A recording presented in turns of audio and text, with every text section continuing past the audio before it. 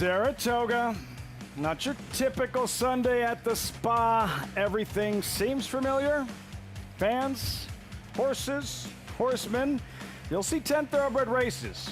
Outfielders favored in the feature, even money, Mahoney favorite. But that's not all. There's a new show in town, different kind of race, different kind of athlete. So welcome to the August place to be on this dog day of summer. This is the Corgi Cup. Hardware awaits. The fastest Corgi of all. Live look. Gorgeous Sunday afternoon in Saratoga Springs. Mild mid-August Sunday. Crowd still rolling in. Something for everyone today. Horses, dogs, you name it. We got it. From the paddock, he's Andy Tom. I'm Lafitte, and I don't know if this is what John Morrissey had in mind when he created this place back in 1863, but like, here we are. Corgi Cup 2, Tom, and all kinds of excitement about it. Yeah, and that stake is a trophy that literally we had on the set yesterday, and this trophy, it weighs about 10 pounds. I don't know for sure, I'm no jeweler, but it looks like pure silver to me, Andy. You know, you could say it's Dog Day afternoon. I just want to be clear. He's Sal, and I'm the cop. Now, I saw that movie, and I don't want to be Sal. Wyoming. Much cooler today than it was in that particular film on that afternoon in summer in New York City. Yeah, so that's the story today, along with the horse racing. Of course, this second Corgi Cup. We welcome in Megan Burgess standing by. Megan, let's start with the atmosphere. What's going on there in the Corgi tent? There are 50 dogs here to compete. Corgis for the Corgi Cup on this Sunday, Lafitte. A lot of fun. I mean, they're getting excited. I don't know if you can hear them behind me, but they're ready to run the Corgi Cup. What's at stake here? There are 5 qualifying heats, and 2 Corgis out of each of those heats will move on to the Corgi Cup finals after race 7. Race number 4 will feature a maiden special weight, which is for those Corgis that have not participated in a race before. We've got Annabelle here with her owner, Bridget, who is the most photogenic girl you could possibly imagine. She's looking for redemption this year, Lafitte, as last year she was kind of steady down the lane with some other intruders, but she is fierce. She's actually the most photogenic Corgi you're gonna find, so she definitely wins the beauty contest, but a sweetheart, and we are so much fun. We're so excited to bring you all of the fun, all of the action on what's gonna be just a really exciting day here at Saratoga to celebrate these Corgis. That cup is huge, by the way, Lafitte. Megan, and we'll get to how everything works as we get closer to that first heat, and top 2 qualifiers, top 2 finishers move on to qualify for the final this evening. You'll see it on Fox Sports 1. Today's race is brought to you by Claiborne Farm, 100 years doing the usual unusually well. And the opener riders up, start of the early pick 5. Pick 6 starts in the 5th, featured Mahoney. More on the race and the family name Mahoney and the contributions to the sport over the years. There's the field, compact field of 5 for this first race. Post parade shortly. New York breds, mile and an eighth, $105,000 purse. Andy, Judge Boucher, 8 to 5 sounds about right. Yeah, Judge Boucher is the worst to beat. Has to show he can get a mile and an eighth. Probably sitting second to Crescendo's Rain, the outside, who's the second choice right now. And I think the bigger question about them, and obviously the distance always a question, can Zapruder, the one, duplicate his last race at Churchill Downs? Because he duplicates that race, Tom, this field could be in trouble. It just feels like a big if. Yes, Bruder didn't get out the gate very well in that dirt race, but he made a big, bold finish at the mile and eighth distance, Andy. And there he is, at 27 to 1, mind you, Zapruder. I agree. You're only getting 3 to 1 today. Is he for conspiracy-minded people? Not bad.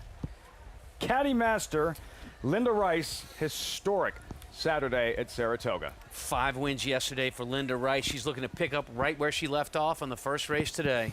The hot hand of Jose Ortiz in a groove, having we've run out of superlatives at what he's doing this summer at Saratoga. Senegal, he's better than his last start. Yeah, now, while I think the 2 is overbet because Jose is riding, why is Senegal not at least as likely to win this race? Both these horses can get a mile and an eighth. He's a pretty generous price at 9 to 1, whatever you think of him. Favorite Judge Boucher, Christophe Clement winning jockey Manny Franco. Yeah, look, this is a horse that, you know, at a mile and eighth distance, maybe a bit of a question mark, as are some others, but we'll see how it plays out. Crescendo's Rain, the one to catch. Yeah, you'd have to think that Flavion's going to try to clear, but Manny's probably aware of that. And while he's faster than Judge Boucher, how much faster is he really? And given Judge Boucher's inside of him, I have to imagine Manny's kind of job here is to at least make this one run a little bit if he should clear. New York Bred's opening act begins the early pick 5. As always, the invite still stands. The offer, take advantage of that $200 deposit match bonus. Use a promo code SPA200. Enjoy betting on over 300 tracks around the world. Start winning today. Join now, NyraBets.com. Tom, for our viewers that are signing up and they're going to fire away at this early pick 5. Let's see the ticket. You're always game. So this is a very small field, but at the same time, there are a number of the horses, including our 2 favorites, that really are questionable at a 1.8 mile distance. That's a real distance for thoroughbreds. So I'm going to spread out in this first leg. I think the Clark brothers in the second race, the 5 horses, that's where I'm going to really narrow down and single my ticket. And as you can see, I spread back out again in the 4th leg. I have a couple of questions. I'm You're listening. against next on stage in the 3rd, obviously. You're trying to beat that one. I am. Does feel like he's not favoring the line. And you use 6 in the 4th race and no Chad Brown Klarovich. I did not use a Chad Brown Klarovich. I did that strictly on the workout reports I got. Thanks. As we watch Senegal rev his engines, and we welcome Maggie Wolfendale to the broadcast, standing by trackside. Maggie, good afternoon. Shame about the weather today. Yeah, really. It's just awful out. We kid. It is glorious here. I'm actually borderline chilly here. There's no humidity. The sun is out, and we are ready for the horses and the dogs on this Sunday afternoon. But first, the thoroughbreds, as we'll take a look here at your current favorite. That's number 4, Judge Boucher. As this is one of the best times I've seen him. He's really kind of continued and progressed physically throughout the year. You know, going back to when I first saw him earlier, February and April, he's really come around in his coat and his conditioning and just his overall, racehorse mentality.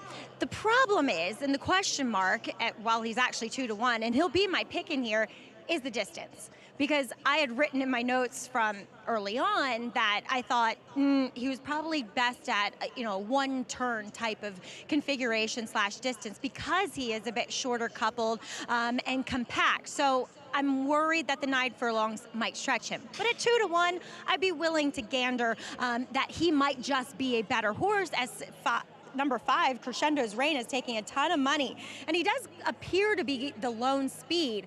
He's a horse that has had trouble staying on the racetrack, and at Naira racetracks on fast surfaces, which is what he gets here today, those 2 races are definitely more subpar. Now, they were, followed up by long layoffs, so maybe that was the issue with the surface.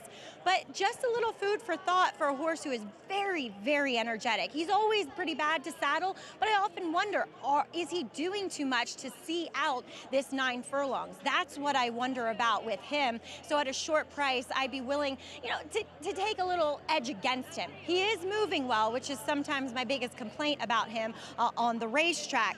And then there's Zabruder.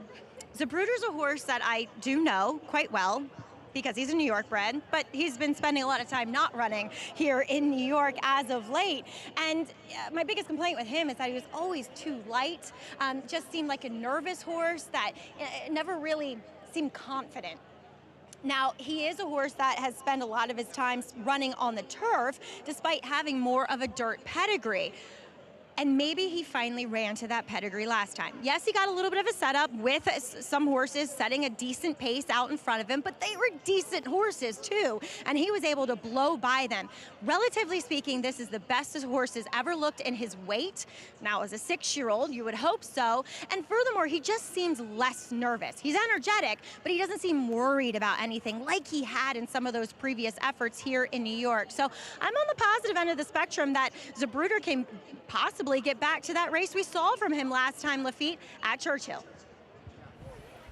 Would prefer the price, 27-1 when he shocked him at Churchill down Zapruder. What are you expecting to see more of the same, Tom? Well, the first thing I did when I saw that race was look back at his dirt form, because he's been on the grass quite a bit since his last dirt start. But look, 8 starts, 2 wins, and a third is acceptable.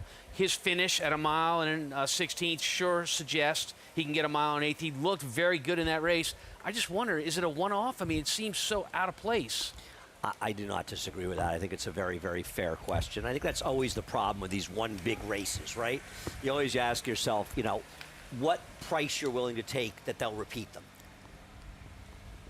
But he's 5 is favored now. Get this. There was like a step and repeat next in the backyard next to the trophy, the Corgi Cup trophy, about 30 deep, with fans waiting to take pictures there with the trophy, and half of them were carrying small dogs. Not all corgis, but small dogs. I had to use white gloves yesterday when I handled it.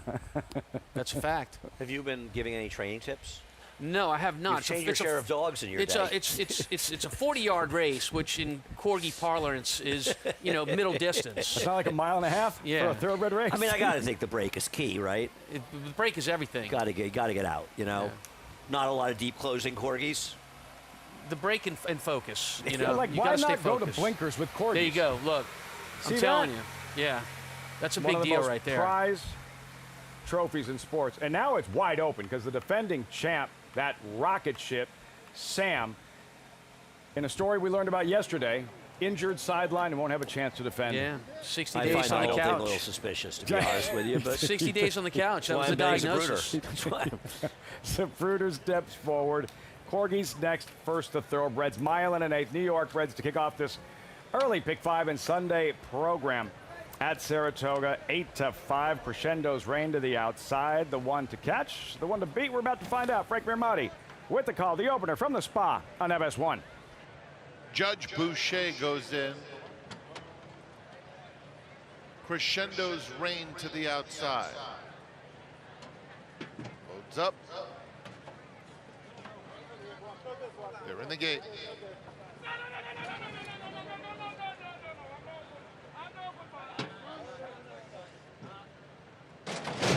And they're off. Crescendo's reign blasts off. Caddy Master has speed, and so does Senegal as they're sprinting into the first turn. Judge Boucher comes away in fourth, and Zapruder is at the back of the field. So they round the first turn, and Crescendo's reign will not be getting an easy lead as he has pressure on the inside from Caddy Master, who's just a neck back and now is 3/4 back and will settle for reality as Crescendo's reign is the quickest. And he goes to the backstretch through a quarter in 23 and 4. Crescendo's reign is the leader. Caddy Master comes right back on his outside second, and Senegal is third, now about 3 lengths off the lead. Judge Boucher inching up outside of him, and another length back to Zapruder. They're covered by 5, heading toward the half-mile pole. Crescendo's reign, the favorite, is in front 3/4 of a length. Caddy Master pressing him a bit in second. It's 2 more. On the inside, Senegal, with Judge Boucher just outside of him, and at the back of the field is Zapruder. 48-1 around the far turn. Crescendo's reign has been hounded throughout by Caddy Master. These two will arrive at the top of the stretch together. It's now 5 lengths back as Caddy Master takes the lead. On the inside, Senegal under heavy pressure. Judge Boucher is next, and Zapruder. They are at the top of the stretch, and it's Caddy Master who opens up on Crescendo's reign. Caddy Master in the center of the racetrack with a 4-length lead. Senegal, Zapruder on the inside, both challenging Crescendo's reign for second, 16th pole. Caddy Master by 4 lengths, Senegal or Crescendo's reign for second. It's going to be Caddy Master to win convincingly. Crescendo's reign second, Senegal third, then Zapruder. Caddy Master, and wow. Linda Rice, owned and trained. Jose Ortiz, racing or in sports in general right now, like who's hotter than these two? Nobody. I mean, look, Jose Ortiz, and I don't know if we'll be able to see it. You're watching him turn for home here on the outside. Down the backside, he realized they were going pretty darn quick, and he backs off the pace setter. Physically, you can see his body move backwards on him. Jose is so good at understanding pace and time. He got off of that pace setter to make his run against that same horse, and by doing that, he has a lot of energy in the tank and just clears this entire group like it's nothing. Yesterday, in case you missed it, trainer Linda Rice saddling 5 winners, joining the likes of Chad Brown, joining the likes of Todd Fletcher, and standing by live with Maggie. She's on fire here, Linda Rice, winning your last 6 races. 5-day win yesterday, 5-win day yesterday, Linda, and right back at it here in the first with Caddy Master. Yeah, it was very exciting. It was a great ride by Jose. He's Liam's map. I just like the pedigree, and I thought he might be a better horse going 2 turns. Mile and 1/8 is a tough distance, and it was a great race, great ride. He hadn't won at this distance, though. He always looked and traveled like a horse that just kept going, kept galloping. Yeah, you know, he's got some natural speed, but I really thought the way he's built to Mile and 1/8 would be right up his alley. Linda, what's next? Are we going to win the next one, or what? You going to go 7 straight? We're just going to keep throwing the ball and see what happens. You're now 3 back. Linda, could we see a close finish again in the trainer's standing? Well, you know, listen, one race, one day at a time. Well, congratulations. Thanks, Maggie. Lafitte. Shoot. Linda Rice. Didn't she have a slow start to the meet? Am I insane, or did she have a relatively, by her standards, slow-ish start to the meet? She did. The Yeah, Saratoga she was meet. 5 for almost 60 at one point in here, and she runs a lot of horses. She's also always ready for off-the-turf races. But I'm going to tell you, I know that Jose and she are winning a lot of races. I have no idea how you make this horse on paper. Jose Ortiz, maybe that's the key. Last 30 rides, 15 wins Jose Ortiz. But the stars of this show, the Corgis, to compete on the same track as Manowar, Native Dancer, Kelso. How many back dog puns do you know? Because we're going to empty the tank. It's a dog day afternoon. Want daily bet suggestions from a team of handicapping professionals? Get in on Wager exclusively on the NyraBets app. Powered by an AI data model and decades of racing information, Wager analyzes hundreds of data points from past performances to jockey-trainer combos, all to calculate winning probability. Wager generates AI bets by combining its model with live odds to identify potential value. Go to nyrabets.com/WAIGR and try Wager today.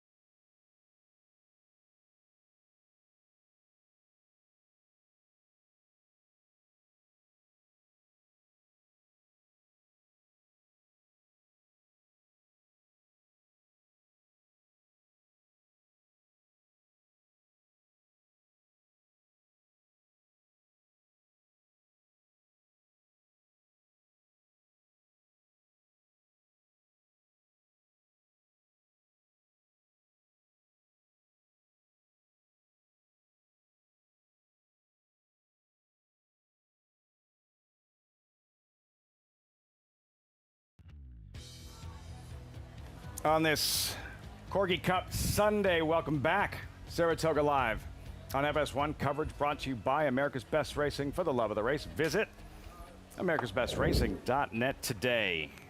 The ride, Tom, the ride. Jose Ortiz aboard Caddy Master. Yeah, there are a lot of good jockeys out there that are physically strong, can use their hands to get a horse to the wire, but you have to have the mental aspect of understanding what's happening in pace in a race. Jose Ortiz is one of the best at that. There's a point early in the race where he's head and head with the pace setter, and you can see Jose's body physically go back and take off of him. it's already happened, but you know, he gives this horse a shade of a breather in a pace that looked pretty quick, and obviously Jose thought it was, and then he's going to have his move against the pace setter and clear. I think you're sort of talking about what Richie likes to point out about horses gain their position going forward. If we showed the beginning of the race, you'd see what Tom was talking about. You'd see how this horse left and made the two do some running, but then took back a little bit. You're right. He's a masterful rider, riding at the top of his game right now. He's even getting horses home. And Tom, I know you used 4 and didn't use them. And if I used 4, I wouldn't have used them either. This is Saratoga. It's not a track where you have small field after small field after small field and a star jockey riding a bunch of odds-on favorites. Jose Ortiz, 30 mounts of his 15 wins in his last 30 mounts. I mean, it's amazing. It's amazing in this jock colony what Jose's been able to do. Now, I completely understand with his brother being out, he's getting some opportunities, but he's making the most of those opportunities. No, he is. I agree. I mean, obviously, Flavia Pratt missed Wednesday, Thursday, Friday as well. And those things sort of, all the breaks have kind of gone his way. But on the other hand, he's riding flawlessly right now. Manny Franco, same can be said. Terrific meet and difficult to get around Cart Brothers, who is undefeated, odds-on favorite in the second. Thoroughbreds there. Corgis here. Live to Maggie. And I'm so pleased to be joined here by Daisy Duke and, of course, Cam Arthur. And Cam, she is a adopted dog that you got while you were stationed in the Navy out in San Diego. Talk a little bit about getting her and choosing to run her today in her maiden start. Yeah, so Daisy's a Navy brat. We got her out in San Diego. Something funny about her, she is the boss. We like to joke that it's her house and we just pay the mortgage for it. But yeah, no, she's great. She loves the beach, so she'll be right at home on the track here. And we're excited. This is her first race. Well, what can you tell us about why you think she'll win today? I think she has the ability to stay locked in, so I don't think she'll get distracted by the other dogs. I think she's gonna stay locked in. Christina, my wife, is gonna release her, and I think she's gonna run straight to me, so. Is she more your dog or Christina's? Well, I was gone for a while, so I think, you know, that separation anxiety, like when I come home from work, she gets so excited, and my wife works from home, so. You're old news, Mom, but we have to thank you for your service, 9 years in the Navy, and you get out on Tuesday. Congratulations. Thank you so much. All right, we got rooting interest here, Lafitte. Daisy Duke, she is ready, but she's also very, very sweet. So we're gonna make our way down the racetrack for our first Corgi Cup heat of the day.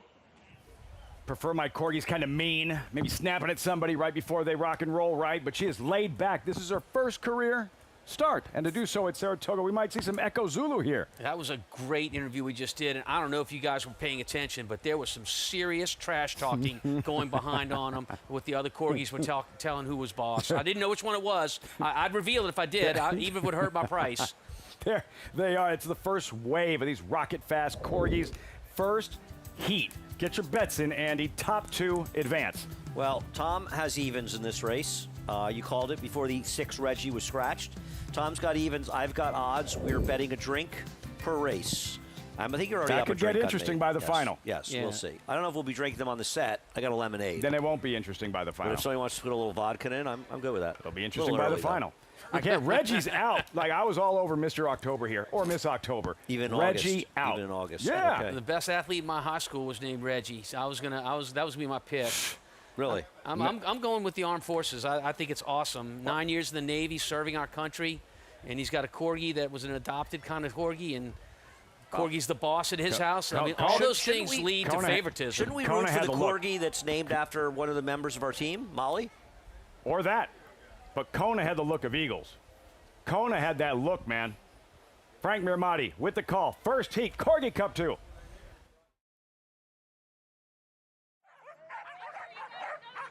All right, we are ready for the first Corgi Cup heat. Owners getting behind the finish line. And we are set for a start. On your mark. Get set. Go! And they're off. And a very fast start for Butch T. Corgi, who is in a head-and-head battle and ended up second to Kona. What a performance from Kona, fending off Butch T. Corgi in the first heat. And a very lethargic performance from Sophie. The look of Eagles. What I did, Kona There had should that be an look. inquiry here. Look, I mean, we got to take this to the stewards right the there. stewards would take deep that. stretch. I mean, Never lost momentum. Tom got Never me for a lost drink momentum. here, but I think that Kona fouled Butch T. Corgi. Had clearance. I'm calling Victor right now. Had I clearance. got some pull up there. I mean, these dogs, I mean, take a good look. They are the original low riders, these guys. I mean, You fell check it for out. Tails Korg of War, who was acting up at the gate. I did. Look, yeah, that you horse was acting up at the gate, but I thought he was on a mission. I thought he looked really He got focused. a little cut off after the start, He to be did. honest. So He did. kind They're of looking at got it right now. A little unlucky. Yeah. Dash let you know what was going to There happen should be right a from the blink, start. Was blinking looking light at here, though. Charles Korg of War. Whenever fleas were riding the number 8, cut off the Kona. 9. Look of Eagles. Megan Burgess. And we are here with Mark and Debbie. Kona, how proud are you? Oh, we're so excited. So proud of him. This boy is born to run, like Springsteen, born to run, baby. Oh my goodness, where did the name Kona come from? We just liked it because it's Hawaii, it's beer, and it's coffee, our 3 favorite things. I love it. And Kona, that was an excellent performance. Are you excited to move on to the final heat? Absolutely. We're going to get some treats, a belly rub, and some sleep. Well, can I join in? That sounds amazing, Lafitte. That's the princess treatment for Kona. Fueled by coffee and beer, Kona. Yeah. Springsteen. He looked like he'd been racing in the streets, this dog. One of my favorite Springsteen songs, by the way. Came right over and snatched victory from the jaws of defeat and putting away Butch T. Corgi. I still think there should be a blinking light here. I was robbed. All good. It's official. We turn the page. It happens quickly. One right after the other. The next wave. You want odds or evens in the second one, Tom? Andy, I'm going to let you pick since I outmanned you last All time. right, I'm taking odds because I got 6 and you got 5. Unless there's a scratch. There's a You scratch thought in you here? were at an advantage last time doing that. You sure you want to do that? I let you pick last time. Yeah. So I let you do it. Now I'll take odds. Here's the thing. Viewers can't see it. Maybe they can sense it. Maybe they can feel it. Andy, without speed figures, like sheer panic. What said I had speed? Sheer Who said I didn't have speed panic. figures? I was not releasing it. Heat I'm 2. betting on these races. I'm not giving that out. Heat 2. Post time. Frank Mirmati with a call. All right, once again, these owners not moving as quick as we'd like toward the finish line. Staying in touch with the respective corgis. Let's get moving. We need to back the owners up. Getting ready for a start. The conditions are cute and fluffy. Corgi Cup Trail 2. They're all in line. On your mark. Get set, go! And a tremendous performance from Norman. Norman, is that you? Yes, it is. Photo for second, ended up going to Rosie, but that was all about Norman from Winstead, Connecticut. Norman doing his best Sam impersonation. Did he beat the gate? That was a bad start. He definitely beat I'm the getting gate. the stewards involved But I here mean, again. look, he won so clear. I don't think it would have made a difference, but he definitely beat the My friend gate. Paul has a dog named Norman, but this isn't. It was not a corgi, I don't think. What are we looking at? Is that for second? I have no idea. Where's There's a lot of activity going on. I want to see the start is what I want to see. Yeah, we got to see the Wait start. a second. This We got a was- change of equipment here. Tennis ball on. Did you guys just see that? Tennis ball on to Yeah. Maggie. Put up the- How did I not have Norman, guys? My pony's name as well. Norman annihilated the competition. Laura and Austin, wow. Crazy. So he was running with a little extra heart today. His best friend passed away this week, so he was running extra hard for Ben. Guys, I'm so sorry. He really was. Ben's totally looking down, and as somebody who knows about losing dogs, it is really tough. So this is a bright day. Yeah, absolutely. We did it for Ben. Guys, rooting interest. Norman, he's running for Ben today. His friend, let's see him in the heat. The final later on today. Inspired Norman. We're going to have fun with this all I'm afternoon. against but Norman in the fact final. is He got an unfair sentiment advantage to be start. damned, says Andy I'm Serling. pitching Norman right out of the final. But you can sense how much this event does mean to the owners. Yeah, oh, most definitely. How about the lines maker getting it exactly right with our post-time favorite Norman at 2-1, nailing it by many. Who made That's the impressive. Who made the line for this? Do we know? Maybe the speed figures do exist somewhere for the Corgis. Norman, the prohibitive favorite going in, performed accordingly. He did indeed. Look, I mean, time figure-wise, you got to like Norman in the finals. Rosie was second. He's been the best so far. Norman broke like he was House Buster. That was like groovy out of the gate. I don't know. I don't like that start. So you're not disappointed good by with that. the way this is being like officiated Well, I'm so down 2 far. drinks There to should have Tom been already, so I'm definitely not He's liking the down way it's 2 working drinks. out so So far. By the you're way, just- Norman ran 4/5 faster than the first heat, just so everybody knows. I'm pitching him. Fair break in the final. Norman's not winning. So false start, you say Norman, and you thought that Kona interfered with the runner-up there's no in the first race. question that I thought he Kona had clearance. interfered. I thought he had not clearance. buying The it. runner-up never had to take up. The flea forgot to claim. 2 of the heats in the books. We know 4 of the Corgis that'll be in the final, and you'll see it live this evening on FS1. We have thoroughbred racing as well. Early pick 4 coming up next. 18 minutes out. More New York breds. They'll be in that paddock. You're watching Saratoga Live. Bet any track, anywhere, anytime. Download the NyraBets app to play today and get a $200 deposit bonus. Watch and bet on live horse racing from over 300 tracks worldwide. Get expert picks, play live money betting contests, and boost your bankroll with daily promotions. NyraBets is the official betting partner of Saratoga Racecourse. Sign up now. New members use promo code SPA200 to claim your $200 deposit match bonus. You bet with NyraBets. Justify comes roaring home. He's just an immortal. Justify is the 13th Triple Crown winner. An Arabian Lion claws to the front here. Arabian Lion to win the Grade 1 Woody Stevens.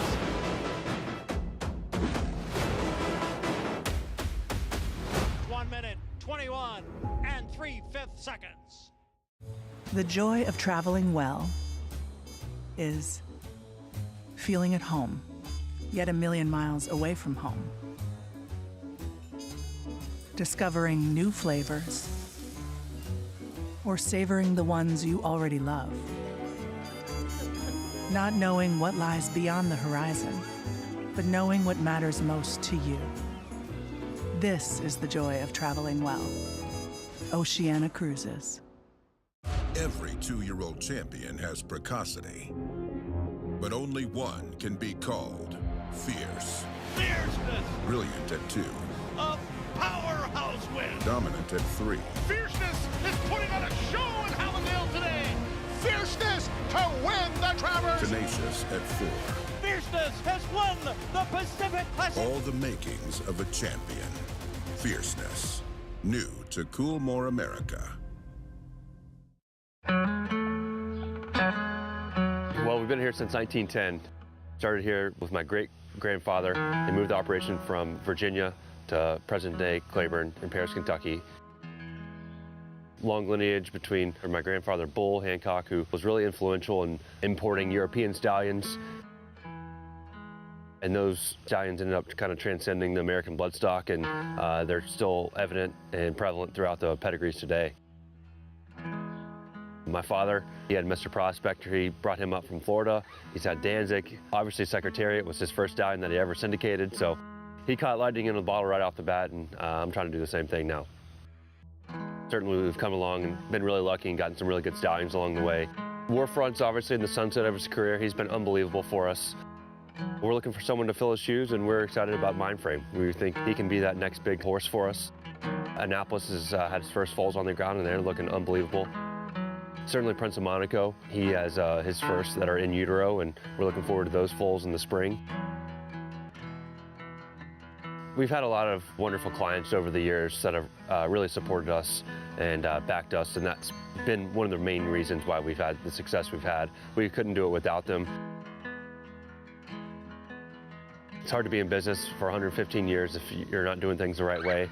Our motto is do the usual and usually well, and we've always felt like if you take care of the horse is going to take care of you, and we've certainly been lucky in that regard.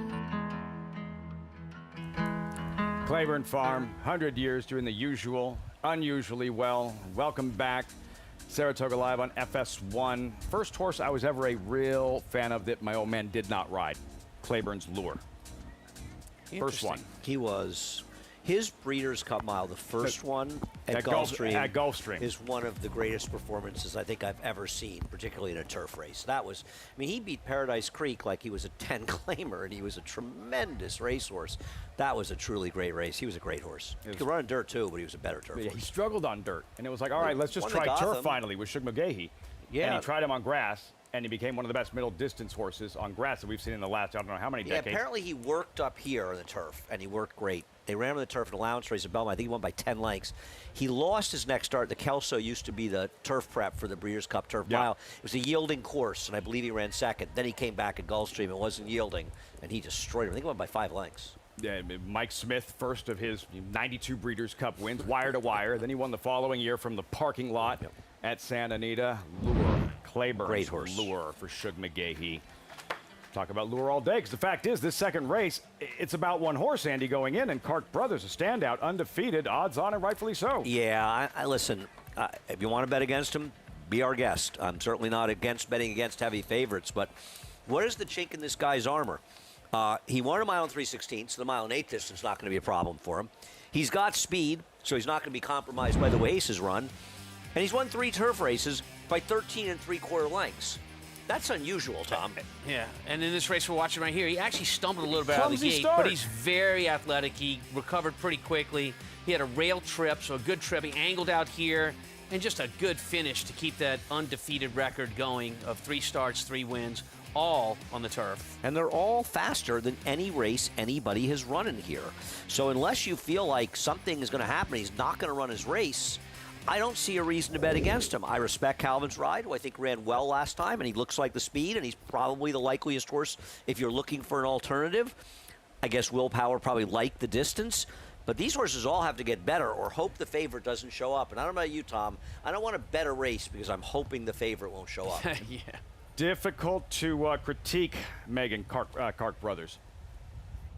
That's right, Lafitte. And looking at them in the paddock, he's difficult to pick apart as well. Physically, he's kind of a typical son of slumber where he is on the smaller side, but he's had no issues, as Andy had mentioned, as far as this distance is concerned. He's got that forward speed. He's incredibly fit, very strong, has great flesh and condition for trainer Rob Atras, who we saw take a very competitive Grade 3 Troy with John the Beerman, who he's done tremendous work with. So there are no kinks in the armor of Clark Brothers yet. Just due in part to, on paper, technically kind of taking that step up in class. I mean, this horse debuted for a maiden 30 tag and has really moved up through his conditions and shown his talent. He looks good to me here in the paddock. As far as the number 2, Willpower, kind of another horse that, coming from off of the pace, as 2-back did not lack as much speed. You know, this is a horse Acacia has mentioned in the past, maybe a victim of the weather as a New York bred trying to find those opportunities, but he's a big, strong, solid sort, very impressive, kind of forward and sharp on the bridle, but not doing too much, just very kind of ready to go and aggressive. He has that kind of personality to him, but I liked him in this spot. I think he does have a step forward in him, though. You know, last time out on June the 26th, you could argue the rail was kind of where you wanted to be, but no bias by any means. And the winner wired that field that day, so he was against the flow a bit, trying to come from off of it. We'll see if he can kind of take back and make his run and get around the likes of Clark Brothers, who seemingly looks like he is the goods in here. Lafitte? Megan, thanks so much. New York Breds race 2. Is there like anything other than him perhaps just not showing up? Is there anything, Andy, that says, okay, maybe that's a pitfall or something about this race that could present a real challenge for Clark Brothers? Listen, it's horse racing, Tom. You've run a lot of horses in your life that looked like they couldn't lose on paper, and something happens and they just don't run. We've all bet horses like that. Calvin's Ride, the 6, did run very well last time. I thought he made an early move in a fast-paced race that really fell apart, and he looks like the speed today, so I could understand somebody making a case for him. But he's going to have to run better, and he's going to have to do it a mile and 1/8 and beat a horse like Clark Brothers. I mean, I don't want to just wax poetic endlessly about a favorite, but on paper, Tom, what case are you going to make against this horse? I think it's very difficult because a number of these horses are a little bit pace dependent. They want to sit back and make a run. There's not a lot of pace in here, Andy, at all. So, you know, the great thing about Kark Brothers is he's not vulnerable like that. That horse can be wherever he wants to be based on a pace that's not all that quick. And the second choice in here, I mean, it's why I would prefer the 6, because I think he's going to be forward, you know? If I'm going to try to beat Kark Brothers, I'm not doing it from behind. Others can disagree, and that's fine. But Willpower is going to play the game of the horses that he has to beat. And when you're trying to beat favorites in general, especially heavy favorites, you're looking for what the chink in their armor is. What is the chink in this horse's armor? I mean, he's got speed, he puts himself in position, and he's run 3 races, and he's delivered big in every single one of them. Puts himself in position when he clumsily got out of the gate in his last start and still blew him away. We'll see. Odds on, can he remain undefeated? Expected to. Kark Brothers, as you look at 645 at 7-1, wire-to-wire winner 2 Sundays back. As our Sunday coverage continues, the Corgi Cup and the start of the early Pick 4. Saratoga Live on FS1 continues.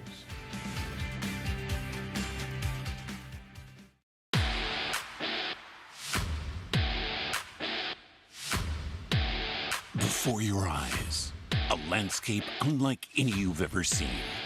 The pulse of life, a kaleidoscope of culture. And there it awaits. Cheers of triumph that eclipse all joy before it. It's the Journey, Japan Cup.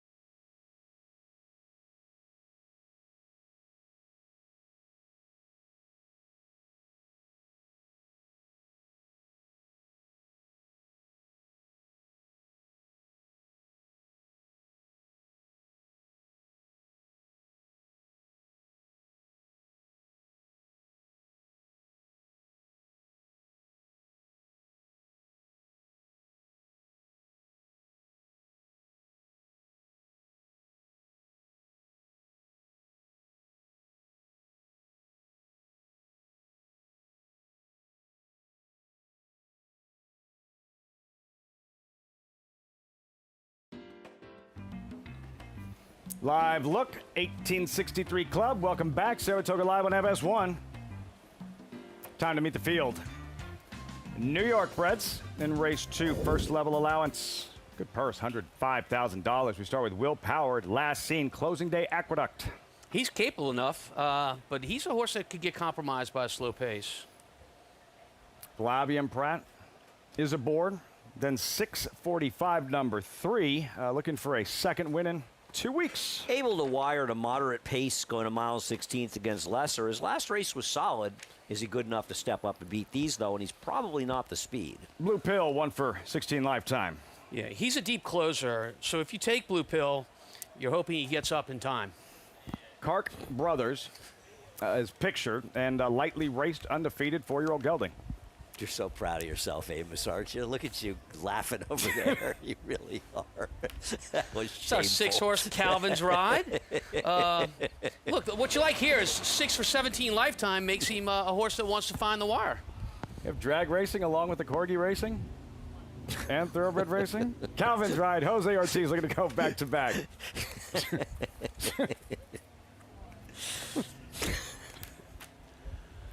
First look at turf racing, more New York breds. In this second race begins the early pick 4. All eyes on Clark Brothers. 3 to 5 and Manny Franco. Let's talk about, a homebred for Sol Cuban's Head of Plains, Slumber. Slumber was a horse that, I don't know if people remember his whole story. He was a Juddmonte horse that came here. Bill Mott had him, and he really struggled. Won a couple allowance races. I think he won a 1 3/16 race actually up here. Juddmonte sold him the dispersal, and Chad Brown kind of wanted to show Juddmonte that he worked for Bobby Frankel, and maybe they should give him some horses. And he bought this horse still. He said to me, I'm going to show Juddmonte that they need to give me horses. And what did he win? 2 or 3 grade 1s with him. And Sol was a part owner. Michael Dubb was a part owner. And Juddmonte said, we got the message. And they've done pretty well since there. And Slumber's turned out to be a very, very effective stallion with not a lot of horses out there. Sire of the favorite, Clark Brothers. We check it with Megan. And we'll discuss some of the speed influence of this race. That's the number 3, 645, a horse where Maggie kind of discussed it on the handicapping show, is a crazed maniac last time out, where he was able to show that speed and more aggressive, as mentioned, being able to wire them on a pretty tepid pace. Now he does get into deeper waters, and he does have to deal with some other speeds likely from Calvin's Ride. But as far as his demeanor today, I do find he's going to be forward yet again. He was tacked outside with the pony, but he was still very sharp when he got to the racetrack. He broke off and I believe actually kept with the pony with Luis Saez aboard, and it just seemed like the perfect match in heaven with a forward aggressive rider in the trip he got last time out. Seemingly last time the time for him. As far as perhaps maybe a more reliable speed contender, as far as being able to kind of make his mark in this race, that's the number 6 Calvin's Ride. And I agree with Maggie. This horse looks like he can get this 9 for a long distance, as he is stretching out after being kind of consistently managed at that mile 70 yards. And he was also tacked outside. He was getting very sharp. You can see right there on the racetrack with the pony. Very sharp, very warm. He's kind of bubbling over on the cusp of it. So he's definitely showing me he has that disposition to have that speed. He is drawn to the outside and drawn well. We'll see if he does take that tactical advantage and try to wire them in here. But ultimately, I just couldn't get past the current 1-2 favorite. If I was going to try to go against him, I probably would use the 2, just seeing how these horses are warming up and moving along. But there's no denying it. The 5 Clark Brothers will be tough to beat. Lafitte? He will be. Would be a first career loss, as we were looking at Calvin's Ride. Yeah, it's not. He has the speed from the outside. He should make the lead. Yeah, it's a question of how far he can carry his speed. Yeah, and whether or not he gets the distance, they all get this. As Wayne Lucas used to say, right? They all get the distance. It's a question of how fast. And I think Calvin's Ride ran extremely well in the race he was in last time. You can make an argument he ran the best race of anybody, as that race really fell apart in the late stages. He was right on top of the pace. He made a big move into it. I thought he ran an effective race and probably is the speed on paper. But the problem with that argument is, isn't Luis Saez going to try to ride 645 the same way he rode him last time? No question. And I think that is the speed of the race. Although for 645, we're talking about a third race in 30 days. But yes, I think that's faster, where the pace goes. But I think a lot of it comes down to riding intention. And Luis is not looking to take away, I would think, what worked for him last time. So I have to think they're looking again. Jose Ortiz, whatever decision he makes is going to be right one with the 6. Is he less aggressive because the question is distance and trying to negotiate the 1 1/8 with Calvin's Ride, so not pedal to the metal? No, Jose I think Ortiz? he's naturally the fastest horse. But does he let Louis go, in other words? I don't know about Tom, but I always feel like if you try to get your horse to go a little farther, he may want to go. The best way to do is to be forward, not to take them back.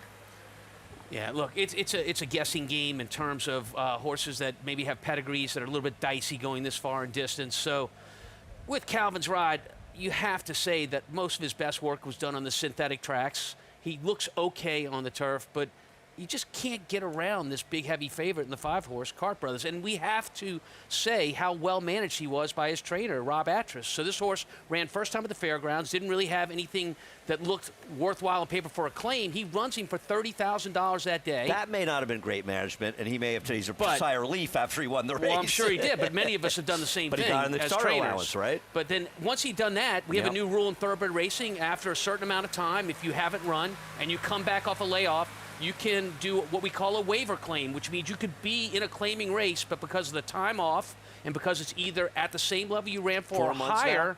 you're allowed to waive the claim. No one can claim your horse. So Rob has been able to run this horse twice since winning very impressively at the fairgrounds in races that he fits. Each one is a step up from that initial race. He's doing it again today, and he has a tremendous chance to go 4 for 4. That is great trainer management. He's also a New York bred, right? So he's running, is this a non-winners of 1 or 2 because of what he's won? Never won. It's a 1X. It's a 1X. 1. So he can win this. He can try New York bred non-winners of 2s if things work out. And then he can run an open non-winners of 1s and 2s. So he's got a whole bunch of options in front of him. Moving into line. 6:45, pedal to the metal, Luis Saez. We'll see. Cart Brothers odds on. Calvin's Ride, Jose Ortiz at 1 point won 6 straight last week. Won with 15 of his last 30 mounts. And looking to sweep the yearly double aboard Calvin's Ride. Frank Mirmati with the load and call race 2 live in Saratoga. One more.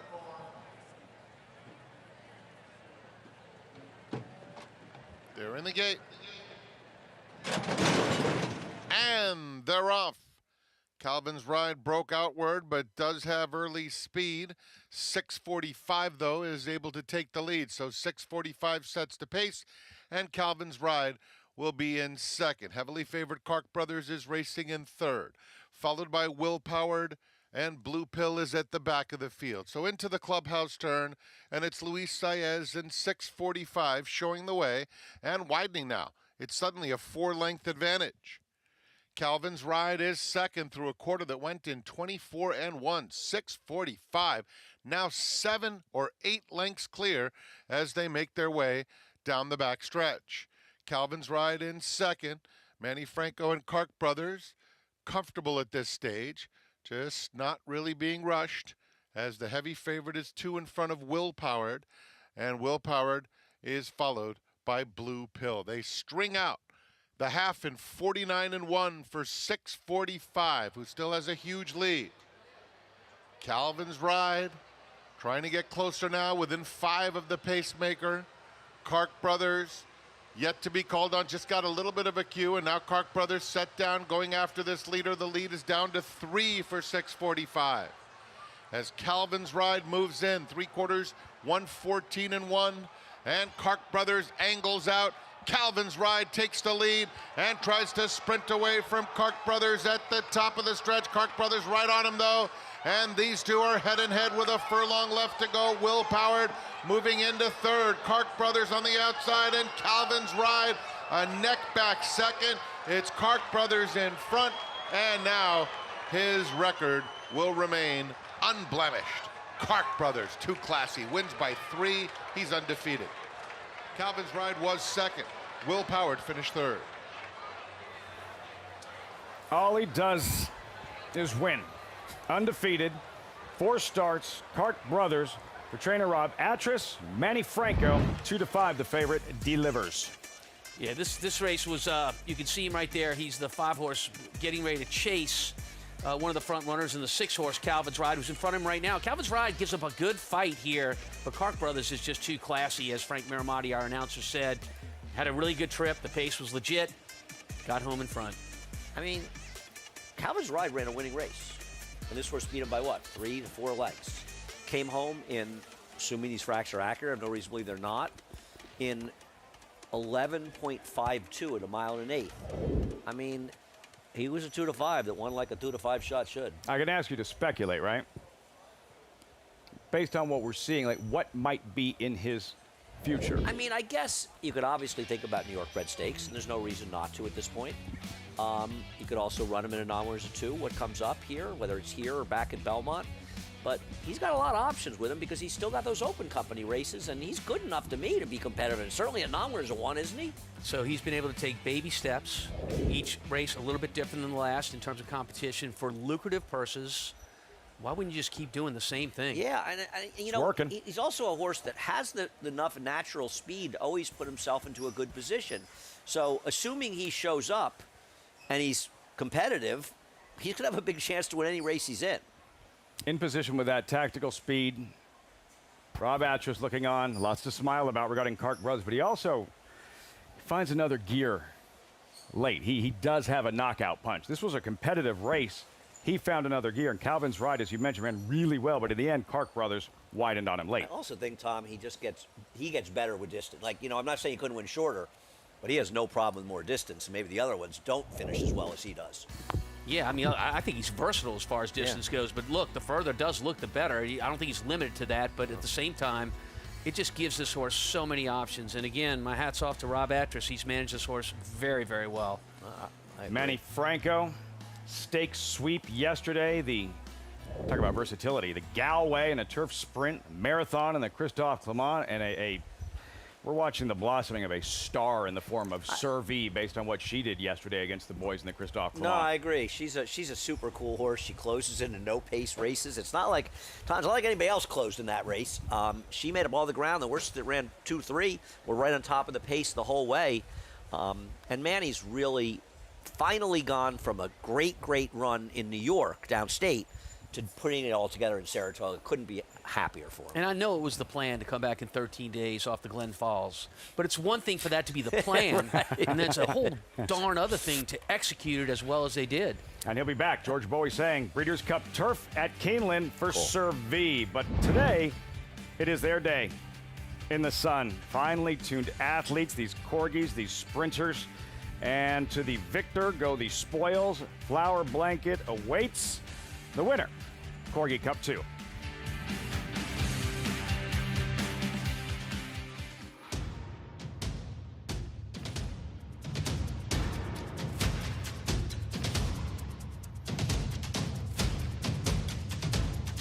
Drain the clock. Jackie's Warrior. Drain the clock by a head.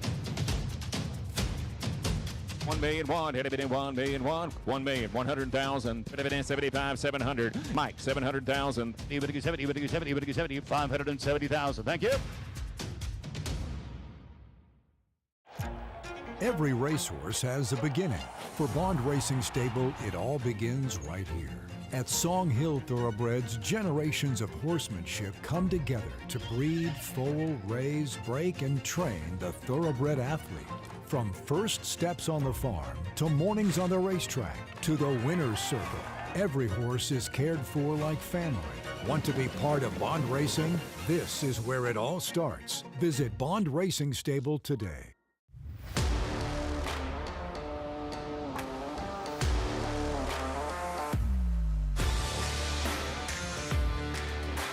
Explorer puts on a dazzling display in the test.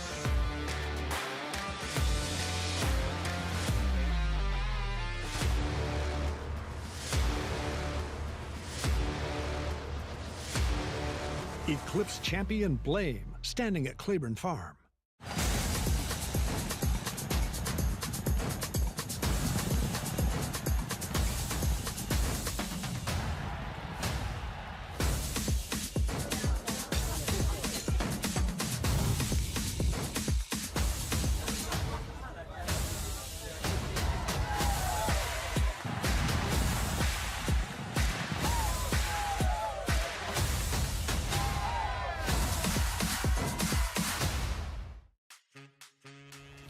Wash, rinse, repeat. For Clark Brothers, untouchable in 4 starts. Another daylight win this afternoon. Yeah, I mean, look, it's great to go back to the barn and wake up the next morning and have one like this. I mean, you can open the condition book and find about 5 different spots you want to run in, and they're all going to be ones he's favored in. Winning connections have to be excited, fired up to Megan in the winner's circle. And they are here with Sol Kumin, of course, trainer Rob Atras to my left. But Sol, you campaigned the sire's slumber, really woke him up with trainer Chad Brown. Now, how incredible is it to see him become the prolific stallion he has? It's awesome. I mean, especially with this new Polly at Belmont. He's been great. We've been breeding about 15 mares or so a year to him. We're going to continue to do so, and I think he's special. He hasn't had a lot of mares, and what he's produced has been pretty outstanding. Not easy to see form lines that just read all straight victories. How pumped are you about this horse? So psyched. This horse is named after a couple of brothers that are still my best friends, my roommate in college, and he's got two other brothers that are great friends of mine. And they couldn't be here today, but they're so psyched. They follow, their families follow, and the horse has done great. We got to figure out what the boss wants to do next, but he's done a great job so far. Congratulations, Sol. Thank you. And the boss to my left, Rob Atras, you've done an incredible job with him and other turf horses, but you mentioned to me off camera that this horse wants to go even longer than this. What did you see from this effort on the step up in class? Yeah, no, he stepped up. It was a fairly competitive field, and honestly, that looks like the longer the better for him. And the last 8th, he really sat down and started opening up. So yeah, he's a very exciting horse to have. We've been describing the conditions, the options available for him. What do you envision for him in the future? We were just kind of getting through this race, and I'll talk to Saul and John, and we'll figure it out. But nothing planned at the moment. That wasn't the right answer. That was a good one. Yeah, very, stealthy right there, which I like. Stealth, Lafitte. That's what you'll find with these guys. Diplomatic, about what we expected. Had to ask. Congrats, Sol Kumin, Rob Atras, Clark Brothers. You heard the reference to the stallion Slumber, who you referenced, and the Polly at Belmont. Can we expand on that? Well, we've put in a 4th course. Belmont, of course, people remember, had 2 turf courses inside the dirt course. They put in a mile synthetic course in the middle, which we'll use for off-the-turf races during the regular season, but we're going to use it exclusively in the winter. Hoping to get a horse to come down from Canada, and those that follow racing in the winter understand we need to do something to sort of ramp up the racing in the winter, and I think the synthetic is a good idea. I've never been a great fan of synthetic racing, but I'm up for the challenge, and if it improves our quality of our racing in the winter, I'm all for it. But specifically talking about this stallion, I mean, this is a stallion that could have the same life as, say, Kitten's Joy had when Keeneland went to synthetic. He became a major sire on the synthetic and was winning, his offspring were winning all kinds of races at Keeneland until they went back to the dirt. Yeah, no, the synthetic, I mean, I still believe it's a third surface. The notion that just because you're a turf horse, and I think you agree, doesn't mean you'll handle it. But there is more of a crossover. You mentioned Kitten's Joy, and Slumber, I believe, is standing in Sol's yard. If you want to go over to Sol's house, I guarantee you Sol's yard's better than my yard. I'm just a little surprised that Sol spoke more than Rob in that interview. I really thought that Rob would out-talk him. I lost that bet. We will be back at Belmont in a month. Yes, we will. New Belmont Park. I heard there's a pretty good race opening day. Really good Japanese horse who's earned about $50 billion and a reigning horse of the year. Forever Young Sovereignty Jockey Club Gold Cup live on Fox. Race 3. Sprinters, fillies, and mares. Field updated odds. Manny Franco on next on stage. 2-1. 3 of them at 2-1. Post time in 22 minutes.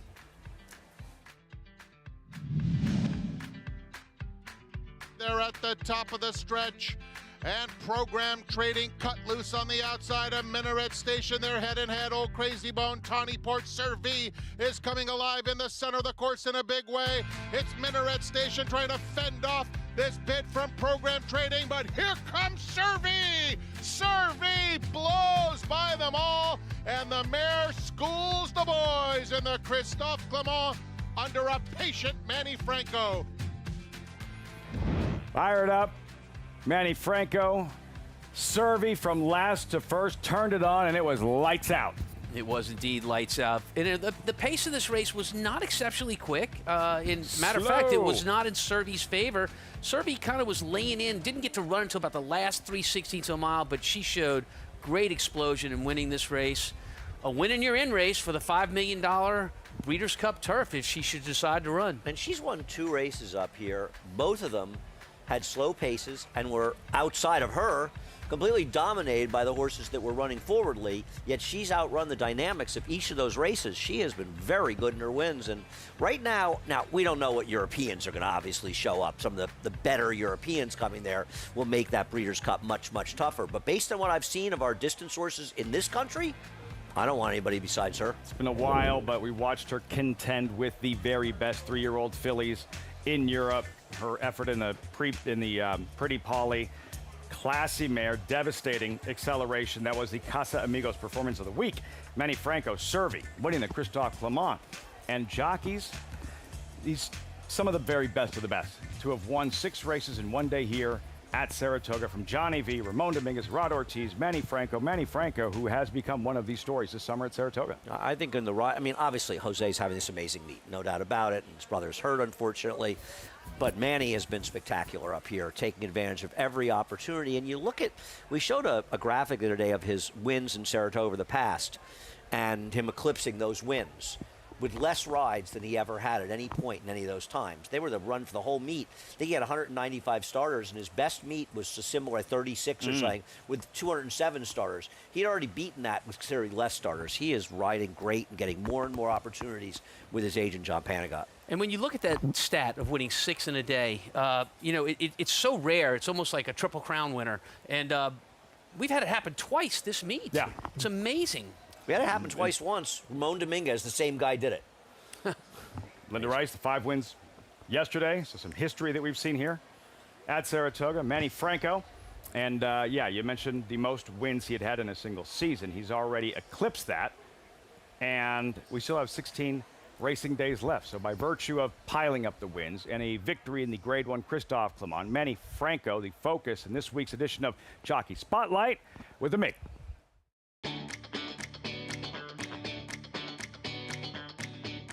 Manny, you're having a tremendous meet here in Saratoga, but maybe one of the greatest days any jockey has ever had in Saratoga. August 7th, 6 wins, but you reeled off 5 wins in a row. You started out with a first-time starter, Graham Motions, Mobile, won nicely. But by the time you got to the 5th in a row, Constant Force, this was a 2-year-old that came from way, way back. What were you thinking? What were the emotions? I'm going to actually get 5 in a row in Saratoga. Feel unreal still, and he stumbled out of the gate. I said, ah. So I was way back, and I feel like he's not gonna happen. But in the 3-8 pole, the horse start running and pick it up, and I said, ooh, I think I had a chance because I was going fast. And in the quarter pole, when I took him to all the way to the outside, he started running. I said, oh boy. And I was just pumped when I made the front pass. When I get to the wire, I just wow, 5 in a row. It feels unbelievable. So now you get 5 in a row, looking for number 6, and you did it in dramatic fashion with Botas. You worked out a perfect trip with him, and he looked like he settled really beautifully into your hands. Yeah, definitely. I was able to cover him, and after that, I was waiting. Water pole, he pow, and he responded. Manny Franco ties the record with 6 wins in a day at Saratoga. For the incredible meet you're having, you're well on a pace to double your wins from last year, and as well as your ride in the 6-win day and getting the 6th win in the Hall of Fame Stakes, which I think is going to be prophetic for your life going forward. You get this week's Golden Goggles. Oh, nice. You're riding great. Thank you, Richie.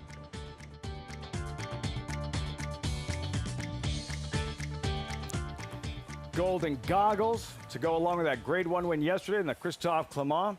What have you observed, Andy, as far as his evolution as a rider, Manny Franco? Well, I think the biggest thing with Manny is he's become a much more well-rounded rider, and particularly riding the turf really well. The 2 big wins in the turf yesterday, Tom. And I think part of it is obviously confidence, riding better horses. When he hooked up with John Panagot as his agent, it opened up the Chad Brown barn to him. Chad and John are close. Now, if Manny rode badly for him, Chad would have no problem booting him off his horses right away, friendship or not. And you would do the same thing as a trainer. You give a friend a chance. But Manny has ridden extremely well for him, and riding better horses, getting more confidence, has made him a better rider, particularly in the grass.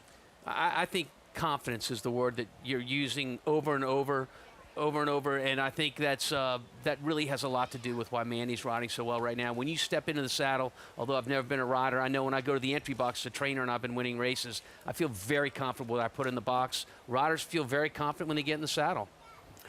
Breakout meet, by far his best at Saratoga. Manny Franco in the jockey spotlight, and with those Golden Goggles. Has a live one in the upcoming 3rd race here. Post time in about 16 minutes. As always, you can wager on the races here at Saratoga through your NyraBets account. Bet on over 300 tracks around the world. Take advantage of the $200 deposit match using the promo code SPA200. Sign up today, NyraBets.com, to Megan in the Paddock. And with our contest specialist, Jackson Muniz, who, by the way, looks very California from his California roots here in New York. But we've got a lot of action with those contests, including the Sunday. I believe they're weekly, correct? Daily. We're going to have daily contests over on Naira Bets every single day. We have prize points for everyone. We have contests starting at $40. We have contests starting at $300 every Friday, Saturday, and Sunday over at Naira Bets. And we also have our big one coming up Labor Day weekend. It's going to be a $1,000 buy-in. You can win your way in through our feeders. Those will be starting Travers Day, but we're going to be offering NHC seats and BCBC seats and plenty of cash. So big contest on Hopeful Day, Sunday, September the 6th. We're really, really excited for it. You've been doing an excellent job with them. What are some ways people can get involved from the lower end of the pool of smaller investments all the way up to those kind of larger, bigger ticket items, you could say? Right. We have the $40 ones every single day at Naira Bets. Those are a fantastic way to learn because, it's not easy to start in those higher buy-ins. You want to learn in the lower end of the pool, work your way up, and then take on the big boys. So definitely, if you're going to start at the lower end. Do you have a best bet for the day? I do. I like, in race number 4, I like Real Restraint. Going out for Brennan Walsh. This horse has been working with older horses, outworking them to my eye. And if he's going to be 7-2-ish, I think that's a really good price for a barn that can absolutely win first time out. Little meeting of the minds. I know our own Maggie Wolfendale likes that horse too, but thank you so much for the time, Mr. California, Mr. New York now. Love it. Thanks, Megan. Lafitte. Coast to coast, nothing wrong with that. He's done a really good job, Andy, with you on the pregame show, talking horses last couple of weeks. Jackson has. I'm a big fan of Jackson. Met him just doing some podcasts with him and his partner Ryan, and very impressed by him. Thrilled that he's come aboard and joined us, doing a lot of stuff with contests. I think he's got a big future in the game. Hopefully here as well. Those podcasts are very, very good. Yeah, those guys are great. Those guys are terrific. What can you find it under? Do you call off the top of your head? I'm gonna. I Ryan hate to Anderson. put you on the spot like that. Name. No, it's okay. I'm trying to think what it is. You I'll try figure to it you out. come up with it, I'll and figure it we're out. going to look at Next on Stage's most recent appearance, July 11th, right here, with Manny Franco aboard. Tom settles off the pace and slingshots past the leaders. He does. I mean, this off 8 days rest, this race. He stumbled out of the gate, recovered quickly. He goes around a couple of pace setters at that. He's a good finish here. The Gallop Out, Tom. It's the name of the podcast. There you go. Figure it out. The Gallop Out is the podcast, and that's the kind of Gallop Out appropriate too, what's by the going way. on here. And Yeah. I'll stop the Linda Rice train. I'll bring it to a screeching halt in here. You're going to try to beat this horse, Tom, and I get it. Maybe last time was the time. She runs her last race. She'll smoke this field. Maggie, there's nothing stopping the Linda Rice train as of now. Looking for 7 in a row here, Lafitte. I mean, it's quite remarkable what Linda has been able to do, and she'll have 2 chances to do so, but possibly standing in her way in this short field is the speed. And that's number 2 in here. She's a gamer. Foreseeably, at least on paper, she looks to be the fastest of the fast in here for Kelly Breen. I thought she ran well when she came up here to Saratoga. And I'll be honest, before that race, I thought she just looked a little cheaper on paper. I thought she hung in gamely that day, only to be run down by the talented yet Saratoga-loving Strong State, who rallied at per normal with that late kick down the Saratoga stretch. But she's carrying her weight incredibly well. She's a gamer, and honestly, I think maybe this is a little less of a field than what she met last time out. So optimistic about the chances of She's a Gamer. Well, maybe it's the quote-unquote other Linda Rice in here, and that would be the Big Kahuna. I thought she might be the one that could potentially apply some pressure to She's a Gamer. And the Big Kahuna, she's 3rd off of a layoff, 2nd time out here for Linda Rice. She was on that wide chase last time out, and she didn't run particularly well, but I thought it was promising that Linda, instead of dropping her, decides to bring her right back in the same spot. And honestly, this is the best she's looked off of the layoff. Going 2 back, she just looked a bit just a little bit uncomfortable in the paddock. A lot of times we talk about when horses are girthy, when they get cinched up with the undergirth and the overgirth, and they come out of the stall and they're just short-strided. she was doing that, and she just looked a bit heavy and soft around the edges. And today, she's come in ears forward the entire time. This is the brightest and most eager she's looked prior to any of her starts as of late, and by far the most fittest. So a good insurance plan here for Linda, guys. That's when the antenna really goes up, Tom. And you listen to Maggie, Acacia, observing things, and when they see something different, right, that could indicate a different type of performance on that afternoon, one way or the other. And the big Kahuna and just that much better looking and behavior in the paddock than she has previously. Yeah, look, the eyes in the paddock, Maggie's, Acacia's, Megan's. I know many people that watch the show that will not make their bets at the window until they hear what's going on in the paddock with these horses, because it's so important. It tells you so much about their health, their attitude, their readiness. You know, they do a great job with that. Information you can't get anywhere else. Big Kahuna, can she defeat her favorite stablemate? They'll break side by side in the starting gate. Linda Rice, perhaps another trip to the winner's circle. We'll see. 5 wins yesterday, already won today. Big Kahuna, and next on stage, favorite at 2-1.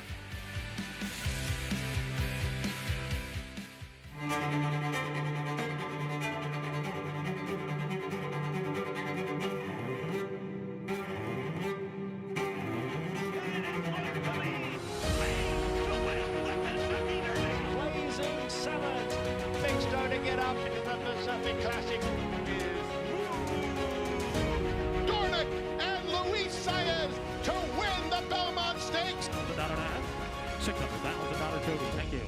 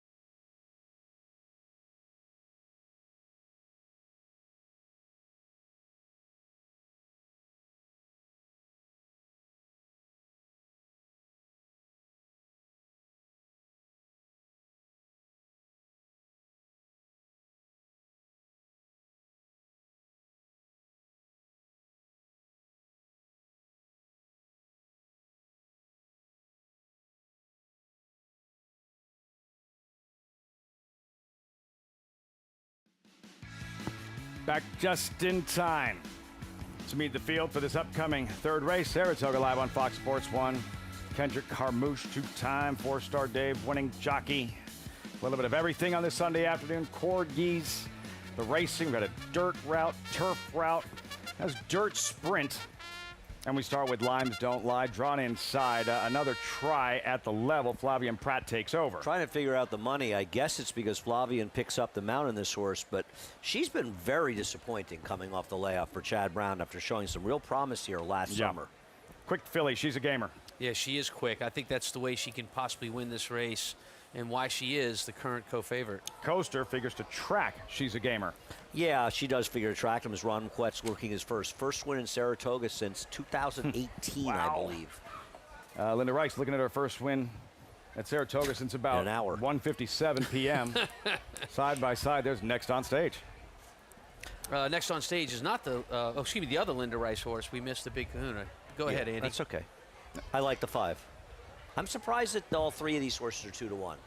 I know that the Morning Line Maker made the 2 a slight favorite of the 5, and he's usually right. But, boy, I thought Next on Stage off that last race would be and should be favored. As we revisited, most impressive, 2-1. There's She's a Gamer. Yeah, she figures to lead the way early. She does figure to lead the way early, and maybe with the horse to inside that's co-favorite in Limes Don't Lie. I don't know, Andy, is 6 furlongs maybe a little too short for that horse, too? For Limes Don't For Lie? the one? For one horse? I don't know. You know, I mean, she won at 7. We'll see. I just think she's been disappointing in her races. I'll give her a little bit of an excuse for losing to Scottish Last, but what was her excuse last time out? Well, she's not finishing. Yeah. Yeah, she's just not finishing, and she hasn't been well. Maybe she'll turn things around for Chad. Maybe Flavian getting aboard will help her chances in this race, but based on her last race particularly, I couldn't take her in here. I won't be shocked if She's a Gamer wires the field, though I think Coaster's going to be challenging her. I just can't bet against Next on Stage. I thought her last race was extremely good. Right people in her corner. Limes Don't Lie. We'll see. Over to Megan. And joined by the Corgi Cup, all of the Corgs out here today competing for the championship honors. But in terms of this race, I went to the number 3 Coaster, as she's a horse I'm familiar with from Oaklawn, and one that looks tremendously better than what I saw from her down south. She's a horse that in the past was kind of that lighter, slighter frame, didn't always carry as much muscle and conditioning for trainer Ron Moquette. And today, off of the freshening from April the 30th, of which that day Ron said that she put on 30 pounds and had really done well for herself back in April, that led to a victory. She's given me the same signals. I really like from what I've seen from her. I've really liked betting these horses from Oaklawn that have been able to get freshened and better prepared for the task coming out of those races. It feels she's really done some good and moved forward, as she will be tactically placed and does have that tactical position, tactical speed to put herself in the mix. Lafitte? Situated near the Corgis. Purchase as these fillies and mares wind up for the 3rd race. Another look there, Tom, at Coaster. Yeah, Coaster looks good warming up here. Good extension to stride. This horse coming off a win in her last start, albeit at Oaklawn, so there's been a little time between races there. A steady series of works. Was a vet scratch back on 6/12 on the 12th of June at Prairie Meadows, but a good number of works after that, and looks very good and strong right now warming up. I just don't see a race of hers that's good enough to win this race. That's my biggest problem with her, but she is a price if you like her. We check it with Maggie. Yeah, I agree with what Tom's saying. Is she's moving very, very well out there, and it's good to hear that Meg thinks she has improved and put on some conditioning, because she's very high energy too, you know, indicative of a horse that has a bit of early foot to them. So look, she's a big price here. We're trying to get Ron Moquette, good friend, to the winner's circle here in Saratoga. It's been a long time between drinks, but maybe Coaster could provide that. As we'll take a look at number 5, the horse that has been favorite at some points during the wagering here. Next on Stage. Look, I thought last time, while she was facing a prohibitive favorite in Spiteful Lily, she felt like the best alternative. She wasn't just an alternative. She blew that field out of the water because, too, it was the first time she was able to get to a fast main track for trainer Linda Rice. And it just had seemed that Linda had her going in the right direction. Same is true here yet again, but I just feel like we missed the wedding a little bit. And now taking a somewhat short price on her yet again feels, I don't know, kind of like, I don't really want to do that. So I'm going to pick the other 2-1 shot. Look, I wish there were better prices on these horses, but I much prefer, Lafitte, the 2 and the 5 to the 1, who is your slight favorite as of now. All at 2-1, Maggie. Competitive as far as the handicappers and how they see this one unfolding. First dirt sprint. Andy, you track the track trends. Anything that stood out last couple of days or recent? Questions about the rail yesterday. As the day went on, I thought it seemed like the rail was probably okay. I did not like the way the one sort of just completely stalled moving on the inside, the stretch in today's first race. Yeah. So if I were a rider, I think a lot of times you'll see jockeys do this. They'll just stay a little bit off the rail just to make sure that if there's something wrong with the rail, they don't go there. And you can usually tell when the one's paying attention. Flavian yesterday drifted with that first-time starter at Chad Brown's in the 6th race yesterday to get off the inside. She was impressive. How much matter? I think the biggest surprise right now in this race is how much money Limes Don't Lie is taking. Now listen, she has races last year where she gets back to that good race. Absolutely can win this race, but based on what we've seen lately, aren't you guys a little surprised she's the same price as the 2 and 5? Not to say she can't win. Yeah, we talked about it. My opinion is that 6 furlongs is a little bit short for her best effort. She's not a good gate horse, doesn't get out of the gate well. She'll be the one that goes in the gate first and has to stand the longest. Be interesting to see if she doesn't give this group a bit of a head start with another poor gate break. I think we're looking for She's a Gamer. On paper, looks like the quickest, and Coaster and Ricardo Santana to be perched right off her flank. Yeah, I think you're exactly right, Lafitte. The 2, the 3, maybe even the 4 to some extent. You know, the Big Kahuna has already won this race, so the only way that she is eligible for it is by running for a claiming price, for sale price. So she's the only horse in this race, the 4-horse, that if you think her past performances look good and you could do something with her, you can buy her for $80,000. But you had to have done it 15 minutes before post time. Too late now. She's a Gamer. 9 to 5 at post time. This 50-cent mandatory pay. Pick 5 stars here. Frank Mirmati with the call. Race 3 from Saratoga live on FS1. Limes Don't Lie and She's a Gamer. Here's Coaster in the same colors that brought you On Fire Baby. The Big Calhouna is next. Next on Stage completes the line. Next on Stage comes up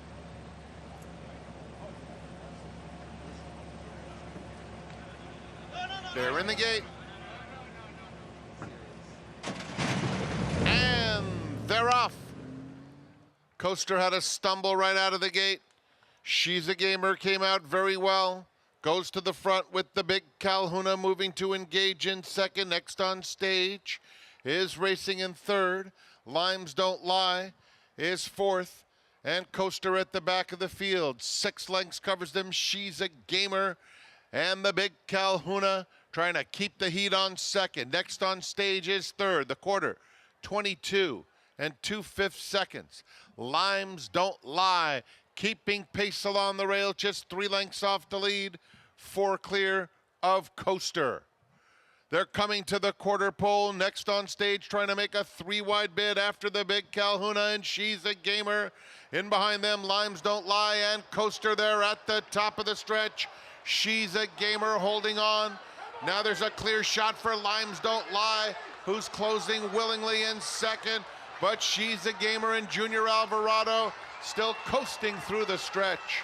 And She's a Gamer simply outran them, and outran them well. 3-length victory. Limes Don't Lie second best. Next on Stage was third. Junior Alvarado still at the top of the stretch. Gave She's a Gamer her cue. She responds and wires this field. Yeah, she does. I mean, she broke really sharp, was on the lead. One of Linda's horses, the 4-horse, Big Calhouna, kept her honest on the front end. But when they turned for home and She's a Gamer cut the corner, she showed why she was best, specifically at this distance of 6 furlongs. Limes Don't Lie didn't run a bad race, but at this distance, I don't think it's the proper distance for her. It felt like she was loaded and had her chance to get there. She didn't really gain to her. I'm going to say it wasn't the distance. She was the second best. As far as the 5, I liked her. She was disappointing in third. She had no major excuse. I mean, yes, the 2 got away with in the front end, but it wasn't a slow pace. As you said, Tom, the 4 kept her a little honest there. 2 was his best horse in the race. We thought Coaster would be just off her flank, and here's what happened at the start with Coaster, Tom. That's a pretty significant stumble from our 3-horse, and kind of took her out of the game at that point. Yeah, I don't think I think you agree, Tom. She wasn't going to beat. They weren't going to beat the 2, even if the 3 broke. But obviously, her chance she had was diminished. Yeah, I do think that with She's a Gamer, it was the first 1/8 of a mile out of the gate that won the race for her, getting to clear. Yes, she was kept honest, but the pace wasn't crazy, so she had a lot left in the gas tank to finish up well here. Trainer Kelly Breen, She's a Gamer. fifth lifetime win. First at Saratoga. Whitney winning jockey, Junior Alvarado, prop uncocked. We're going to see a familiar face in this winner's circle, by the way. I was getting gas at right down the street, and the owner of this horse was there. Told me to make a bet. Somebody at the gas station. Yep, the owner of this horse, of our winner. Ran into the owner at the gas station. Play to Maggie in the winner's circle. I'm pleased to be joined here with a very happy winner's circle as Scott Schaub of Kenwood Racing. Scott, as I just said to you, great claim for 35. Yes, this one worked out for sure, for sure. And Callie, you excited? Yeah. How about her performance last time out? You had to feel pretty confident to know that she fit in this type of condition. Yes, absolutely. She ran big last out, got nipped at the wire, confident in how she came out of the race, and the cutback in distance was helpful for sure. And how about shipping up here from Monmouth? Did you guys have to ship in too? Yes, we did. We shipped up with Mike Denny's horse. Yeah. Well worth the trip, guys. Yes, Congratulations. Yes, it was. Thank you very much. Appreciate it, Maggie. Love that trip up 95-87 right to the Saratoga winner's circle, guys. The kids are like, when are the corgis running? Never mind the winner. When are the corgis running? She's a gamer. Impressive. 5-1, 2-1-5-3. How about the owner, Scott, his son being in a Kelly Breen fedora? That's Kelly's There you signature go. hat. Yeah. Whatever works. Whatever works. Superstition in sports. Only stupid if it doesn't work. Check it out. Look at that. The trainer will be wearing the same thing, I bet you. That look on his face, though. Corgis, man. When are the corgis coming? Because it's time to ramp it up. We know of 4 corgis in the final. 6 spots remain. Who will advance? Heat 3 is next. Corgi Cup 2 on Saratoga Live.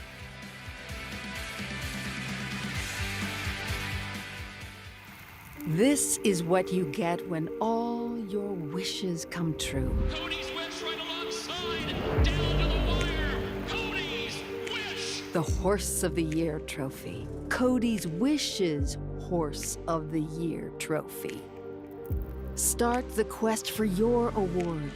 Cody's Wish has rocketed past. Cody's Wish is drawing away. Cody's Wish. His first yearlings are selling now. Bet any track, anywhere, anytime. Download the NyraBets app to play today and get a $200 deposit bonus. Watch and bet on live horse racing from over 300 tracks worldwide. Get expert picks, play live money betting contests, and boost your bankroll with daily promotions. NyraBets is the official betting partner of Saratoga Racecourse. Sign up now.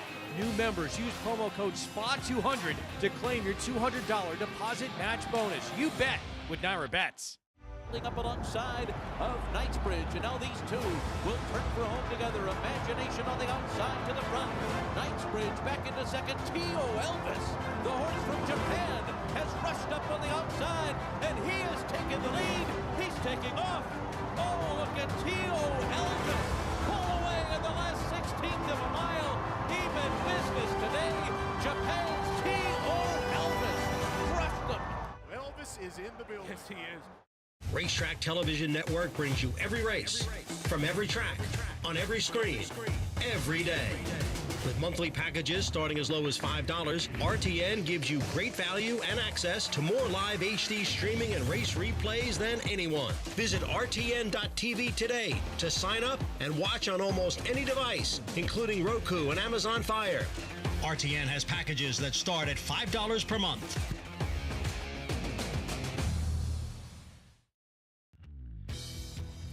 Back at Saratoga.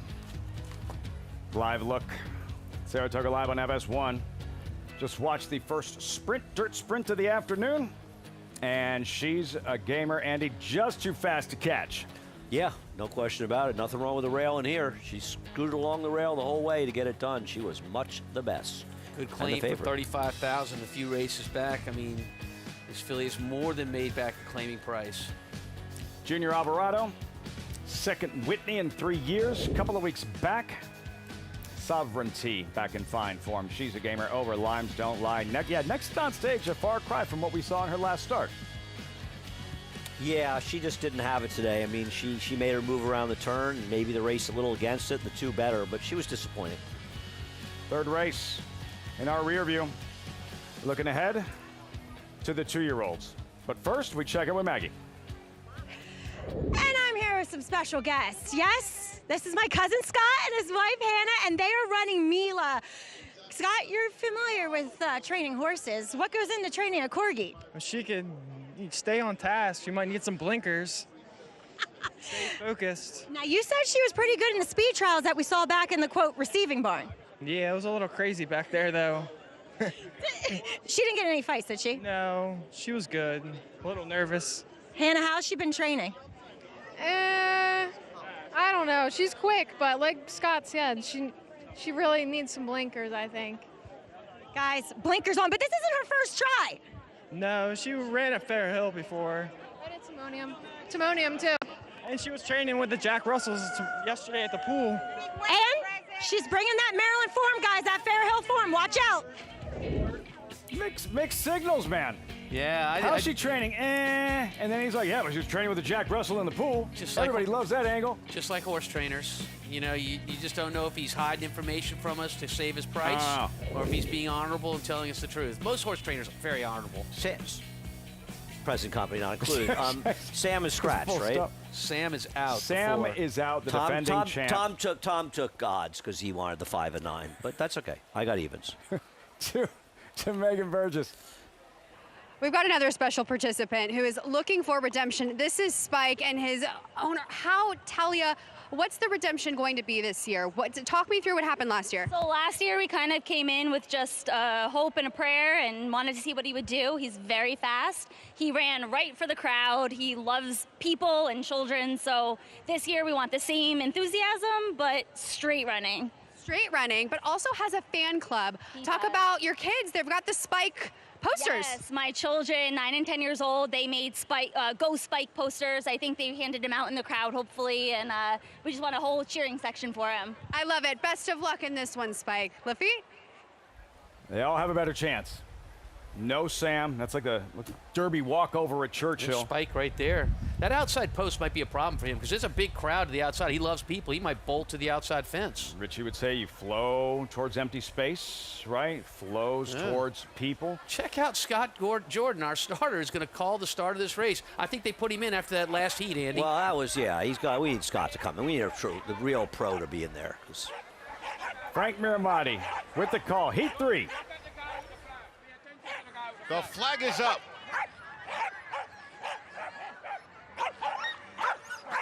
And they're off. Good start for June, but it's a driving finish. Spike is flying home. Spike wins it in a dramatic photo finish. What a rally from Spike from Troy, New York. He almost misjudged the wire. Pulls up a little soon, but had built enough of a lead to hold on. Spike! That was good inside information, and you're right. I think the owner was a little too close to the That's wire. what Richie's talking about. Exactly. You got to back up a little bit so they run through the wire, as Richie Migliore famously said. And look, he not only rides horses, he can train dogs. Big win for Troy. Yeah, 10-1 on this horse. The pride of Troy. To Maggie. Meg with the lucky pre-race interview with Talia. Spike, almost had a loose dog there. Spike stay. He stayed so much more focused today. Yes, he did. I'm shocked. There's so much going on, but he wanted his bone and some chicken, and it worked. So he can now go have the pets from the children and all of his adoring fans, right? Absolutely. Thanks everybody for cheering him on, and this is our redemption. How confident are we feeling for the finals? I feel confident now. Yeah, I mean, he's really fast. He loves to run. He loves to just get his energy out. So hopefully this was the kind of practice for the final. Boom, there it is. Now Spike, we'll see him later, guys. Yeah, but she has to set up shop further back. Spike, she ran straight and true today. Go back to the green room and just be real quiet and relaxed until it's time to perform again. You guys, Andy, this is your era. You remember Spike the Bulldog from Tom and Jerry? Do you remember I that? never watched Tom and Jerry. Oh, Tom and Jerry, classic cartoon. Yeah, well, Spike the I was Corgi. big on Scooby-Doo. Spike the More of a Corgi is Scooby-Doo better. guy. Yeah, I'm sure you always guessed who the villain was at the end when they unmasked him. When in Scooby-Doo. Probably. I can't Would even have remember. gotten away from it if it wasn't for you meddling kids. There you go. I was really more into Mr. Natural, to There be you honest with go. you, but the Fabulous Furry Freak Brothers. Do we have a favorite TV dog that you can think about as we look at the race from the overhead? No, Sam would have been in post Marmaduke. four. Look at Spikes. I mean, that's straight as an How about arrow the late on run the from, track. how about the late run though from the number 8? The Fenway Frank advances. That was it was just like the Red And like the Sox, coming late. who were you know? untouchable. Classic- Fenway Frank classic hot advances. dog. Spike advances to Megan.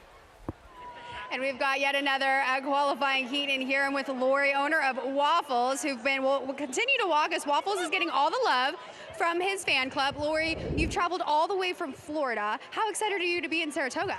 I love it here. We are so excited to be back for the Corgi Cup this year. And you actually operate a rescue for corgis down in Florida. Talk me through your operation and your heart and passion for these animals.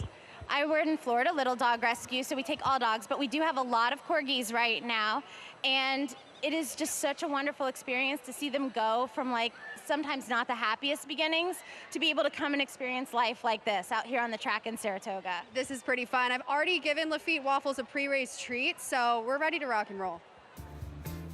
Waffles, Megan, carb loaded and ready to rock and roll. 2-1, qualifying heat number 4. We know of 6 that will compete in the final. 2 more to advance here. Who's it going to be? I don't know. I'm getting swept by Look at Tom. him. It's getting a little bit discouraging. I'm going to stick with evens here. Has anybody paid any attention to the outside part of this racetrack? I mean, we've had a number 8 win, Dead rail a for number the 9, corgis. 100%. Outside Spike is was the on the tire track Yeah. the entire way. I'm telling you, the outside is a much quicker lanes. We've had nothing but outside corgis win. I'm a little bitter about Fenway Frank's beat, to be honest with you. That was a tough beat. Advances, I though. need Advances. that dog for a score. The battle, Andy, not the war. Winston Eugene is going to smoke him. I see what you did there. Gonna smoke him. Yeah, I got it the first time. With the call, it's the 4th heat. Corgi Cup 2. Dogs to watch out of that third. Tigger. Tigger needs blinkers. Look to the right. Might have cost Tigger a placing. All right, we are ready for the 4th.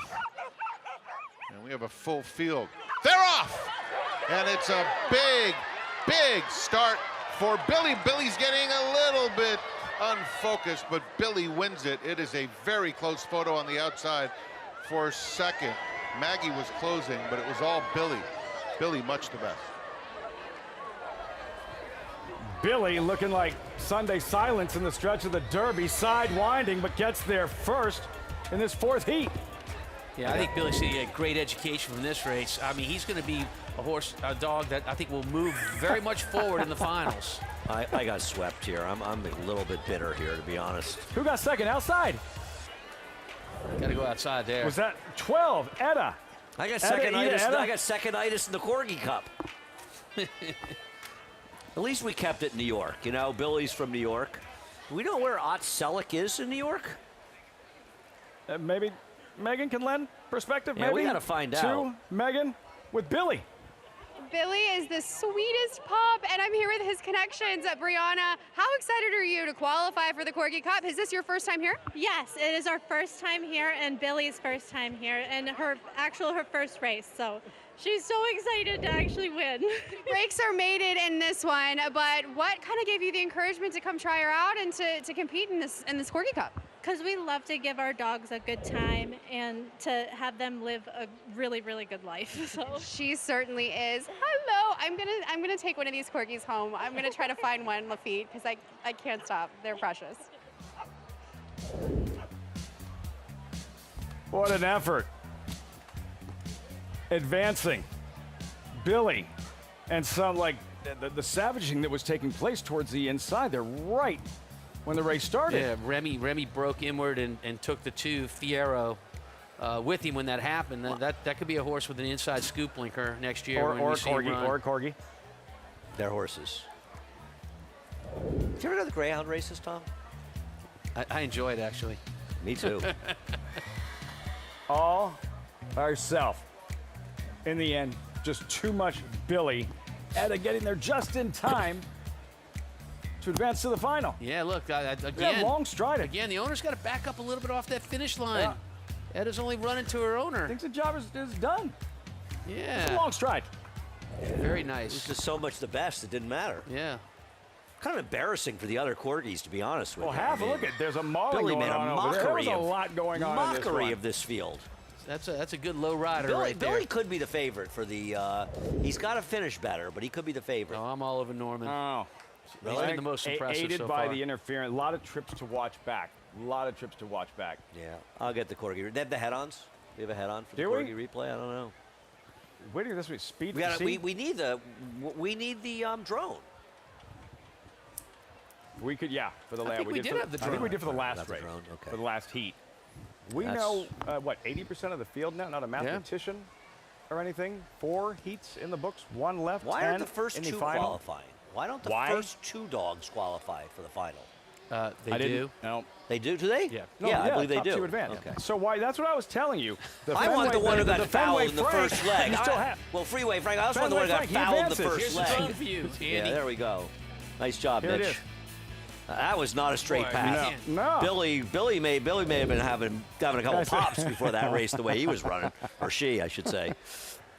Billy in Heat 4. Still 1 left in the final this evening on FS1. Continued coverage of the Corgi Cup. And yeah, sure, why not some thoroughbred racing here at Saratoga, where the horses are in the paddock for the 4th, 18 minutes out.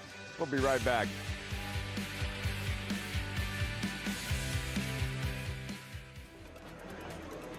This is where it all begins. These are the recruits for next year. They're going to be part of our roster, part of our team. The pavilion, it was jam-packed. It has remained jam-packed. Phenomenal feeling in the pavilion, on the grounds, in the back ring. You have a chance to make 5, 10, 100x.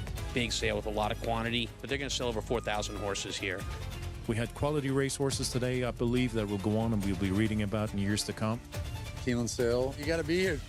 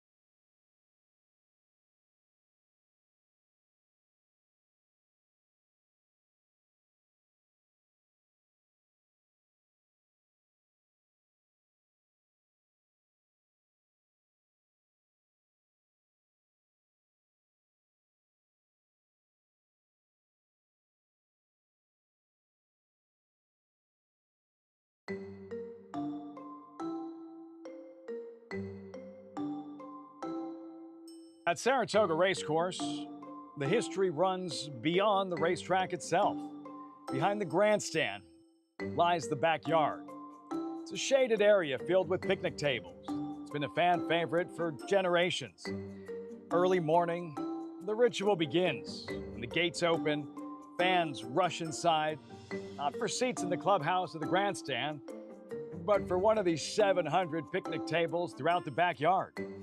Tablecloth, a blanket, even a chair thrown on top is enough to claim it for the day. Shortly after the gates open for the races, the backyard is buzzing. Tables are ready for the action ahead. They're filled with families, friends, and celebrations galore.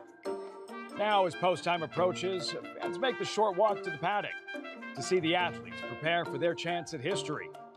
The gates open, the backyard comes alive, and cheers move through these hallowed grounds.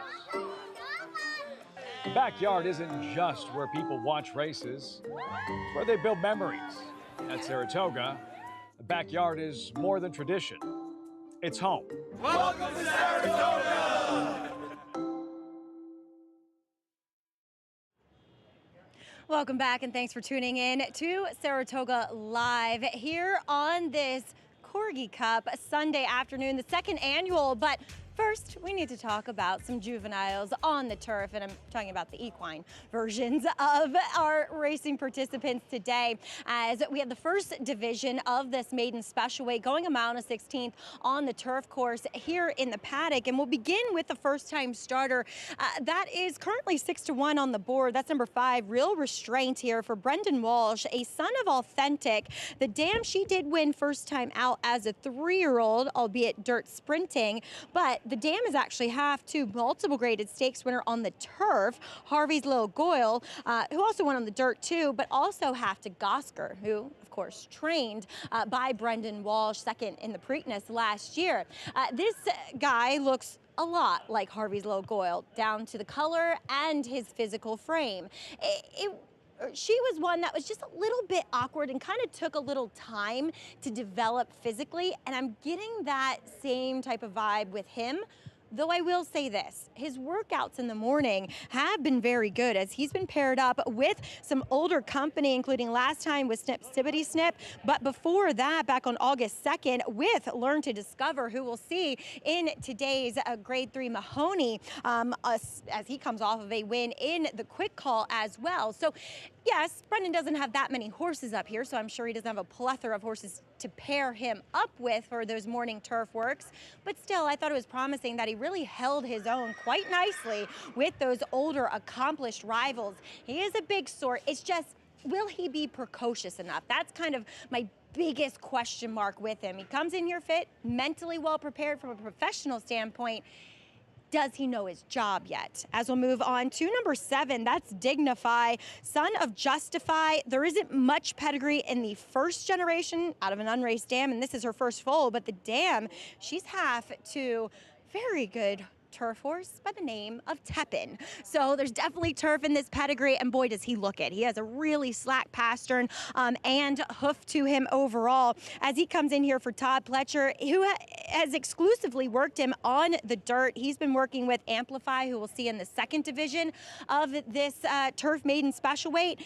He moves so much like a turf horse in those breezes too. You watch it, he has high knee action. You can tell he's struggling to kind of push off on the main track. So he's also the most fit looking first-time starter we see in the paddock. He's incredibly defined and lean looking, so there's no doubt about it. He's ready. And Lafitte, it feels like both of these horses are generous prices on the board. Dignify 8-1. Maggie, there's Todd Pletcher. Real Restraint, who she was discussing. Training, sparring, working in the morning with older horses. How common is that, or uncommon 2-year-olds preparing in the morning with older company? I'd say it's very common. It was out of our barn, oftentimes with the older horse maybe being the better of the two, but telling the riders, listen, only do as much as you have to do to have the younger horse keep up. And you can get a good line on your younger horses and just how good they are going against an older horse if that older horse ends up having to be challenged and used a lot. And then there's Greenwell watching the Corgis, and not all of them run straight. And that's kind of been a problem here. Andy, from what we've seen with Greenwell. This is his first start. He looked like a winner turning for home, and he's going to lay in right there. You can see it happening. He loses his momentum going forward. Has to settle for second. That horse to his outside with the white blaze, that's Midnight Still that came up here in his next start at Saratoga on the dirt and won very, very easily. I know that Greenwell has had 2 workouts on the grass. They were a little bit different one from another. The most recent one was the best of the 2. Yeah, I picked Greenwell. I'm kind of having second thoughts. I should have thought about it more because I don't want him as the favorite.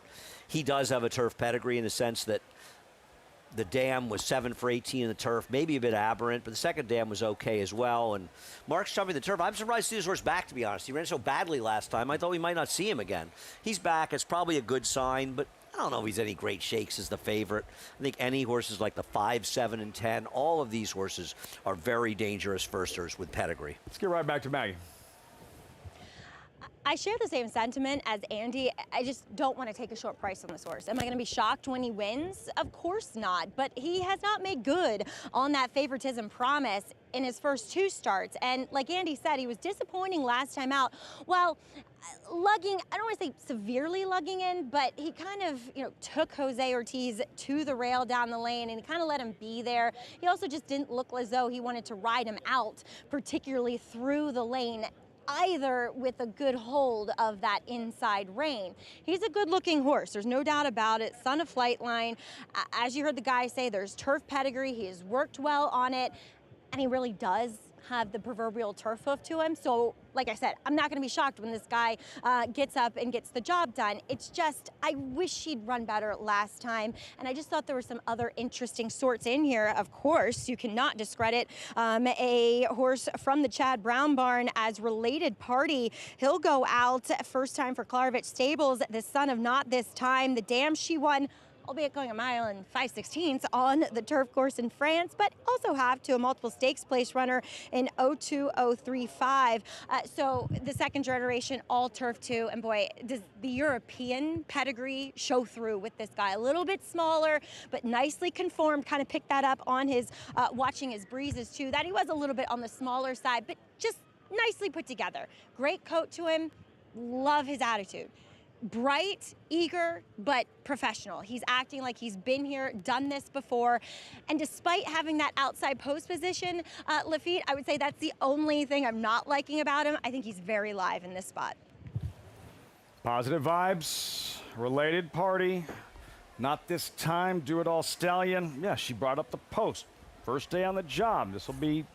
That's a tricky assignment for him. It is. First day on the job, as you mentioned, but a distance race at that, and a distance race on the grass. So if things don't go exactly right out of the gate, he does have a lot of time to recover and perhaps use a late run. Related Party, Andy.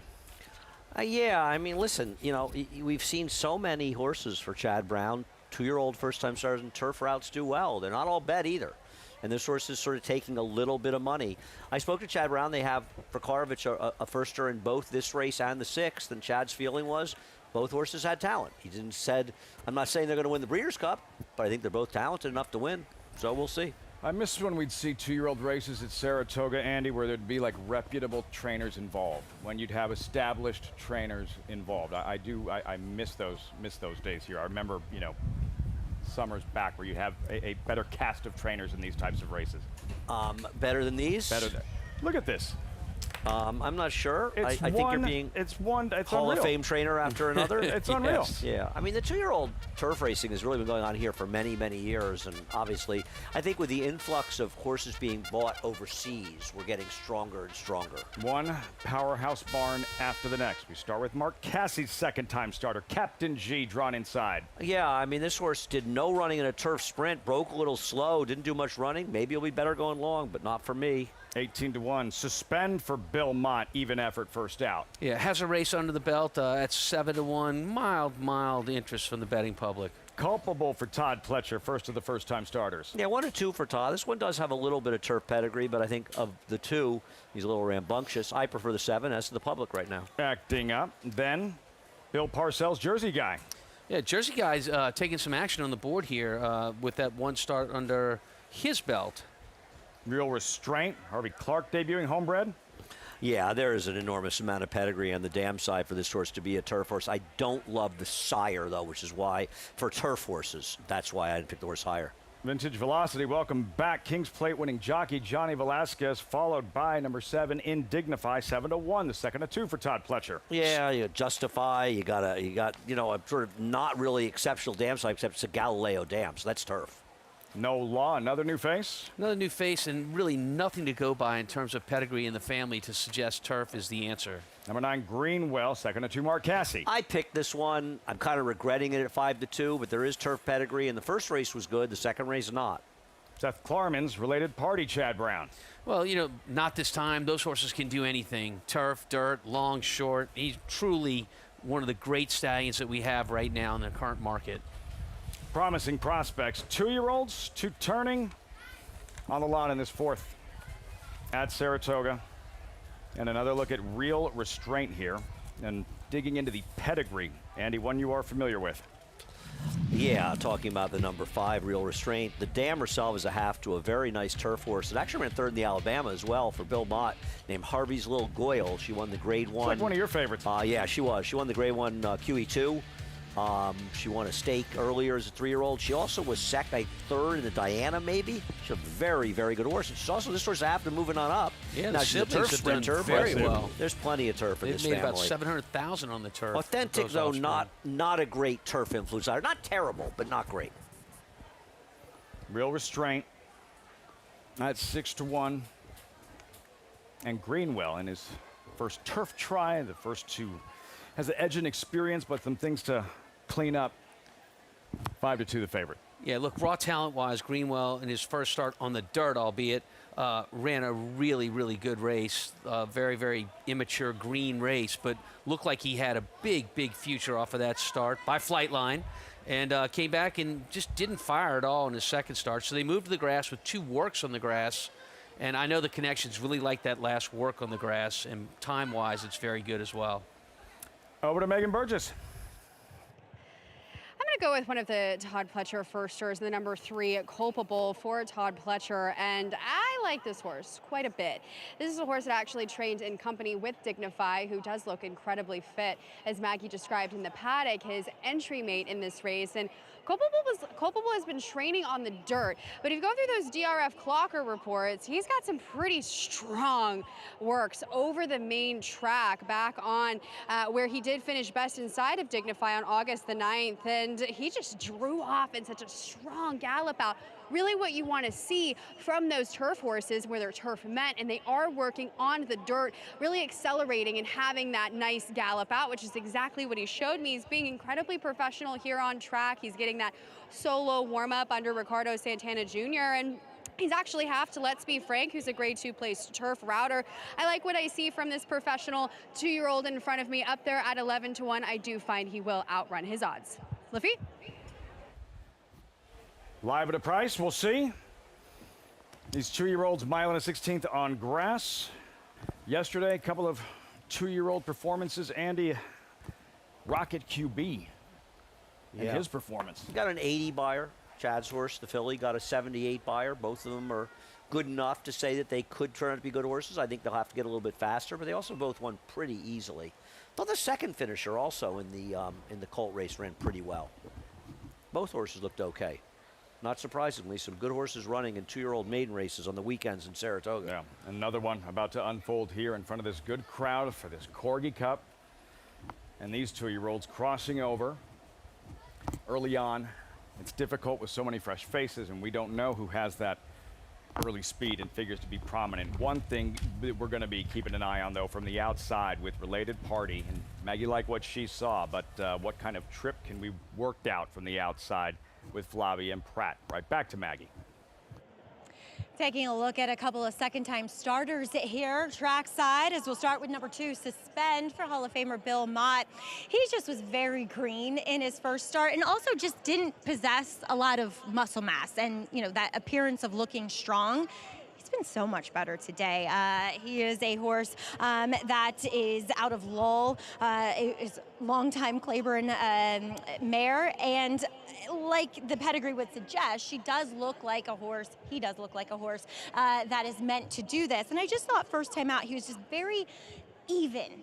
In fact, that whole race was quite even as the favorite Liam's Law wired the field that day. So willing to give this guy the benefit of the doubt to hope that he improves, because he's definitely at least showing me he has in his preliminary appearance and actions. As we'll also take a look at Jersey Guy, as he is one that debuted behind High Official, who was that son of Sweet Melania, had a really nice pedigree to be a runner for Todd Pletcher. But Mel Giddings with Jersey Guy, she had high hopes for this guy. And while he was soundly beaten in finishing third, another one that maybe a touch green, not badly behaved, just seemed a bit clueless in the preliminaries, much more in tune with his, what he's about to do, and a really good-looking sort that has really tucked up off the back of that race. So there's every reason to believe that both of these horses will improve in their second start, Lafitte. Maggie, these 2-year-olds, the first-time starters, you follow the money, right? The money's telling you, Eddie, this thing is wide, wide open. Yeah, I mean, there's money really coming in for the 5. The 9 drifted up a little bit. These races, I mean, one thing about these races, yes, you can watch the works and things. These are the kind of races, you do some pedigree hunting. The turf 2-year-old races, a lot different than the dirt ones. There will be hot horses like yesterday's 2 turf races. You rarely see huge favorites in these races for first-time starters. You might see one horse that ran once. And keep in mind, this division is on the inner turf course. The 6th race, the other division, is on the outer turf course. How does that change things for the handicapper? The melon. Just means this one's got a much longer run to the first turn.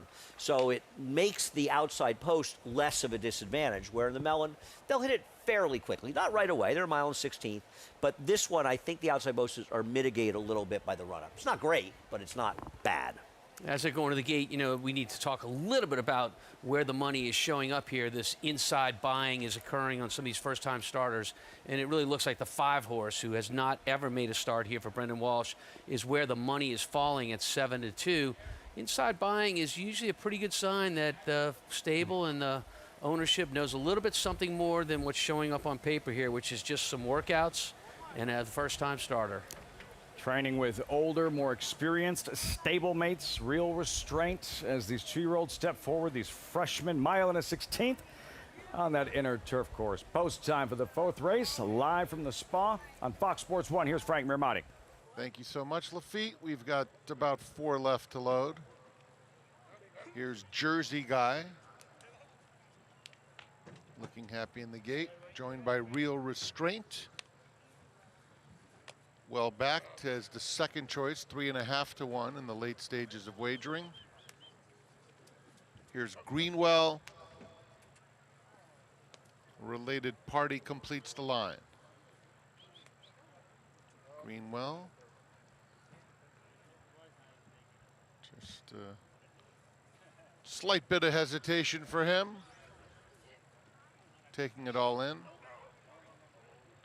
And he is the current 3-1 tepid favorite, making career start number 3. And Related Party completes the lineup. He's in, we're set. They're in the gate. And they're off, and Jersey Guy bounces out right on top. Sharp speed from Real Restraint. These two hook up right out of the gate, and Greenwell comes away in 3rd. They're followed by Culpable on the rail in 4th as they move into the first turn. Vintage Velocity is in mid-pack, followed by Suspend, who's down at the rails, 6 lengths off the lead. Vintage Velocity ended up going pretty wide around that turn. He's on the outside of Captain G. Related Party is toward the back of the field on the outside of Dignify. No Law trails opening quarter 24-3, and it is Real Restraint, the first-time starter, leading the way 3/4 of a length. Jersey Guy right off his flank in 2nd. Culpable on the inside of them 3rd, followed by Greenwell, 4 off the pace in 4th. 2 more to Suspend, followed by Dignify midway down the back stretch. Another couple of lengths back to Related Party, who's trying to inch up on the inside of the gray Captain G, 3 clear of No Law. 49-2. Real Restraint cruising along, a 1.5 length lead. Carmouche asking Jersey Guy to attack him in 2nd. Then it's Culpable and Greenwell, who have been 3rd and 4th throughout. In behind them, Dignify. Suspend is getting into the race. He's got 4 to find as they went 3/4 in 1:14-2. They're at the top of the stretch. Culpable angles out, coming after Real Restraint, and Culpable with a beautiful trip takes the lead. And from way out of it, Related Party is coming along with Suspend. Both of them closing in on the front running Culpable. Culpable, Suspend on the outside. Related Party keeps coming. Here's the line. Culpable. He made the winning move under Ricardo Santana Jr. around the turn when they straightened up, fending off a good bid from Suspend. Related Party 3rd. Culpable, able to hold on, suspend right there, related party own worst enemy, leaving the door open for Culpable to graduate in his debut. Yeah, it was a really good heads-up ride by Ricardo Santana on the winner, Culpable. Good finish here from an inexperienced horse making that first start. He really looked good doing it. Very nice trip, very good ride, coming out, you know, saving ground, angling out. Looked like Real Restraint was cruising. He just basically stopped. Suspend benefited from the debut. Related Party will benefit from the debut as well. Yep. Was a little bit rank early, green down the lane, made a big run, looked like a winner actually, and just didn't quite finish it up. Made 17 mistakes and missed by how much? Yeah, really length of the pulling it quarter. Flavian early on. Really too aggressive. But all the credit here to Culpable. Ricardo Santana, a more professional effort, and at 9-1, strikes. How about Ricardo Santana and the meet he is having? I mean, he doesn't have as many wins as, you know, the Big Four or Big Five, but he's also not getting the opportunities those guys are getting. He has really made the most of opportunities. Look, I'm only here for a couple of months, so I don't see what happens year-round, but Ricardo Santana getting together with Todd Pletcher, that's got to be a little bit unusual, is it not, to come away with a win? Yeah, I don't have any stats on how much he rides for him, to be honest with you. I think Meg liked this horse. A good call. He was a big price in here getting it done, and just got a very good trip and a very good ride and got it done. Professional for his debut. Suspend definitely benefited from that debut because he really did not do much running first time out. Was much better today. One of those races that naturally with the 2-year-olds, there's going to be trips. Not everybody's going to maintain a straight path. You have a little bit of everything in the first turn. You had Vintage Velocity who bore out, and yeah, a very aggressive Related Party tugging and pulling at Flavian Pratt. Yeah, they're kids. They're kids. They're just starting out. They're learning how to do it, and they'll all get better with experience. Todd Pletcher. Wonder how many 2-year-old winners has he saddled over the years at Saratoga, the 15-time Saratoga champion trainer. Had Culpable ready to rock and roll. And with Ricardo Santana, 9-1, 3-2, 10-7. There is Todd Pletcher. Travers in 13 days, and Renegade, another shot at the Derby and Belmont winner Golden Tempo. I would say the reason that Todd was able to tie Chad Brown for the title last year were his 2-year-olds in the turf. You know, he has not in past years had as much ammo, but he was very good with his 2-year-old turf runners last year. He's got a nice win here, too. I think he's got at least two 2-year-old turf routers. Can't remember about the others, but for sure 2. At 9-1, Todd Pletcher, Culpable, Ricardo Santana, 3-2, 10-7. Results, reaction, plus a colt who graduated here last summer. Napoleon Solo, a classic winner. Preakness victor, Haskell runner-up. We'll see what's next, and there are 2 slots available. In the Corgi Cup final, 1 heat remains. You'll see it right here on FS1. You're watching Saratoga Live. 16-2, a big black colt. He's a horse that is built for speed. With Practical Joke, it really is a case of like father, like son. It's domestic product kicking clear and opening up here in the stretch. When he ran that speed figure of 106, we were under no illusions that we had a very exciting prospect on our hands. Domestic product just in front. Domestic product. When you see horses like that who are capable of replicating the success of their fathers, that have the look that domestic product does, it gives you great confidence. Bet any track, anywhere, anytime. Download the Naira Bets app to play today and get a $200 deposit bonus. Watch and bet on live horse racing from over 300 tracks worldwide. Get expert picks, play live money betting contests, and boost your bankroll with daily promotions. Naira Bets is the official betting partner of Saratoga Racecourse. Sign up now. New members use promo code SPA200 to claim your $200 deposit match bonus. You bet with Naira Bets. A surging debut at 2, an international tour de force, an explosive winner of 2 sire-making Grade 1 races.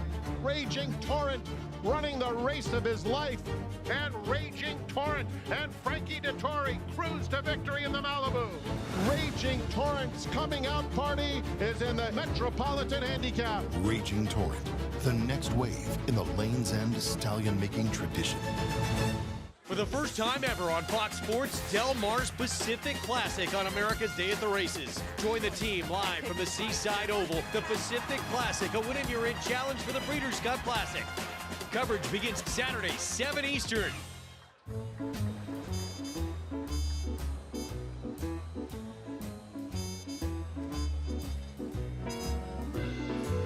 This is the joy of traveling well. Oceana Cruises.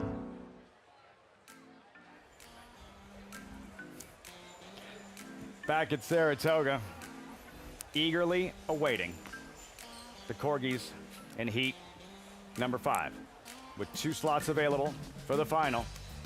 As for the thoroughbreds and these 2-year-olds, Tom Culpable scores. Ricardo Santana, and trained by Todd Pletcher, standing by with Maggie.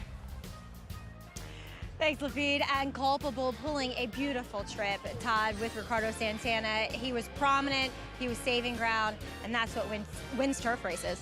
Absolutely, yeah. Put himself in a good spot, was able to save ground. You know, they kind of backed it up in the middle part of the race, but he was still in good position, and then he fought on gamely. And your other horse as well, Dignify, I thought he ran well, too. I thought it was sneaky good, yeah. He kind of advanced up the backside when they were slowing down. Still learning, still looking around a little bit. Kind of a playboy all the time, but hopefully this race gets him a little more focused, but I think he's got some talent. Last year, as the guys are saying, here's Mango and Lorna coming in hot. But last year, we saw you do really well with your turf routers. Obviously Culpable, High Official as well, ran very well in debut. What about the next division of this race? You have Amplified and Bring Cash. Yeah, you know, I mean, same thing. When you're running along on the turf first time out, you kind of don't know for sure exactly what they're going to do, but both of them seem like colts that want 2 turns and more ground, and so yeah, we're excited to get them both started. All right, let's go 2 for 2 here with the juveniles. Let's give it a try. Lafitte. Todd Pletcher had that monster Saturday a couple of weeks ago. The 5 wins highlighted by Renegade's stirring performance in the Jim Dandy.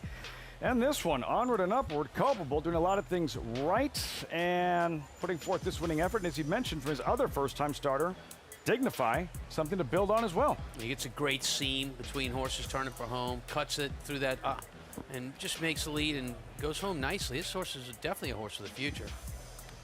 I mean, you know, it's so hard to know with these horses, but it's not bad to win your debut. A little hard to come back at this point to the stakes late in the meet and come back. And the thing about these 2-year-old turf races, the general feeling is the most winnable, not that they're easy, Breeders' Cup races are the 2-year-old turf races. Though it feels like Aidan O'Brien's kind of figured that out too, and suddenly he's starting to sense of his better Europeans for them, which is not going to make it easy for us to keep winning those races. You know, he's the only trainer to have had at least 1 runner in every division of one specific Breeders' Cup event. Really? Every year since '07. He's had at least 1 in the juvenile turf, Aidan O'Brien. Each of the juveniles. Every juvenile turf. But he was running, you know, he would bring over seemingly like his 3rd or 4th and strings. And still win. And still be competitive. Like Ackle Island the first year was like a second stringer. He should have won and didn't. But now he's bringing horses that are competing in the Guineas and those kind of races. And if he's going to bring his 1st or 2nd string over here, our horses better be newspaper of record good to be able to beat those horses. It's kind of what makes those races, though. Right? If Aiden's support, it makes them a little bit more prestigious when it really is, whether you want to call it a world championship, the international, the presence of the foreign horses, and is what makes the race as prestigious as it is. International championship races. You want to make them true Grade 1 races. They've got to have Grade 1 quality horses. The juvenile turf sprint will probably never have true Grade 1 horses, and there aren't too many Grade 1s for sprinters on the turf in general. We got the Jaipur. There just aren't that many races to get them, but the route races, you bring over those good Euros, and they're going to be very tough. Makes those races what they are. There that goes. 4th race, 5th race coming up. If it was my Corgi information, by the way, I just got a text from them. From the Corgi Racing Association, and they said do not use heat and Corgi in the same sentence. You referred to the next heat of Corgis. I don't believe you got a text saying that. I don't believe it's right here. Bold-faced lie by you. How do they have your phone number, Tom? Why am I learning this? Are you this like on the mailing list or something? Why am I learning this at 3:17 when we've covered 4 of them? Lafitte, just ignore them like I do. We can't ignore the fact that the Travers is in 13 days and that Napoleon Solo, will he be there? We don't know yet. We know he graduated here last summer. We know he's a Preakness winner and a runner-up in the Haskell. His overall body of work, Tom, what do you make of Napoleon Solo? How does he stack up against the Golden Tempos and Renegades of the 3-year-old division? Well, maybe he's a notch below that. This Haskell here, I thought was a huge error by by Paco Lopez and Agree. allowing the winner to get through on the rail. Sometimes you're the bully, which Napoleon Solo and Paco decided to be against that horse, and sometimes you end up being bad Leroy Brown, which he ended up being there because he got beat. I'll follow up with you in a second, Andy, but first, Tom, what are you seeing here in this breeze right here, 5/8, 58.10? It looks very good, and here's why. So when horses are working, you're looking for that communication between the rider and the horse. Pay attention to the riders, the exercise riders' hands here, and they're very still until the end of the workout, and this horse is responding and covering a great deal of ground. Where are you with Napoleon Solo, Andy? Well, I mean, you're talking about a horse that has won the Preakness, so he's won one leg of the Triple Crown. And listen, Golden Tempo has pretty much a hammerlock at this point on the divisional title. But you could argue if Napoleon Solo were able to win the Travers, it puts him pretty close to him. And let's just say, for argument's sake, they both run the Breeders' Cup Classic. Now, I don't think any of us have an illusion that 3-year-olds can beat the good older horses. They can't. I agree. But maybe he runs third, and Golden Tempo runs fifth, and suddenly the voters are thinking, you know, it was kind of the rubber match. I think Golden Tempo is 1 or 2 to 5 to be the 3-year-old champion this year.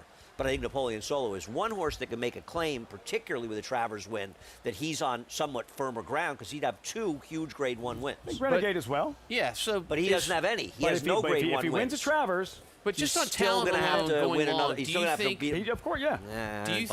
Do you think Golden Tempo's here in terms of talent, and Napoleon Solo's here that he has to step forward? I don't think so. I think they're all sort of in there. I mean, I think Yeah. Renegade is very close in there.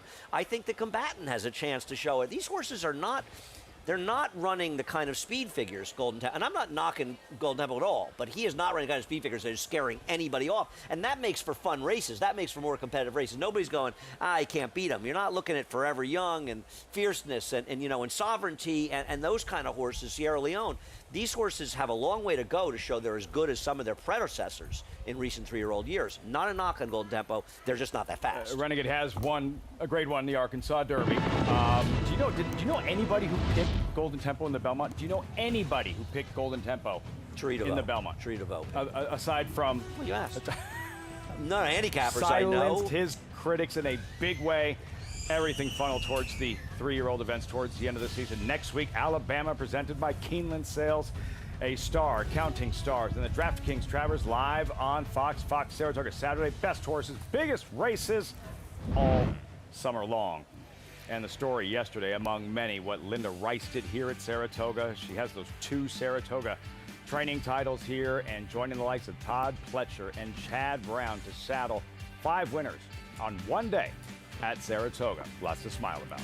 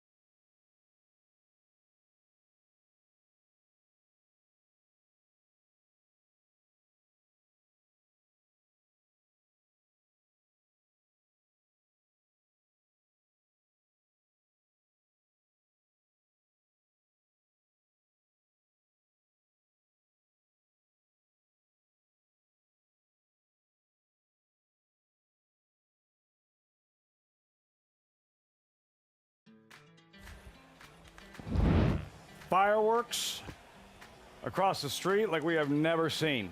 Last Monday and Tuesday, a week removed from the Fasig-Tipton-Saratoga sale, a record-breaking in every way. 35 individuals who brought at least 7 figures, and the action continues this Monday and Tuesday with the New York Breds to Megan Burgess. And pleased to be joined by Evan Ferraro, the Director of Marketing here for Fasig-Tipton. And Evan, speaking to trainers, connections, buyers, they say, excuse me, that was the best, most incredible sale they've seen, the select sale. As we enter into the New York Bred territory, how does the momentum feel coming into this week? I mean, it was an unbelievable 2 nights that we had. You know, last year we had an incredible sale, first time we'd done over 100 million, but to bust through and be up another 18 million from that, huge gains, just really beyond our wildest dreams. We're all still on a big high. We see a lot of New York Breds doing well on the racetrack. Talk about this year's catalog and what we can look forward to. It's a really strong catalog. I mean, the New York Bred program just gets better and better every year. The quality of horses, very strong. Great sire power, both of national sires and New York sires.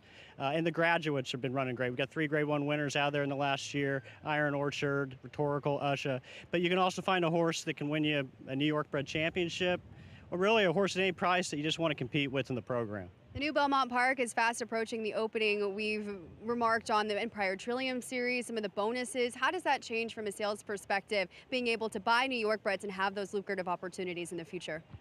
You know, I don't think there's ever been a better time to own a New York Bred. You know, with the new Belmont coming, we got a new surface for the winter. I think that expands things a little bit as far as pedigrees people will buy. And there's just so much enthusiasm. Purse parity goes to all races next year. And I mean, why not buy New York Bred and compete for all that money? Absolutely. Thrilled to catch up with you. Best of luck this week. Thanks a lot. Appreciate it. New York Bred Power here in Saratoga. Lafitte looks to be a fun edition of this year's sale. I lied. Tonight and tomorrow. Yeah. New York Breds. Tonight and tomorrow, the sale. And for trainer Linda Rice, the damage that she consistently does with New York Breds and in New York in general, and coming off of a record, a historic day yesterday at Saratoga. Maximum Heats opened it up to 4 now on DC Boys in second. Mo Curls angles in, trying to complete this exacta. But it's another runaway, and number 5 for Linda Rice. What a day, as Maximum Heat was a no doubt about it winner. Just ambles home and still won by 7. 5 wins, Linda Rice. Congratulations. You start equaling and doing things that only Chad Brown and Todd Pletcher have done at Saratoga, you're on the right path. Yeah, that was the last race of the day. You watched that, and I think this was a main track only, Andy, if I'm not mistaken, in Maximum Heat, which is what Linda is great at. She got what she wanted. The race came off the grass. Right out of the gate, you were looking at a horse that Lily was showing authority over the rest of the group. She's always in as MTOs, and she knows in Saratoga the weather report can be perfect, and it can rain at just about any time. So she's ready to win those races. And you know, you mentioned Todd, you mentioned Chad. Correct me if I'm wrong. Have any trainers won the training title in the last, 20 years besides Linda, Todd, and Chad? Much like with the jockeys, only one not named Ortiz is Louis Saez in the last decade plus. I think you're right. Other than Pletcher and Brown, I think Linda Rice is the only other trainer to win a trainer title. She tied Chad a couple of years ago, and she won on her own a few years before that. So I think she's the only one to do it besides them. And obviously Mott, I think, has done it in the past. It was a different situation, ran less, but it's pretty much been Chad or Todd for the last, closing in on 30 years, 25 years. And for good measure, won the first race today with Caddy Master Linda Rice. What a day. Congratulations, and poised Maggie Wolfendale to do more damage. That she is looking for another winner, and she will send out the horse that should be favored in here, heavily favored, and that's number 4, Seeker's Hope. But let's check in with some horses trying to beat him. On the rail is a first-time gelding in Ducky Medwick, who also turns back in distance. And I think Ducky Medwick will appreciate this turn back from the mile to the 6 furlongs today. But more importantly, as a new gelding, as he is a horse that has consistently, prior to his starts, been just a bit of a nervous wreck, to be quite honest. And obviously gelding helps with focusing a horse, with lightening a horse up, but it also just helps them calm down and that's exactly what Ducky Medwick has needed, I feel as though. And also, he needs a bit of a reality check when it comes to class, in that he needs this drop in class, one would think, and the distance seems right. So a lot more calm, not as washy as he usually is. I think this is the right recipe for Ducky Medwick, as the blinkers also do come off today. A horse that I thought was a little interesting is number 2, Lexington Pike, coming in here for Michael Catalano, who doesn't run that many horses here in New York. He primarily trains in the Mid-Atlantic. But when he does, they generally are competitive. And Lexington Pike is a horse that has only sprinted on the dirt once, and that was for that maiden score. First time out for Michael off the layoff. And while it was a slow race, I will say the third place finisher came back and improved with a 73. Mind you, the second place finisher did not run very well in his next start. But I thought if you picked apart his form a little bit prior, going back to his 2-year-old season, the only time he'd been on a fast track was for that maiden 35, in which I thought he had a little bit of a trip. He was kind of up close, then he had to steady back going into the turn, then he got outside and he ran on while still green. And it just looked like, watching that last replay from Delaware, he just figured it out. He grew up a little bit. And I can say the same thing with him physically. He's gotten a bit bigger, more streamlined and athletic looking. I thought he was the horse in here that had the most room to be optimistic, you know, the less exposed form. And not that he's going to take down Seeker's Hope in here, but at a decent price, he might be able to fill out your exacta. Lafitte? Maybe may hit the board here. We'll see. Lexington Pike, Ricardo Santana looking for back-to-back wins, circling back to Seeker's Hope, who Maggie was just discussing. Even money back in the shadows there. This was his latest sprint on fast ground. 3 starts back, downstate, 13-1 in Seeker's Hope. That runs her odds. Yeah, look, Seeker's Hope catches the pace-setting horse with the favorite alongside, a heavy favorite at that, and comes with a good finish, Andy. No, I mean, this horse runs that race, going to win. And I think even last time, this horse was chasing wide last time on a rail, against a rail that was extremely strong. Seeker's Hope is a heavy favorite for a reason. This horse for Linda is going to be very tough to beat. She looks to gain some more ground on Chad. I think put her 2 behind Chad. It's a long meet, and Chad obviously would be still favored. Kieran McLaughlin, 2008, thanks to a good friend of mine, my friend Kevin. He is the last person besides those 3 to win a trainer's title in Saratoga. How about back to Seeker's Hope? 1 for 21 lifetime. Got to make you a bit nervous. I mean, I'm not shaking. Majestic Arc, who is currently the second choice, is 1 for 33. Well, maybe we should suggest going elsewhere The then. one's going out for a barn that's going to win a race before I start using their horses, but certainly has a chance. Listen, I bet, I think the horse is going to win. I bet a big 4-3 exacta and a little bit to win the 3. I picked second. Because I love Sports Hero last time. It was obviously a horrendous pick. He lost by 43+ lengths. He ran too bad to be true. And I thought there were things to like about him last time. So if I thought I could bet him last time, at this price, I have to have some insanity insurance on Sports Hero here. But I have no illusions. His last race was a disaster. Isn't that what we do in these races, though? You start looking for the horses that you can fault at least. Like, okay, at least that one hasn't lost 14 straight. No, I agree with Tom. Yeah. Tom's right. 1 for 21's a problem for even money. I totally agree with that, Tom. And so this race, of course, is restricted to horses that haven't won 2 races. Yes. That's how we work the condition book as trainers. So less starts is actually better in this kind of spot. But the one thing I'd say about the 4 is let's look at some of the prices he's been.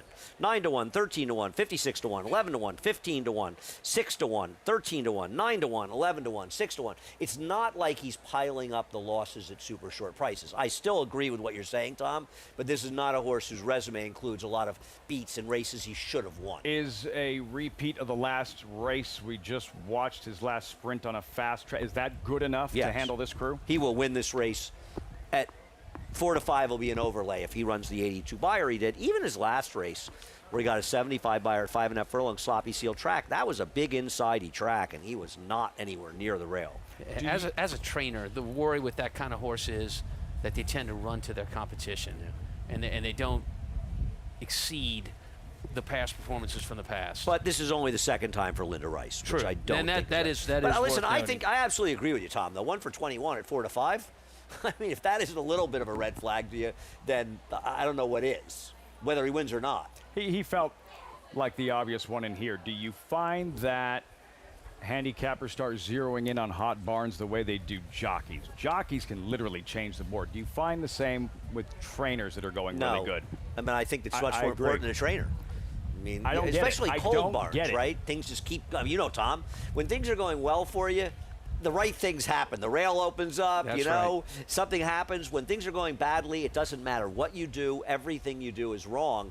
And I think for a trainer, I'd rather ride the hot barn than ride the hot I've never rodder. understood that. Yeah. That's a great point. And by the way, don't ever change the way you're doing it. As long as you know it's worked in the past, stay the course. Right, you have to ask yourself, Peaks am I and doing valleys something happen. wrong? Yeah. But if you're just doing what you do, it's like a handicapper and a horse player. If you feel you're doing the work and doing things you do, you've got to rely that it'll work. Trust the process. You're going to have bad runs, though. It's just You're the going to nature have of the peaks game. and valleys. Todd Pletcher just went through one. No longer. Yep. Shooters shoot. Shooters shoot. Pletcher with the win. With a 2-year-old. Culpable, and that jockey who just passed the screen, Ricardo Santana. Santana looking to go back-to-back pick 6. Starts here.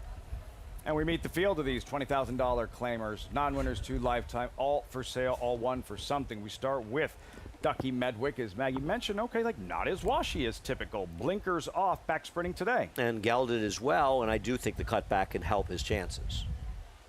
Louis Size aboard, 5-1 if you like him, followed by Lexington Pike, Ricardo Santana. There's a lot to like here. The horse won his last start. First time on Lasix. Comes in off a win. Confidence can be high.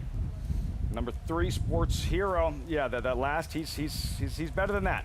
You draw a line through his last, and he's the overlay of the century at 21-1. But it's hard to completely draw a line. The one thing I'd say is the fact that he comes back in reasonably short rest is probably a good sign.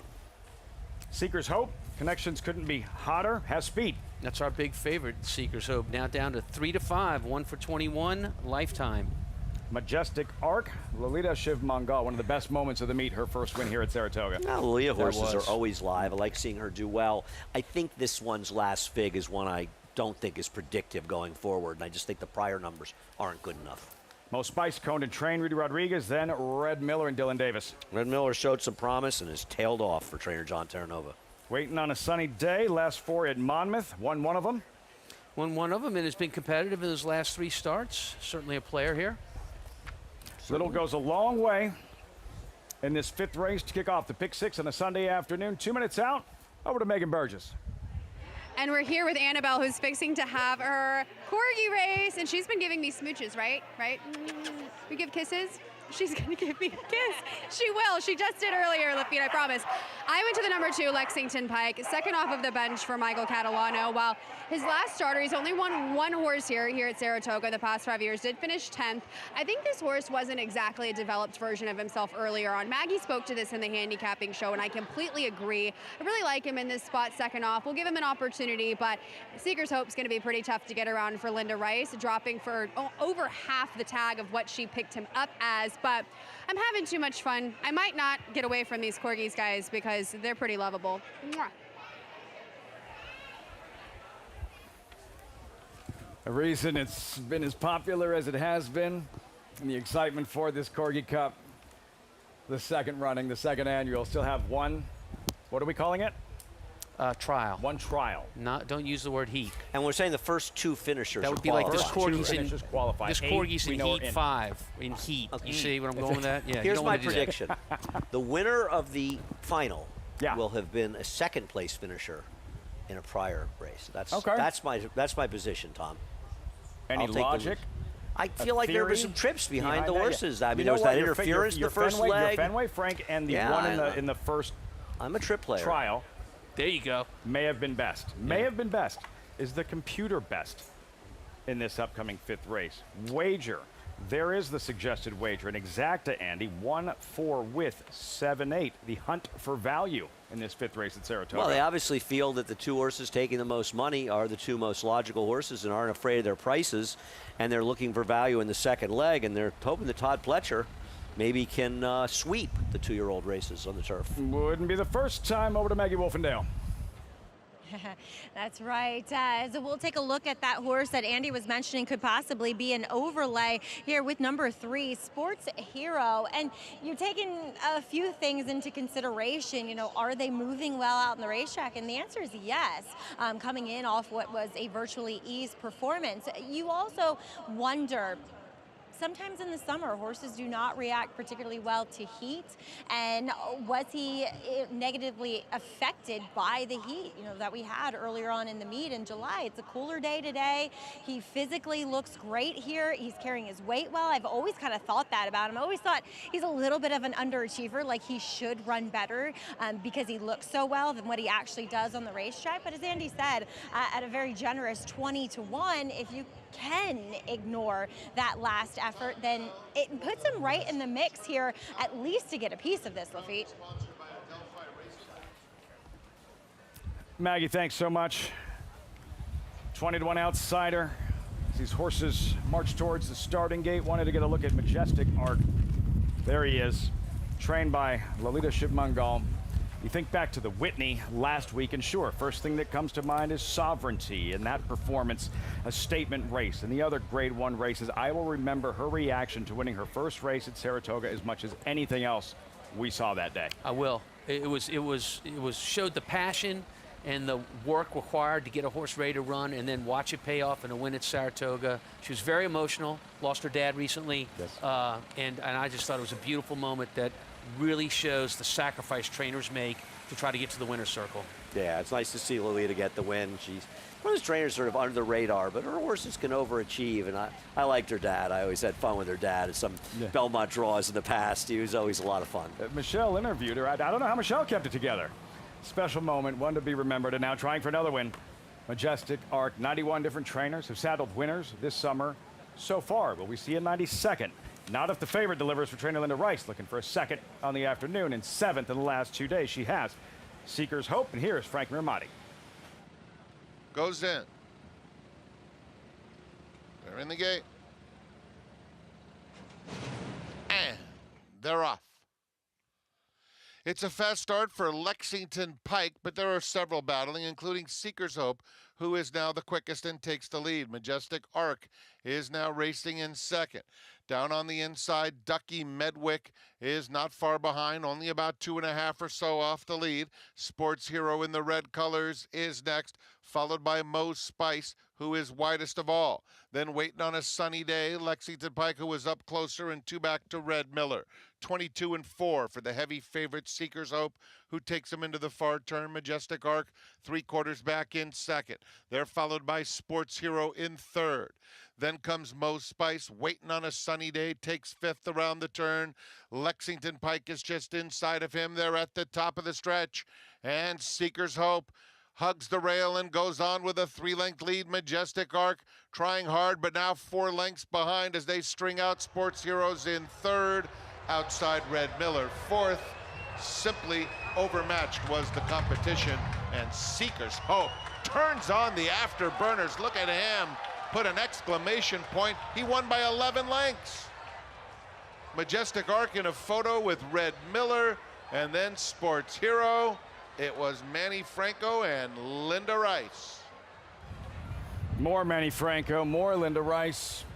The hell did he lose 20 of his first 21 starts? How about starts? now 2 for 22 and a race? He's just dominant and left everybody in his wake. I mean, I really think the horses running behind, I think the trial 3 of the Corgis ran faster than those horses. He ran a very, very, very fast race in getting this done. This is going to be a very good figure. Lolita feels like ended up finishing second here, my 3. Big time Now race. ran his odds, just still about a length short of getting second. The favorite who figured, yeah, sure. You're not expecting to see this, though. Like, this is with authority and conviction, just hammering this field. And well, the board said it was going to go that way, that's for sure. Controlled in the front end like expected, but he really powered home and going his last quarter mile in 23.86. That's moving. 7 wins last couple of days. Trainer Linda Rice, Manny Franco yesterday, stakes sweep Christophe Clement and the Galway. 2 wins thus far today. 3-5 favorite delivers does Seeker's Hope. That is it for us. We haven't had a chance to discuss the feature later on this evening, though. First, the Mahoney. Andy, in honor of the Mahoney family and Pat Mahoney and their contributions to the sport. Right. I mean, they were the entire family. Pat, who worked with us, his father, his grandfather. They're basically the people that brought parimutuel racing to America. Instrumental in parimutuel racing here.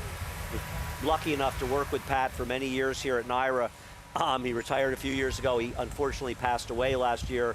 A man whose knowledge of the thoroughbred industry and betting for sure was eclipsed by nobody. But he was also a fine person and a good friend. And we miss him. Sorry he passed away. I'm sure the family will be there here today, though, to honor them in the race. It's nice to have a race named for people that were as important as they were. Also good people as well. Class act. I think worked in racing 50 years, long time at the New York Racing Association. So the Mahoney sprinting on grass is a male equivalent to yesterday's Galway outfielder for Wesley Ward, the even money morning line favorite. Yeah, look, outfielder's the horse to beat, but full disclosure, so the 3-horse in here, first time on the grass in Oscar's Hope. That's a horse I used to train. He's a multiple stakes winner on the dirt. We've given him 2 works of the grass here at Saratoga. Both have been very good.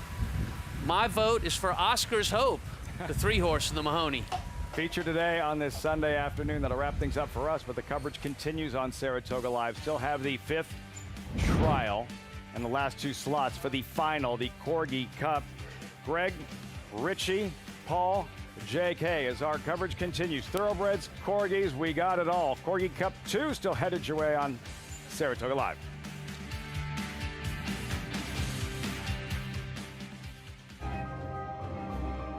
Arcangelo, the Belmont winner in charge. The Grade 1 Whitney to Arthur's ride. Further ado, a magnificent run.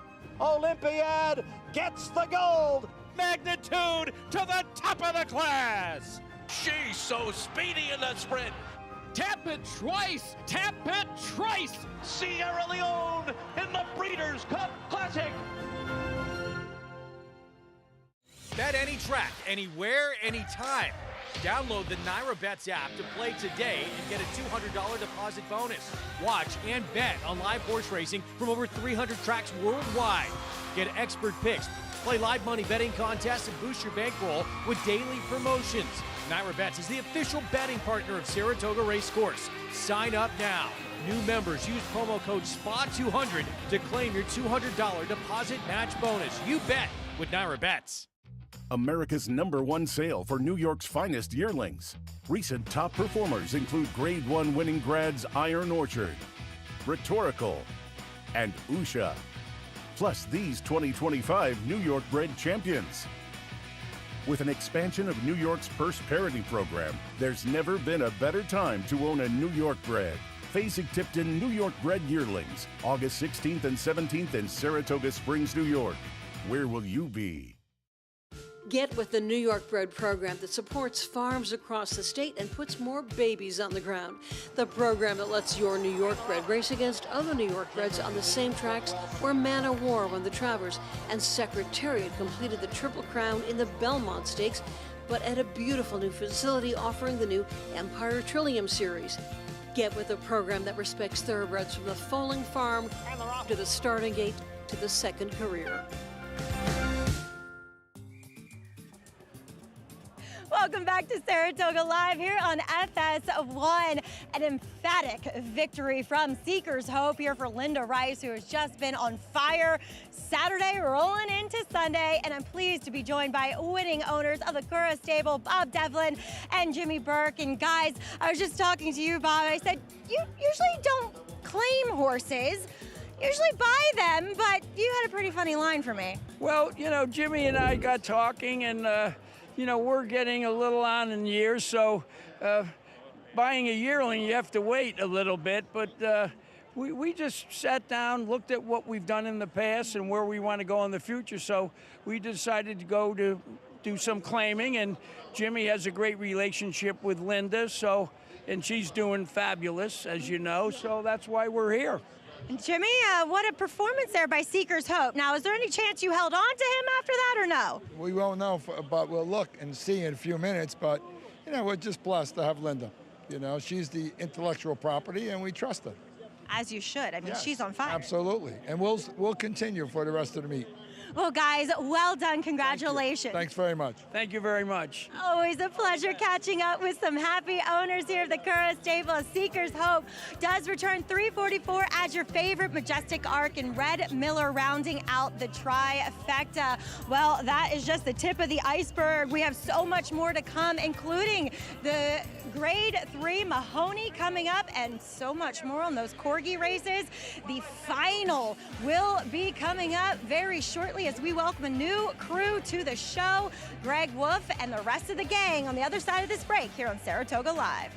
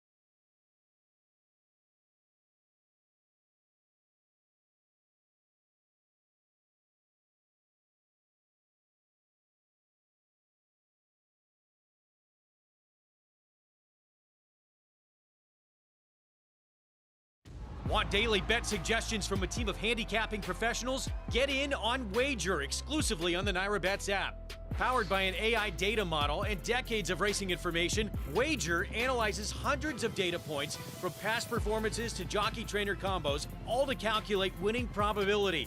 Wager generates AI bets by combining its model with live odds to identify potential value.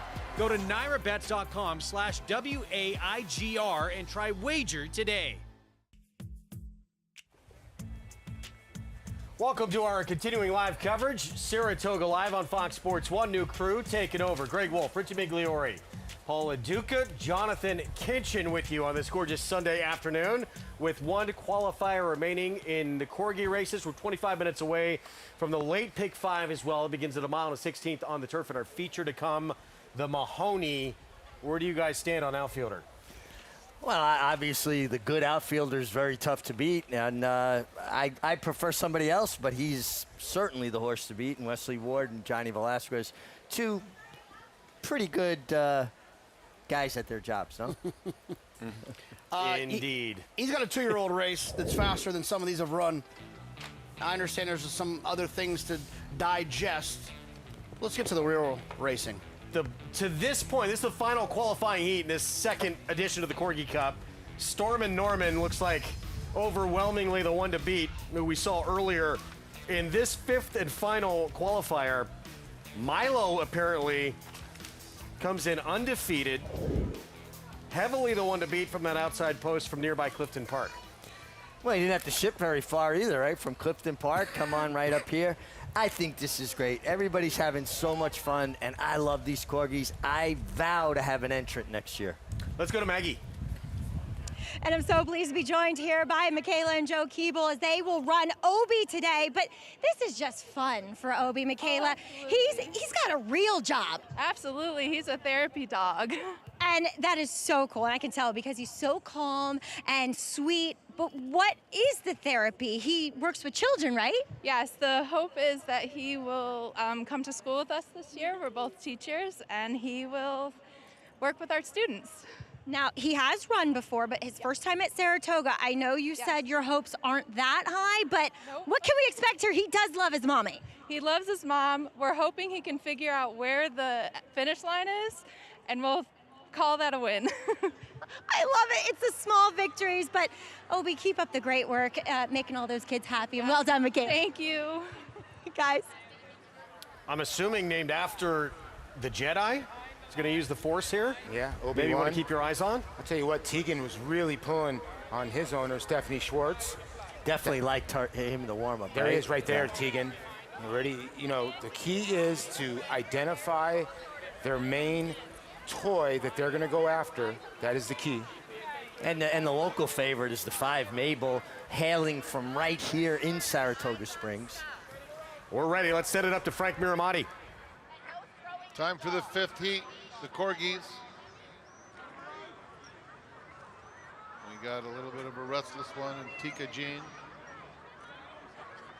Tika Jean a little rambunctious. The flag is up. Tika Jean, and they're off.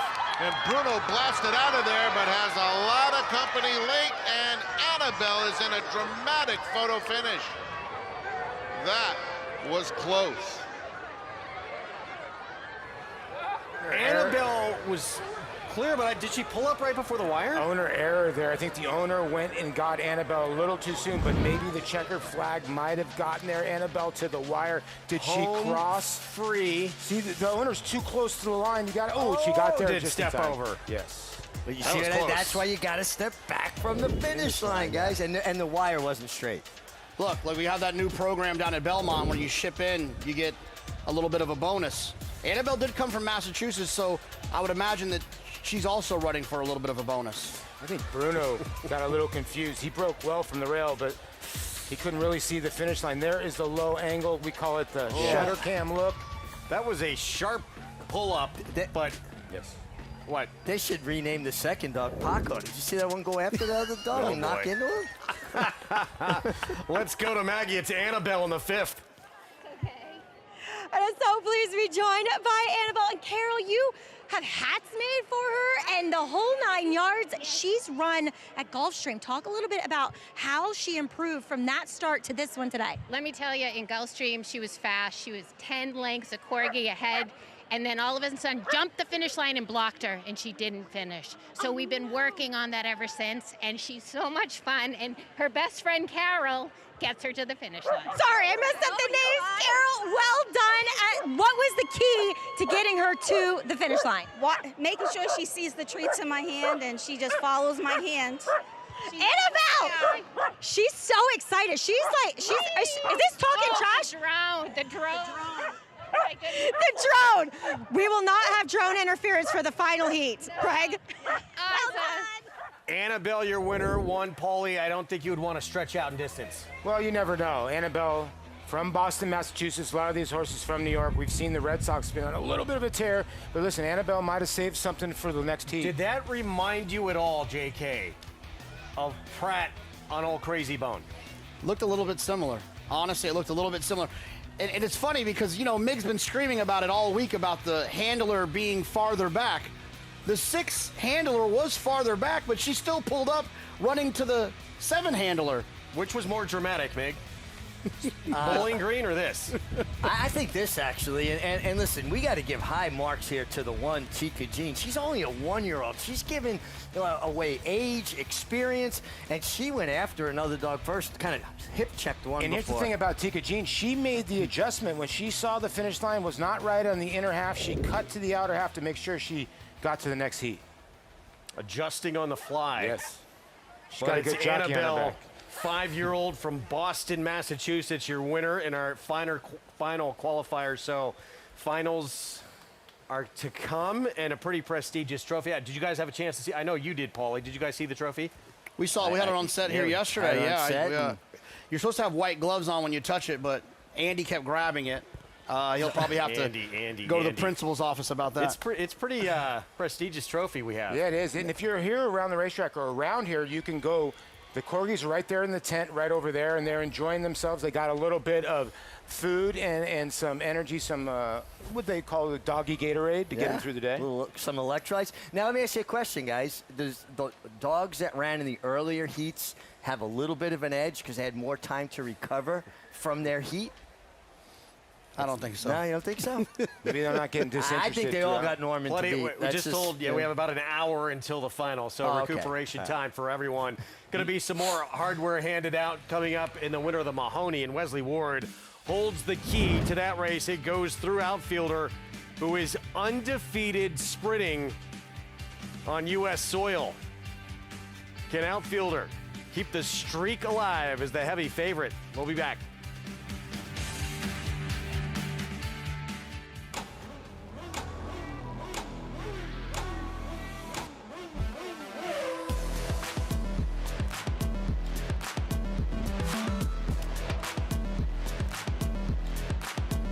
Prince of Monaco's too good for Moose, an impressive winner of the best pal. Miramondi's all hot, but Prince of Monaco too good. Prince of Monaco, standing at Claiborne Farm. Racing returns to the brand new Belmont Park this September. Get paid to bring new horses to New York with the Big Apple bonus. Each horse can earn up to $8,500. Bonus eligibility based on the horse's prior start or workout location. Both new and existing owners and trainers are eligible. With overnight purses increasing this fall by 15%, there's never been a better time to race at Belmont Park. Take a bite out of the Big Apple bonus. For rules and eligibility requirements, visit NYRA.com/Big Apple bonus. Before the charge, there is the wait, the stillness, every muscle ready. They have carried us through every fight we ever dared to begin. 250 years ago, on this ground, a new nation found its footing on the backs of horses that would not flinch. Their kind still stands here. His name is Bucero. Racetrack Television Network brings you every race, from every track, on every screen, every day. With monthly packages starting as low as $5, RTN gives you great value and access to more live HD streaming and race replays than anyone. Visit RTN.tv today to sign up and watch on almost any device, including Roku and Amazon Fire. RTN has packages that start at $5 per month.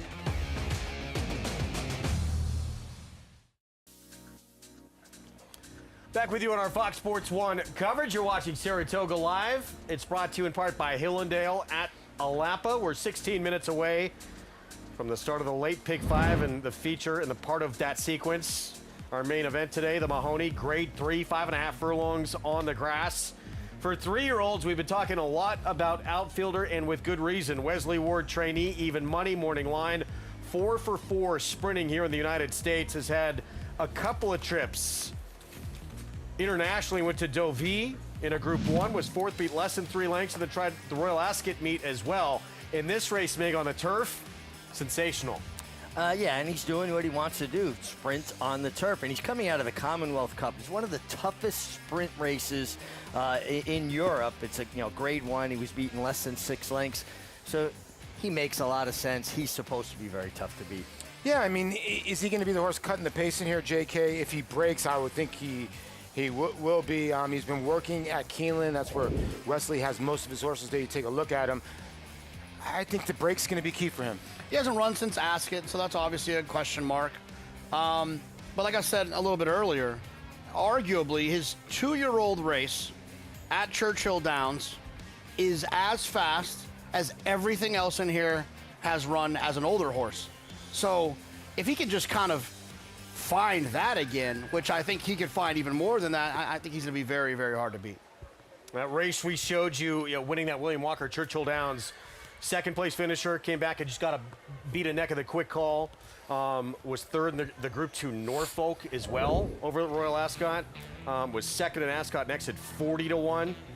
It's a pretty stout company that was in that group, and he dusted them that day. We will see what happens. That's the feature still to come. Race 6 starts the late pick 5. Mile and a 16th on the turf. Maiden special weight.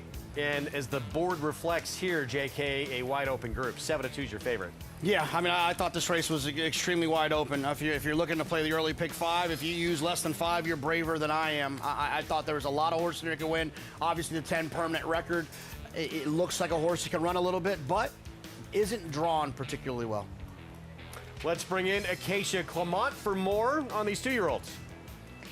And Greg will start there with permanent record, first-time starter for Chad Brown, as this horse, son of New Beg, sold at the Tattersall's October yearling sale for the U.S. equivalent of about $252,000. You might have heard there have been some chatty Cathys back here in the paddock, and he's been one of the loudest. He had Chad's assistants on his head. They had to saddle him outside in the walking path, kind of outside the shed row area, because he's been vocal. He's been kind of looking around. He just seems like he's got a lot on his mind, maybe not business altogether. He's quite sharp. Now, he definitely looks well spotted. He looks like he wants to go long on the turf, which is what he's going to do in here today. He's very athletic looking. While the dam was 0 for 6, all of those on the grass. The second dam was multiple Group 1 winner, Just the Judge, who won races like the 1,000 Irish Guineas and the EP Taylor at Woodbine as well. So mentally, I think going to be a little bit of the thing for him, but I'll keep an eye on him, as of course he does look like a runner. Amplified, the number 8, debuting for Todd Pletcher, who has a couple in here. This one for my racehorse, so naturally going to take some attention. Sold at the OBS March 2-year-old sale for $350,000 after working 10 flat. Did ask a little bit in that work, but seemed to reach pretty nicely. There's really not much turf pedigree on the bottom side at all by Happy Saver, who was a good dirt route horse. But looking at this horse's pedigree, there's some strong distance pedigree. And actually, when I spoke to Michael Behrens yesterday from My Racehorse, he had mentioned that it was to get distance. And we did see Todd win the earlier race going long on the turf. And sometimes you will see trainers do this with horses that want to go longer. You don't have chances to go long at this stage of the game. So enter for the turf, give them a race going longer. I will say this guy has acted very well, very nicely put together. He does have a little bit of a turf hoof to him, so we'll see how he handles the surface, but very switched off. I think distance, more than anything, is his friend. The number 5, Chambers, debuting for Ken McPeak. He does have turf pedigree out of a mare who was graded stakes place and good on the grass, second dam good on the grass in Europe, and has a strong family, including stakes quality horses, Street of Gold and Heiko, very good turf horses as well. He's been a little bit green here in the paddock too, though. Also, he's a son of Practical Joke. He's very compact, short coupled, very stout, very strong. He does look like he should like the turf and has the pedigree to back it up. But I do wonder, especially with how forward he has been, about him going long at first asking. But did watch some of his workouts. The only one you could see on First TV going back was on July 17th. His best part of that work was the gallop out. So maybe that is why we do see him debuting at a further distance. We'll see how he handles it, but very intriguing first-time starters in a wide open 2-year-old race, Greg. Thank you, Acacia. We got 10 minutes to play this pick 5. Paul, how'd you put it together? Well, it's obviously a difficult sequence. I'm going to try to get out of this race 3 deep. 1, 2, and 10. Paid a lot of money for the 1. I think that's a value playing here. 3, 4, 5, 8 in race number 7. I like Instantly, maybe the best in there for Will Walden. You know, race number 8, I thought Cable Ready has a big shot in there for Linda Dixon. I don't think you should throw that horse out. 1, 3, 4. I'm going to use multiple horses. I just think maybe the turf course still isn't completely firm, so 2, 3, 6. I thought if it was really rock hard for him, the 2 would be tough.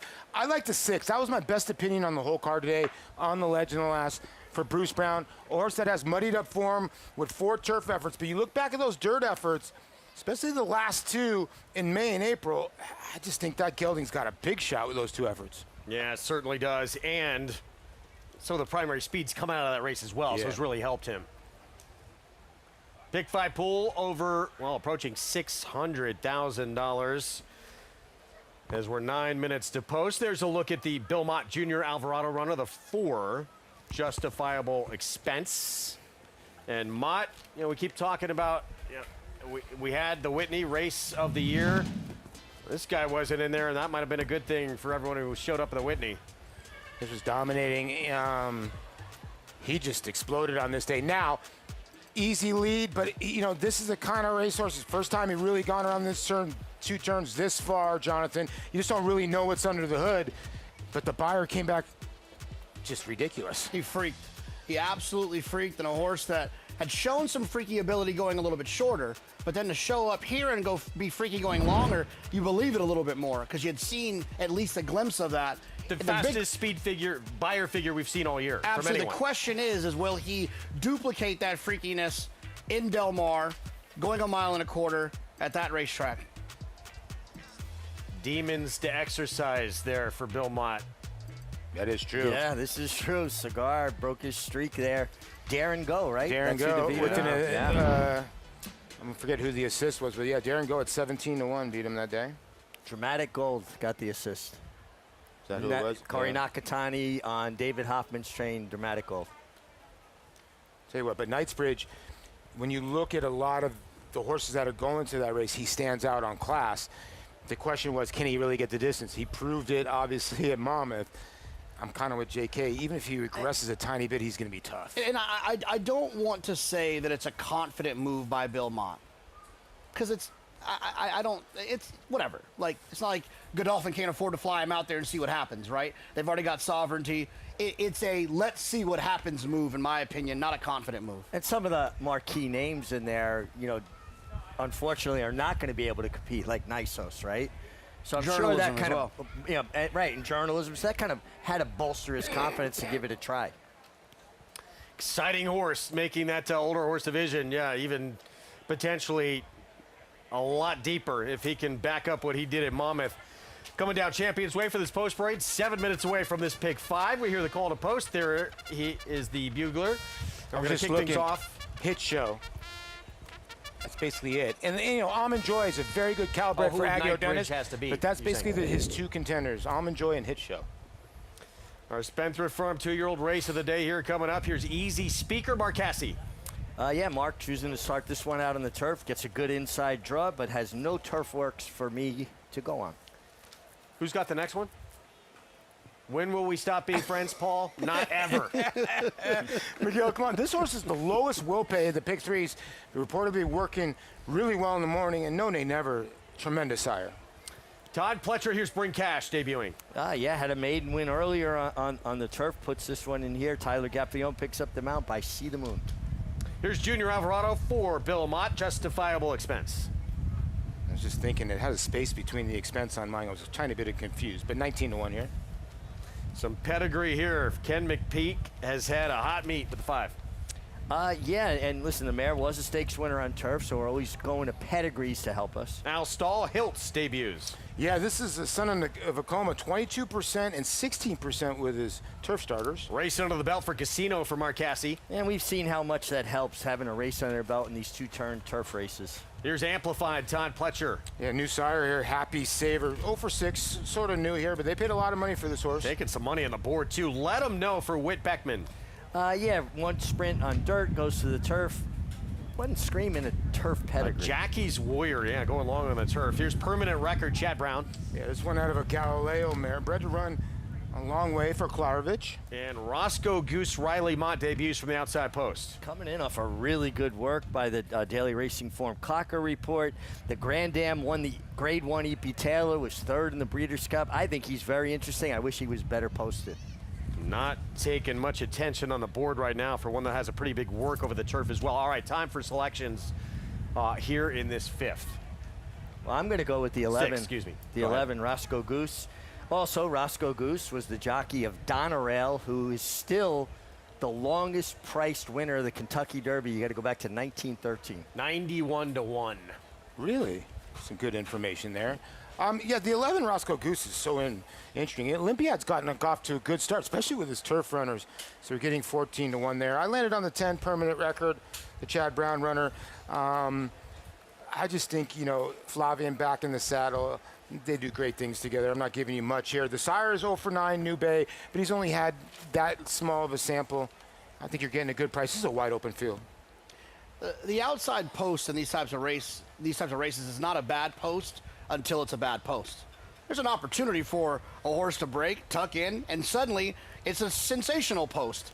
And I think sometimes the price will drift up a little bit. I think we saw it with a horse back in the day. I always think about this. Hit it a bomb, drew the 14 in the Breeders' Cup at Keeneland. The price continued to drift up, and he won for fun. It happened with Golden Pal. He broke from the 14, won for fun. It happened with the Classic Empire in a Grade 1 race. Broke from the outside, drifted up in price, won for fun. It's only bad when it's bad. It doesn't have to be bad. 3 minutes of post here to start off the late pick 5. Let's go to Maggie. Yeah, we'll take a look here at the horse who is a tepid favorite in number 2, Not Ever, as he and the Chad Brown horse kind of felt like the ones that you wanted on paper, but Not Ever is behaving himself a bit better than the aforementioned number 10 in here, permanent record. Looking at this son of No Nay Never, they paid $212,000 for him at the Tattersall's yearling sale last October. There's plenty of pedigree on the bottom. This is what he wants to do. I've liked his workouts in here. Last time on the turf, he set the pace for an unraced mate who never was able to get to him. And then before that, on the dirt, which is not his preferred surface, he was on the inside of Oscar, another first time out turf route winner for Miguel, and never let him by. I think this horse has some quality to him. And at 7-2, he's battling for favoritism, but I like the post better, and I like the way he's been acting better than the 10 permanent record. Easy Speaker, he's a weird one. He's a half to a pretty good dirt sprint runner that I know very well by the name 1900, and there's more dirt sprint pedigree. He's a son of Speaker's Corner, who Mark Cassie had told me that he likes the way that this horse had been working, so I'm really surprised to see him show up here on the turf going long. But weirdly looking at him, this is what he looks like he wants to do. He looks nothing like his half-brother, 1900, who's a stocky, dark bay, very, very short coupled with a straight hind leg to him. This guy is all angles, all leg. We'll see what he does here. Gets a opportunistic post there on the inside. As we'll also check in with that long shot and number 9. Acacia and I really like this horse, but that's Let Him Know, as he sold for $600,000 at OBS March. He worked 21-1, which isn't that fast, but to my eye moves so much more like a turf horse over that synthetic surface, and he's been working decently over the turf. He is a bigger horse. He covers a lot of ground. He really throws those big old turf feet out in front of him. He made a great impression on me here for Whit Beckman, and he has the experience angle. As Acacia, I see you went to the outside horse, the number 11 Roscoe Goose, who has been working very nicely as well. Yeah, I'm going to take a little shot with this one, Maggie. I agree with you on the number 9, Let Him Know, though. He caught my eye in the paddock, too. But I think some of the favorites make some sense. But as far as 11 Roscoe Goose does go, I know Richie had interest in this horse as well. That last work on the turf was pretty impressive. He is the son of Olympiad, and there really isn't much pedigree to scream turf at you. But I thought that he did actually look well placed in here. He has a turf hoof. He's got a lot of good size to him as well. And he perked up quite a bit once they got out onto the track, kind of like the light bulb switched on. He knew exactly what to expect coming in here. I'd come into this race anticipating picking the 10 permanent record. Didn't love the greenness that I saw from him back in the paddock, Greg, but he did seem to have settled a bit more, as he's now your tepid favorite at 3-1 out there on the track. Incredibly difficult race. Thank you, Maggie. Acacia, lean with the leading trainer at the meet here, Chad Brown. Yeah, he's just so proficient with all kinds of runners, but certainly with his first-time starters on the turf. And Flavian Pratt's been riding terrific the entire meeting. Yeah, and listen, you're getting 3-1. Those looks tremendous now. It looks like he's settled down. But, the outside post, not too worried with Chad's horses, because I think this horse is going to fall back and make one run, and Flavian will try to do the work and save as much ground as he can. The 2, to me, looked good. And I thought the one, Easy Speaker, he's paid a lot of money for $650,000 for a Speaker's Corner. I thought this horse been working well in the morning too at 9-1. Yeah, as Maggie mentioned, Dan produced one that her husband trained, 1/900, graded stakes place, ran a 103 Beyer speed figure sprinting on the dirt. So very good on that surface. We'll see how this one takes to the grass in the debut. The other Mark Cassie, Casino the 7, the one for Cassie, who has experience, that one at 9-2. Yeah, getting back to the one Easy Speaker, though, 1/900, very talented, very fast. But I'm not seeing a pedigree that's screaming turf at me. And you know, Mark maybe just kind of reaching a little bit, putting his horse on this surface to get the distance more because he hasn't shown a great deal of speed. There is the 7, Casino. They kind of didn't bet him last time. And this, you know, you don't know if this is a tougher race, but he's getting bet a little bit more than he was last race, wasn't he? Yeah, 9-2 right now, was 7.5 to 1 in that debut. Experience can mean a lot. Favoritism now shifts to this horse, stepping in at 2. First time started for Miguel Clement, Manny Franco. Second dam was the winner of the Group 2 Prix de l'Opera. Pretty impressive pedigree there. We'll see if this one can live up to it here. First time out with Manny Franco aboard. Late pick 5 starts here in the 6th. Part of it, the Mahoney outfielder, going to be a heavy favorite for Wesley Ward. Let's go upstairs on our Fox Sports 1 coverage. Frank Miramati to get us started in the pick 5 sequence. Justifiable Expense is just right at the gate. Straightening him up. Let him know, still waiting. Here's Chambered.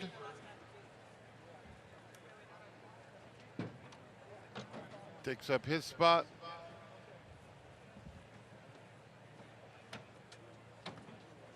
Permanent Record.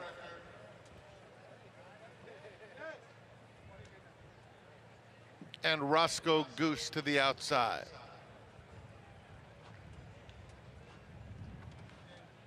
Goes in. They're in the gate. And they're off. Not Ever flies out of the gate. Opens up a couple of lengths in the blink of an eye. On the outside, Amplified now moves to engage, and Casino is in between those two. They're followed by Bring Cash, and Let 'Em Know is 5th in the early going, 5 lengths off the lead as they round the clubhouse turn. Flavian Pratt gets Permanent Record over to the inside, 8 or 9 lengths off the speed. Then Roscoe Goose, followed by Easy Speaker as they string out around the turn. The last 3 are Chambered, Justifiable Expense, and another 6 back to Hiltz. The quarter in 23 and 4, Not Ever and Casino doing battle. Amplified gets a good spot in 3rd. He's 3 lengths off the lead.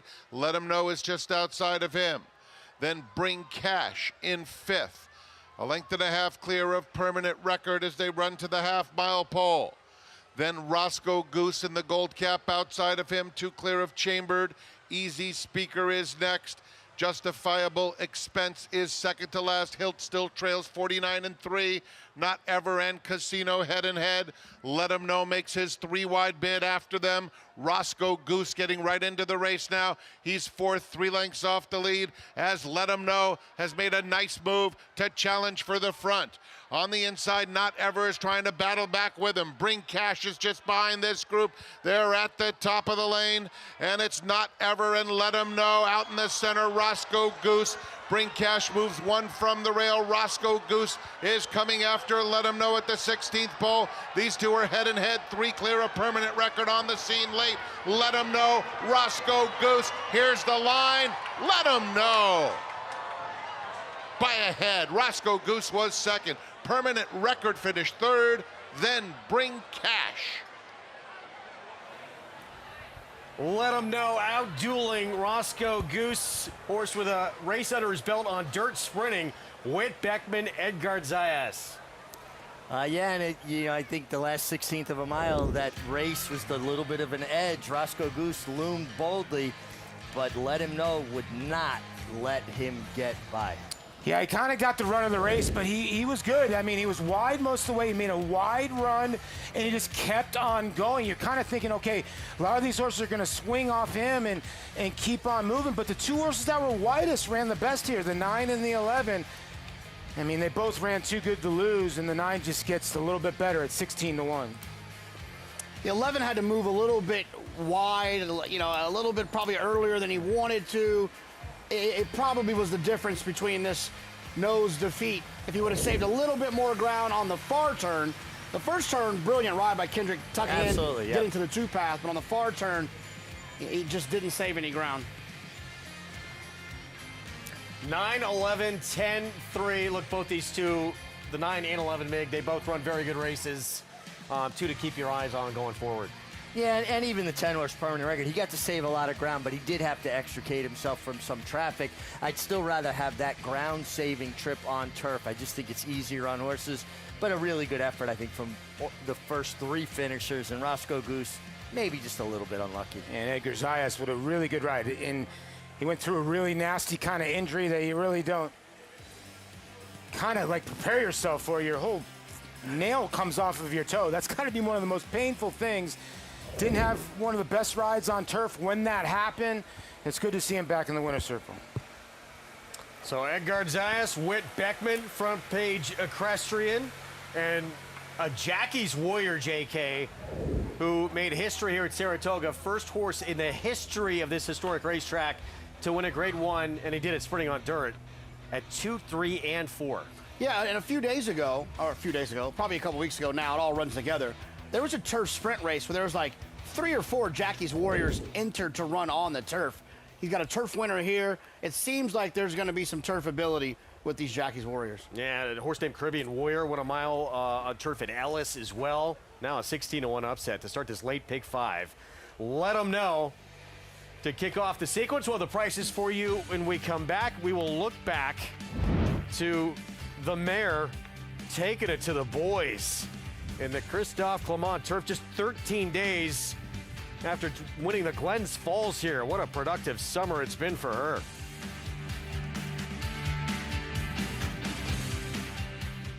Bet any track, anywhere, anytime. Download the NyraBets app to play today and get a $200 deposit bonus. Watch and bet on live horse racing from over 300 tracks worldwide. Get expert picks, play live money betting contests, and boost your bankroll with daily promotions. NyraBets is the official betting partner of Saratoga Racecourse. Sign up now. New members use promo code SPA200 to claim your $200 deposit match bonus. You bet with NyraBets.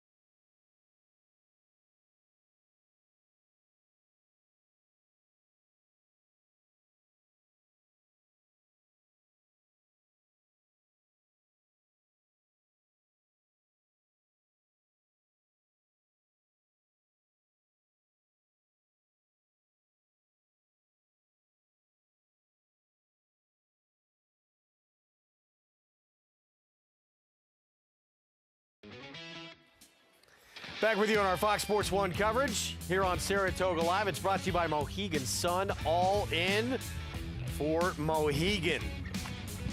Just let them know to kick off the late pick 5. Edgard Zayas missed some time, tore his toenail off his right foot. That is painful. That happened in the Lake George in the starting gate on Time to Dream. He's back, and he's back in the winner's circle. Let's go to Acacia.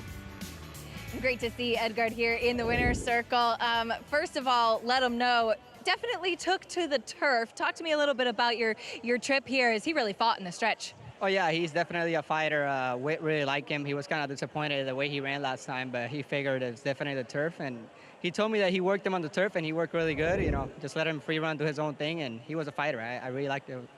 You were drawn towards the outside. How did you navigate trying to work out a little bit of a trip in here? He told me he has more speed naturally than what he showed in his dirt race. So I might, going to the turf if he liked that he was going to break running out of there, and that was my plan. Just try to break running, get position, and let him do his thing. It's great to see you back, as of course we did see you sidelined for a bit after getting really hit there in the Lake George in the starting gate. How rewarding is it to be able to come back here at Saratoga at such a tough meet? Oh, it's great. I'm happy. It could have been worse. I'm happy, nothing worse happened, and, very happy to be here. I know it's going to be tough. We're working hard to try to make it for sure. Well, great to see you in the winner's circle. Congratulations. Thank you. Greg? And that's how close it was in the end. Let them know, out-dueling Roscoe Goose for the victory here. I've had that happen. It is incredibly painful. It's got to be just ridiculously painful. And hopefully you played your superfecta 9-11-10-3, $25,000. Wow. For a $1 wager. My goodness. Wow. Let's move on to the 7th. Start of the late pick 4. 7 furlongs on the main track here. $20,000 maiden claiming group.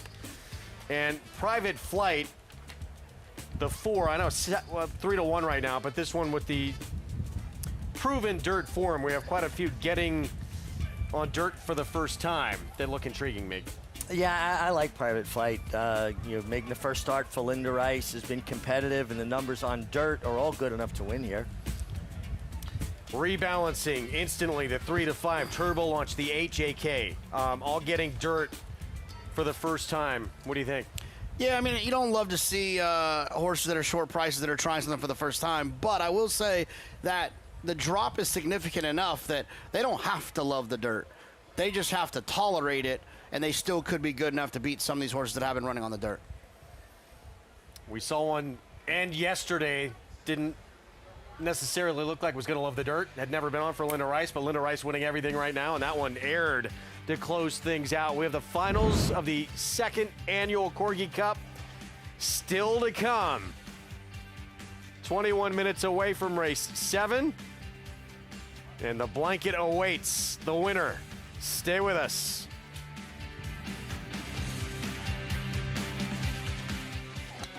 Excelling on a cross of New York turf and Kentucky bluegrass.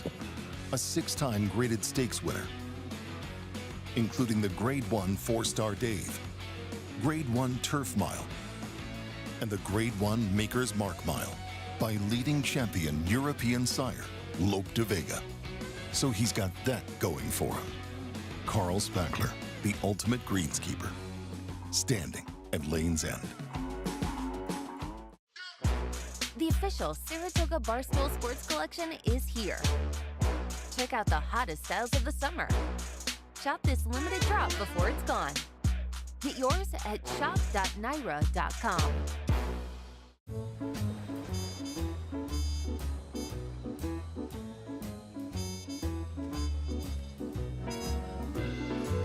This is the joy of traveling well. Oceana Cruises. New to McMahon Thoroughbreds for 2026, champion Uncle Mo's undefeated 2-year-old, Showcase, named a TDN Rising Star on debut, and winner of the Grade 2 Saratoga Special. Showcase is awaiting racing room, trying to get out of there, and Showcase gets out for a crack at first resort. Showcase lengthens his stride. He bounds home with plenty left. Showcase ultra impressive in the Saratoga Special. Showcase, standing for $5,000 at McMahon of Saratoga Thoroughbreds. It's America's original sport. And no one covers it better than americasbestracing.net. From the sport to the lifestyle, the best races, horses, and destination venues, cocktails, gambling, fashion, and more. americasbestracing.net is a sport for you.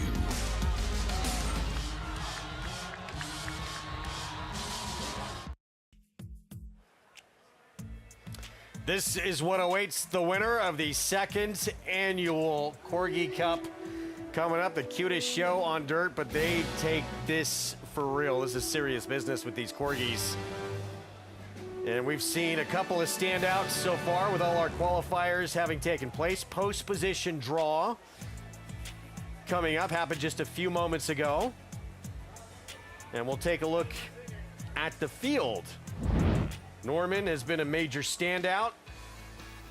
We'll wind up in post 8 out of Winstead, Connecticut.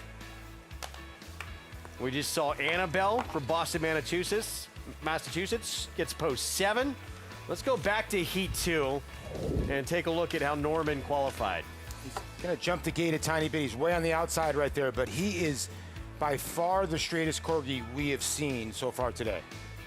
Well, he did get a head start, though. He had about a 3-length lead before anybody else moved. Probably didn't matter, though, right? I mean, it's won by so much. Yeah, he went pretty easy, didn't he? Still. Meanwhile, Heat 3 from not far away, Troy, New York. Spike came away the winner, guys. Yeah, another local entrant. Kind of broke, looked over, he's checking out his competition. He went kind of handy, guys. I think he won with something left. He looked to his left and looked to his right. There was no problems. But again, you don't like to see the let up at the end, JK. Yeah, I don't like to see it. I'm going to tell you the truth. And I'm alive in the Corgi Pick 5. I'm just kidding. There's not one of those, but if there was, I would be involved. I'm going with Norman. Norman was straight and strong. And broke really sharp. Yeah, he did. But do you think, like, if they qualify for it, can they change equipment for the final? Because I really think that Spike with blinkers would improve. He was very impressive. I got to think he's the favorite going into the finals coming up. We'll have that to come. What a meet it's been for Manny Franco. He's been one of the great stories this summer here at Saratoga. He just keeps things rolling. Stay with us. Best summer he's ever had, and more work to do.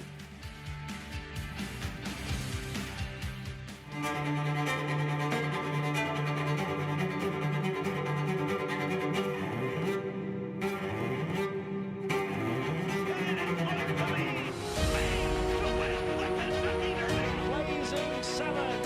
Big stone to get up into the Pacific Classic.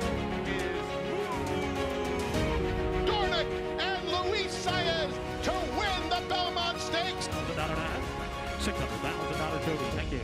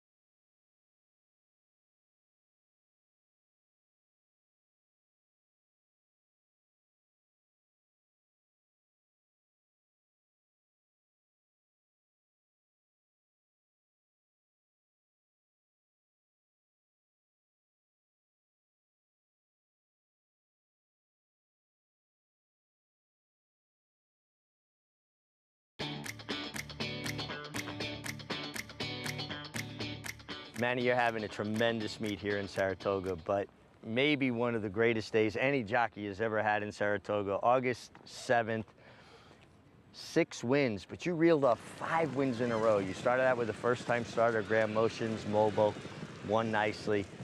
But by the time you got to the 5th in a row, Constant Force, this was a 2-year-old that came from way, way back.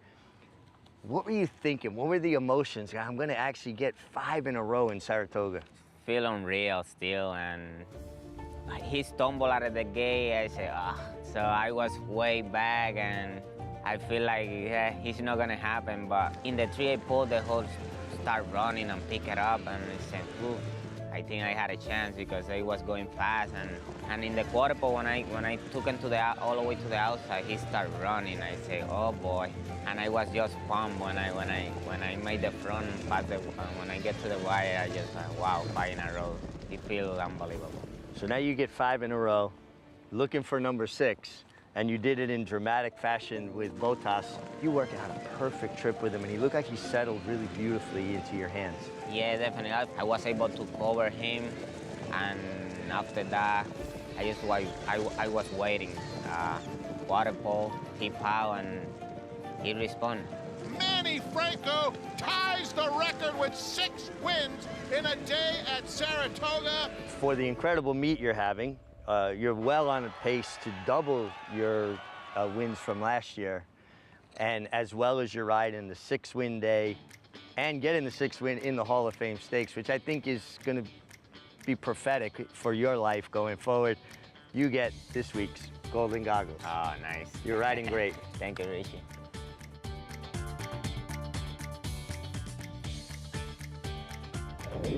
Jockey Spotlight sponsored by My Racehorse. Discover the thrill of fractional racehorse ownership. Visit myracehorse.com. And yes, a career Saratoga summer for Manny Franco. He's already eclipsed his personal best here. 42 wins and counting. He's alone in second in the jockey standings, Mig. And you've had some days, some big days, where you had several wins in a row. What's going through your mind when you put together a day like that? When you just start getting in a roll, you start believing that you're going to win on anything. Like, as badly as that 5th in a row stumble, that 2-year-old, he said, well, I don't think it's going to happen. But then at the 3/8, we started leaning on me. It's amazing how success breeds success. And equine athletes, human athletes, confidence is key. And, you know, Manny got pretty pumped up there. My advice to all riders, though, save the celebration till after the finish. It just worries me. You know, horse ducks on you or something, and you wind up coming off before the wire, and you blow a win. Tell you what, these guys are kind of reminding me, I know it's a little extreme, but in 1941, Ted Williams hit 400 and didn't win the MVP because Joe DiMaggio had the hitting streak. Then go to 1947, he won the Triple Crown, but he didn't win that also as well. Joe DiMaggio beat him as well. So it just feels like these guys are just putting up, they're going to put up legendary, like Manny might put up a legendary year here and finish in second, which is crazy. Yeah, keep it, look, we talk about, you know, all these storylines, they break out each and every summer here. Jose Ortiz is on pace.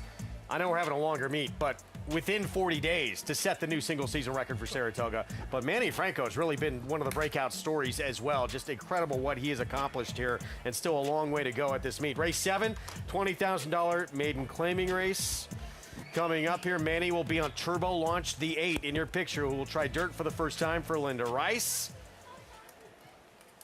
As we are 10 minutes away. Pick 4 pull over $300,000 in this spot. And what do you think here in terms of how do you get to know a horse, Mig, getting on a new surface for the first time if you've had limited experience with that horse? Well, honestly, you're putting a lot of trust and faith in that the trainer has a handle on what surface they may be. Like, speaking of Turbo Launch, right? 6 starts all turf. But the mare was a stakes winner on dirt, but she has yet to produce a dirt winner. So we're trying to kind of look at all of these clues to lead us to where we want to be. Right now, you have to respect anything that Linda Rice puts on the track because they're just running out of their shoes. Two back Linda Rice of Chad Brown for a leading trainer. Yeah, they're just running out of their skin, and there's Linda's charge. You know, if the horses that are getting bet the 3, 4, 5, and 8, you made a good point. 4 is the only horse that's run on dirt. You're kind of guessing with the 3, 5, and 8 here. Yeah, I mean, I think that's the thing. You have to identify the class. Obviously, the 4, Private Flight, has shown the most ability on dirt. But there's some other horses that have shown a little bit more class. So you have to decide what you want to do with Private Flight. So here's Private Flight, and certainly a strong dirt form, although 0 for 10 to this point. But you look at the dirt races, we don't know with the 3, 5, and 8. You know what you're going to get pretty much with this one. Yeah, and that's why I landed there. Plus, it goes to the Linda Rice barn, and we've just talked about how white hot she's been after a little bit of a slow start to this meeting. And at least you know what you're going to get. Rebalancing started on turf, didn't show a lot, adds blinkers, now gets to dirt. 5-win day yesterday for Linda Rice. Third time in her career that she has accomplished that. She's already got 2 today. It's pretty impressive, especially because she started off the meet a little bit chilly.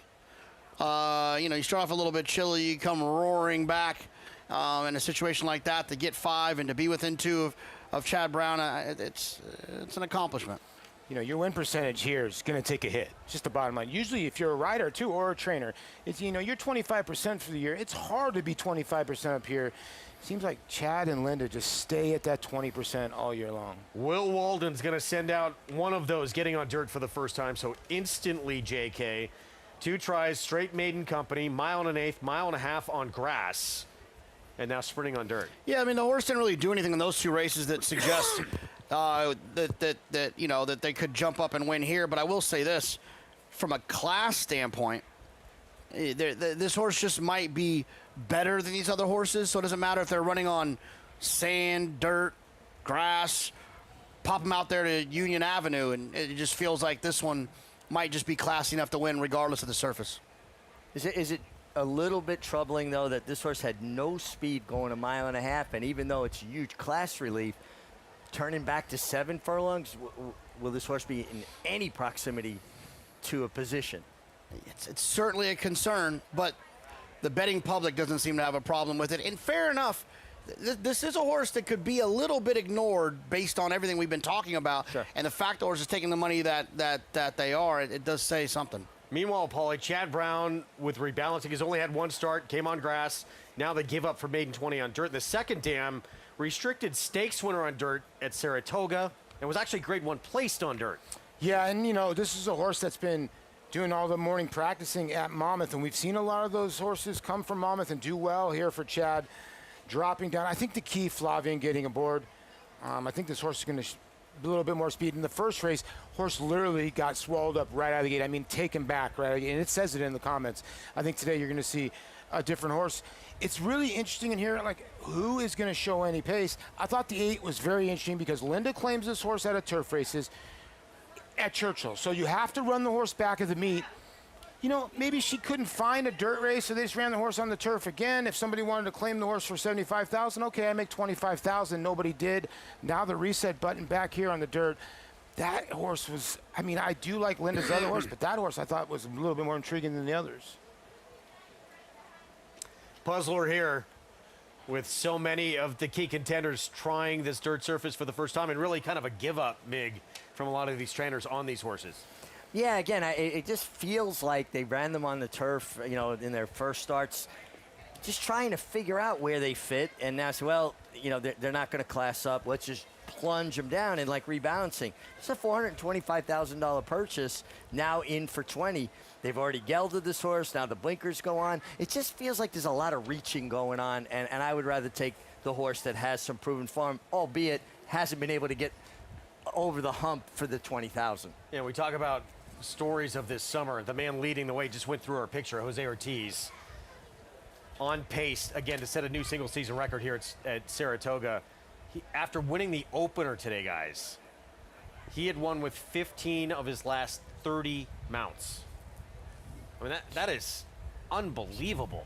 Remarkable. To do that up here. It is. And I certainly don't want to take anything away from Jose, but let's look at it realistically. He did pick up a lot of mounts from Irad. Yep. When Irad was injured. I'm not, like I said, not trying to take anything away from him. Let's just put it in a context a little bit. I think it deserves to be put there. Yep. Here's Thundertaker. Rob Actors, he had a nice win with Kark Brothers earlier on the grass. That horse remains perfect. Here's a horse coming in from that Belmont at Saratoga week off. Yeah, this one, Son of Thunder is the sire here. Christopher Elliott will be aboard. Bootsies Orasco with Tyler Gaffleon. Yeah, this horse ran okay last time considering the price in that dirt race. First on dirt, Chad Brown-Klarovich rebalancing. Yeah, blinkers go on and 4-1, so you're getting a price if you like this one. Here's the one with a dirt 4 in private flight.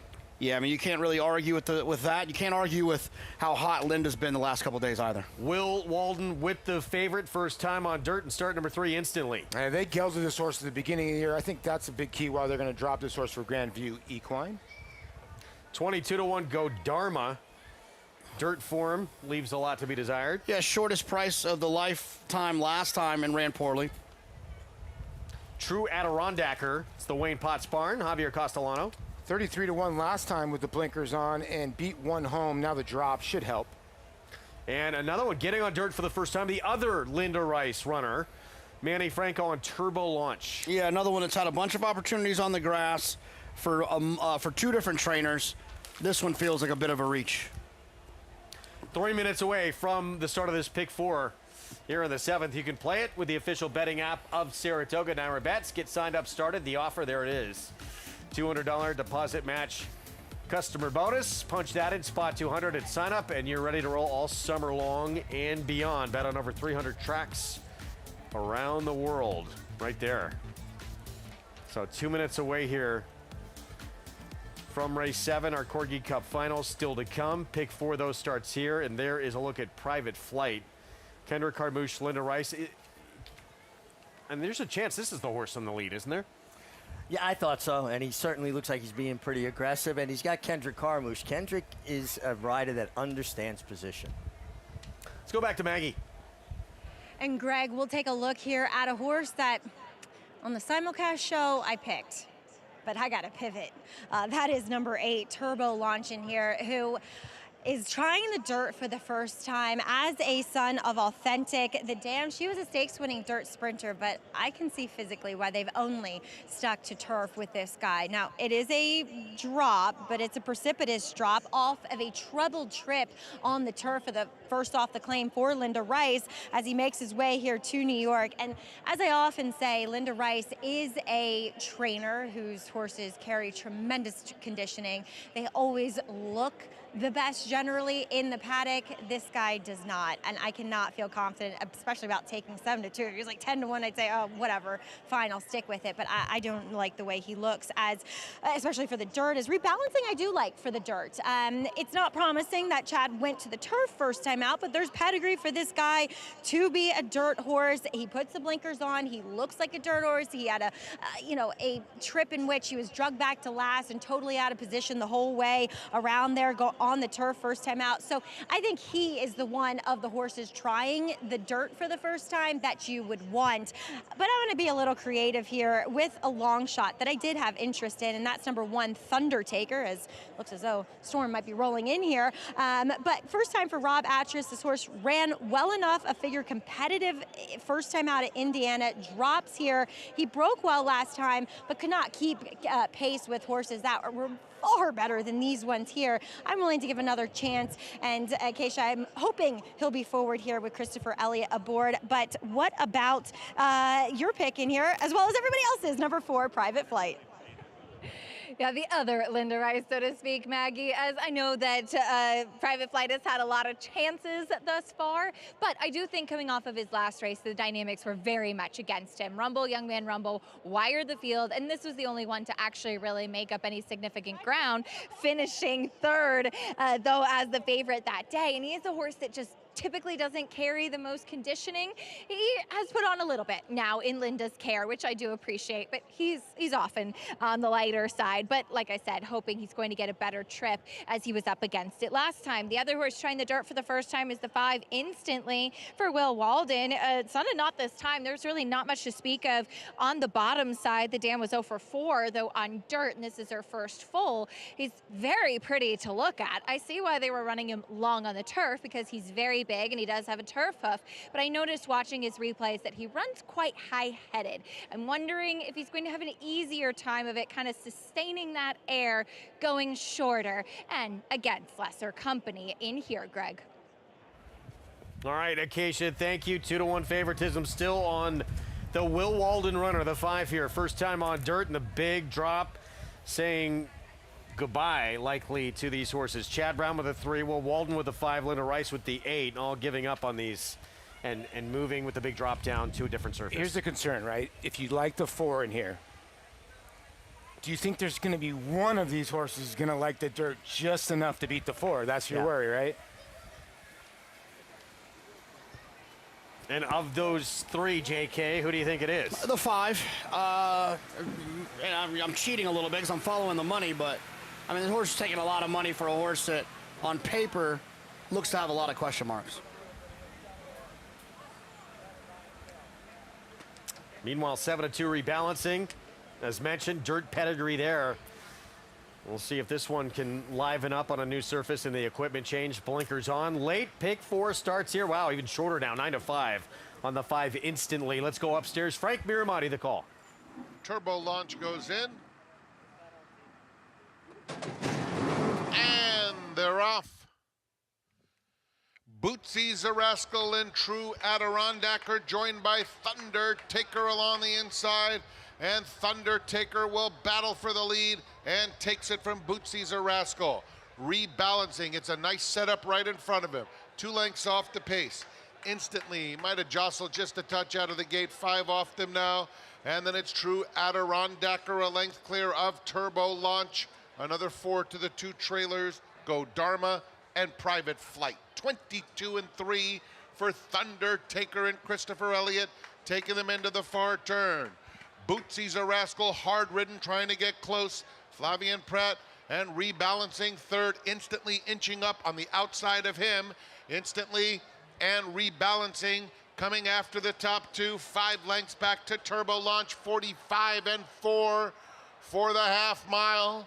And here's Rebalancing, who gets first run. Instantly is chasing him at the top of the stretch. At the rail, Thunder Taker is fighting as well as he can. And out in the center of the racetrack is Turbo Launch. There's 1 furlong to go. Turbo Launch trying to get to Rebalancing, who has a 3-length lead. It is Rebalancing. Turbo Launch closing stoutly at him on the outside. But Rebalancing's holding firm, and Rebalancing a perfect trip to victory. Turbo Launch was second. Private Flight got going late third. Instantly was fourth. Rebalancing just holding off Turbo Launch. Both these two taking at this level to the new surfaces in here, but it's Chad Brown, Flavien Prat, Klarovich with the win. Yeah, taking that precipitous drop in class and changing surfaces and got it done. This horse is well placed. I mean, this horse gets claimed for 20, that's what he was. I mean, he was well placed. Turbo Launch ran well. Paul, you and I both thought the 4 was being eased around the turn, Private Flight, but then found his stride and came finishing. He ended up running third. I think it even surprised Kendrick a little bit. It looked like Kendrick was kind of easing the horse. He went about 7 wide around the turn, but you know, the 3 was just forward, and I think that won this kind of race, especially with a lot of horses trying dirt for the first time. Turbo Launch and Linda Rice is going to have to settle for second and third. And this was big too. We got a long way to go, but had the 8 won this race, it would have been 1 separating her from Chad Brown. Now it's 3. Wow. Wow. Yeah, it's going to be a race, and it's interesting. And, you know, one thing about it, they don't always run in the same kind of races. Linda has a lot of, you know, claiming horses, different kind of horses in Chad. So they're both going to have to make the most of their opportunities in their respective divisions. That's 7-2 on this horse. Not a bad price. So 3-8-4-5 finish. Number 26 of the meet for Chad Brown, leading the way is the top trainer right now. There he is, shades on, and a frequent visitor to that winner's circle. Flavien Prat notches number 40. Caught up with Chad actually right when I was walking out yesterday when we had the middle shift, and his daughter, that horse by Malafat won, and man, you couldn't take the smile off his face. He beat the daughter of Malafat. Yeah, he beat the daughter of Malafat, yeah. But that 3-horse can run, my goodness, she was nice. Libby Lloyd. Yeah. 7-2 rebalancing. Prat, Chad Brown, Klarovich with a big drop down for maiden 20. We'll have the prices when we come back. Second annual Corgi Cup finals. And there is Tony Olivato carrying the trophy. Gloves in hand to be presented to the winner of this Corgi Cup when we come back.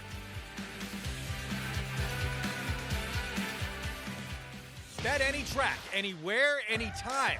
Download the NyraBets app to play today and get a $200 deposit bonus. Watch and bet on live horse racing from over 300 tracks worldwide. Get expert picks, play live money betting contests, and boost your bankroll with daily promotions. NyraBets is the official betting partner of Saratoga Racecourse. Sign up now. New members use promo code SPA200 to claim your $200 deposit match bonus. You bet with NyraBets.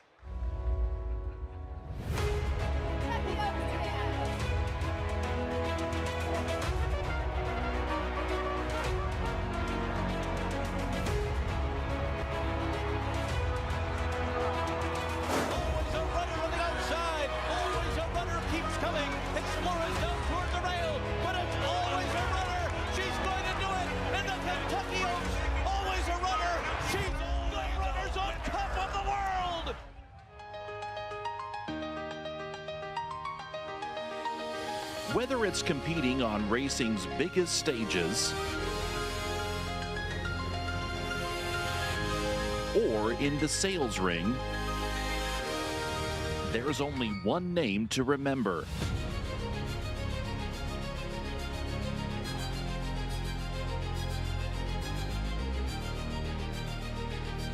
Legion Bloodstock.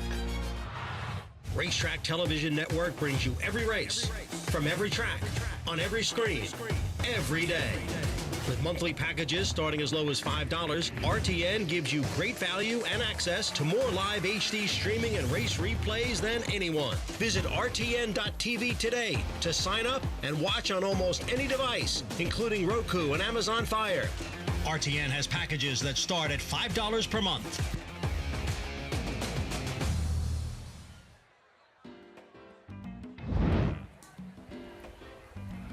Back with you on Saratoga Live with the Corgi Cup finals to come.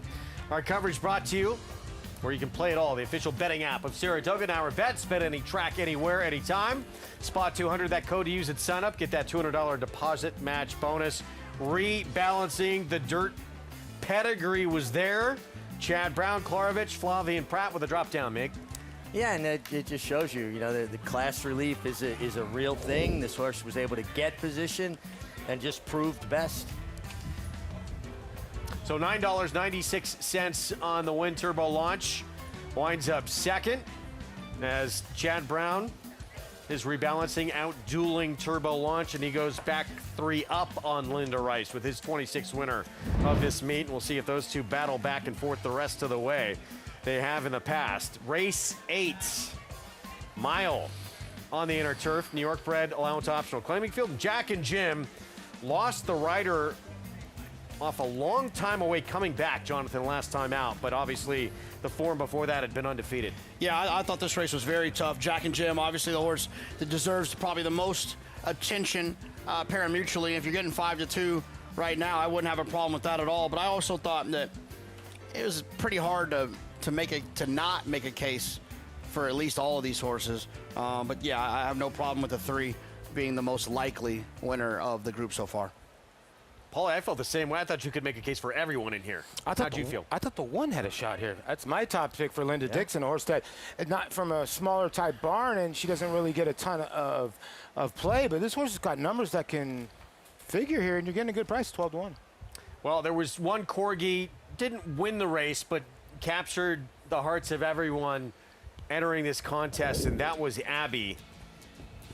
With the wheelchair there, sort of stole the show. 12-year-old, and because of the response that everyone had to Abby, this incredible fan favorite, we have named an award after this one, the 2026 Abby Fan Favorite Award that we're going to hand out this year. That's awesome. Good stuff. That is cool. There's somebody was out there earlier saying I would buy Abby shirts if somebody would make them. This year's recipient, Callie, winning the Abby Fan Favorite Award. It's so cool. Callie traveled up from Florida. It's a horse from Gulfstream, or a dog from Gulfstream, 4-year-old. Owner Stacy Nix. Congratulations to Callie. Red bow tie, wearing it well. Nice.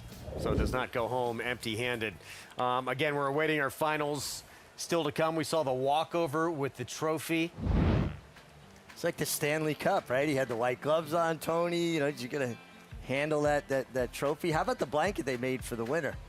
That's pretty impressive, right? I love it. So everybody picking all the grade ones, and now the Corgi Cup as well. Corgi So Cup? we're going to get graded status, I guess, for this race next year?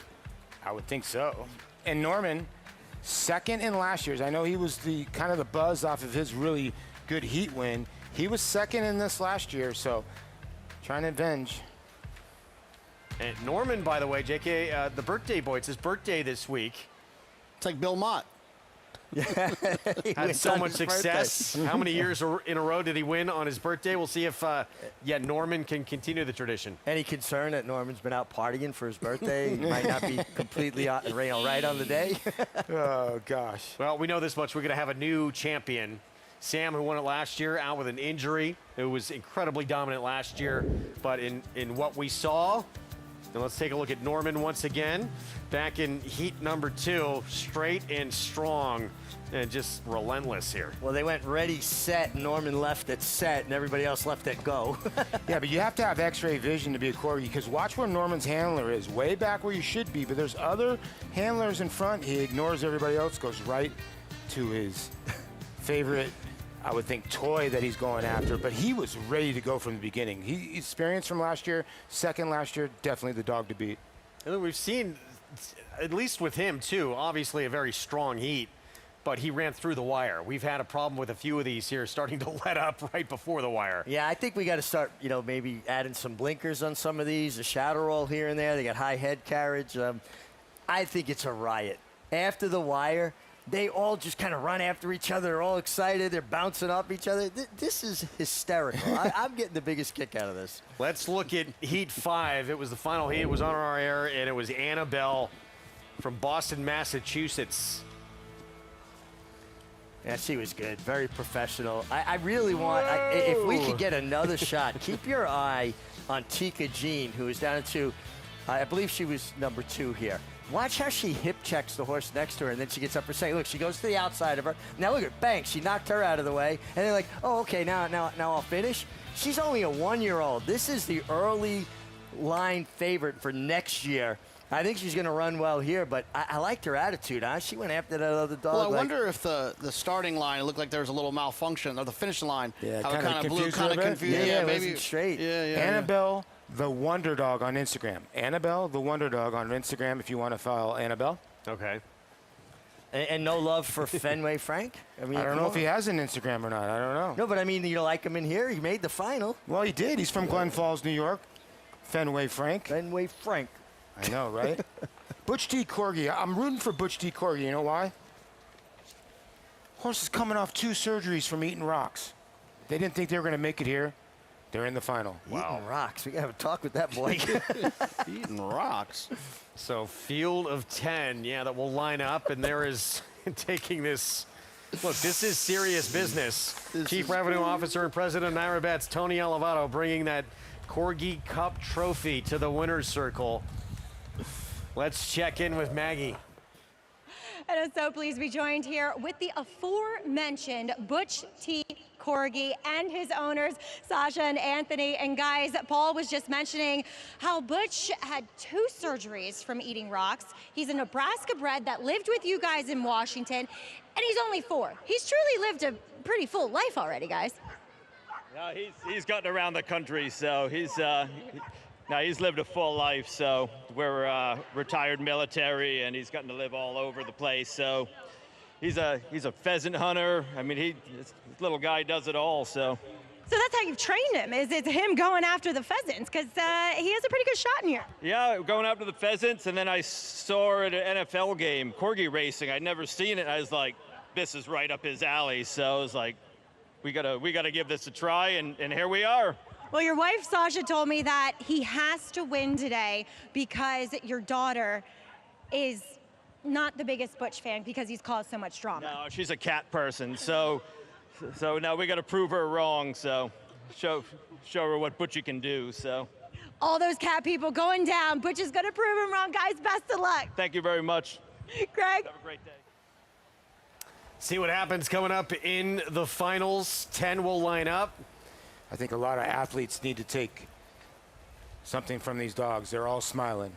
I think next year we got to open this up, maybe have a couple of heats on the turf. You know, we'll get Maggie telling us, you know, if they have a turf hoof or not, or turf foot, paw. Yeah. A hoof, not paw. It's a paw. Turf paw could be. You can see, look at Butch T. Corgi. He's already focusing on his toy. That's got to be key. Got to get him focused early on what they're going to chase. You can see the 3 there. Etta needs to focus a little bit. And again, look, it's the owners too, past that finish line, that really have to focus and make sure that their Corgi runs through that finish line. Definitely a team activity. Here is Here's Norman. Now, last time he was pulling, he's pulling again, Meg. Yeah, he's eager. He knows what he's there for. Oof. Next year, when I have my entrant in here, I'm going to have raw liver. My dog's going to run to the raw liver. Runner-up last year, 2nd overall, this one. Spike, as we get set. Ooh. Who's for that? Our finals. That one's raring to go. That's the 6. That's Spike. Yeah, Spike is ready to go. Spike's got his game face on. Ready to jump. He's ready to jump to start. Now, there's Norman. He was doing this last time. Send it upstairs. The finals of the 2nd annual Corgi Cup. Frank Miramati with the call. Fenway Frank is rolling around. That cannot possibly be a good sign for Fenway Frank. We will see. Maybe that relaxation will pay off. Kona to the outside. And the owners getting behind the finish line here as we get ready for the Corgi Cup Championship. Let's hear it for the Corgis, ladies and gentlemen.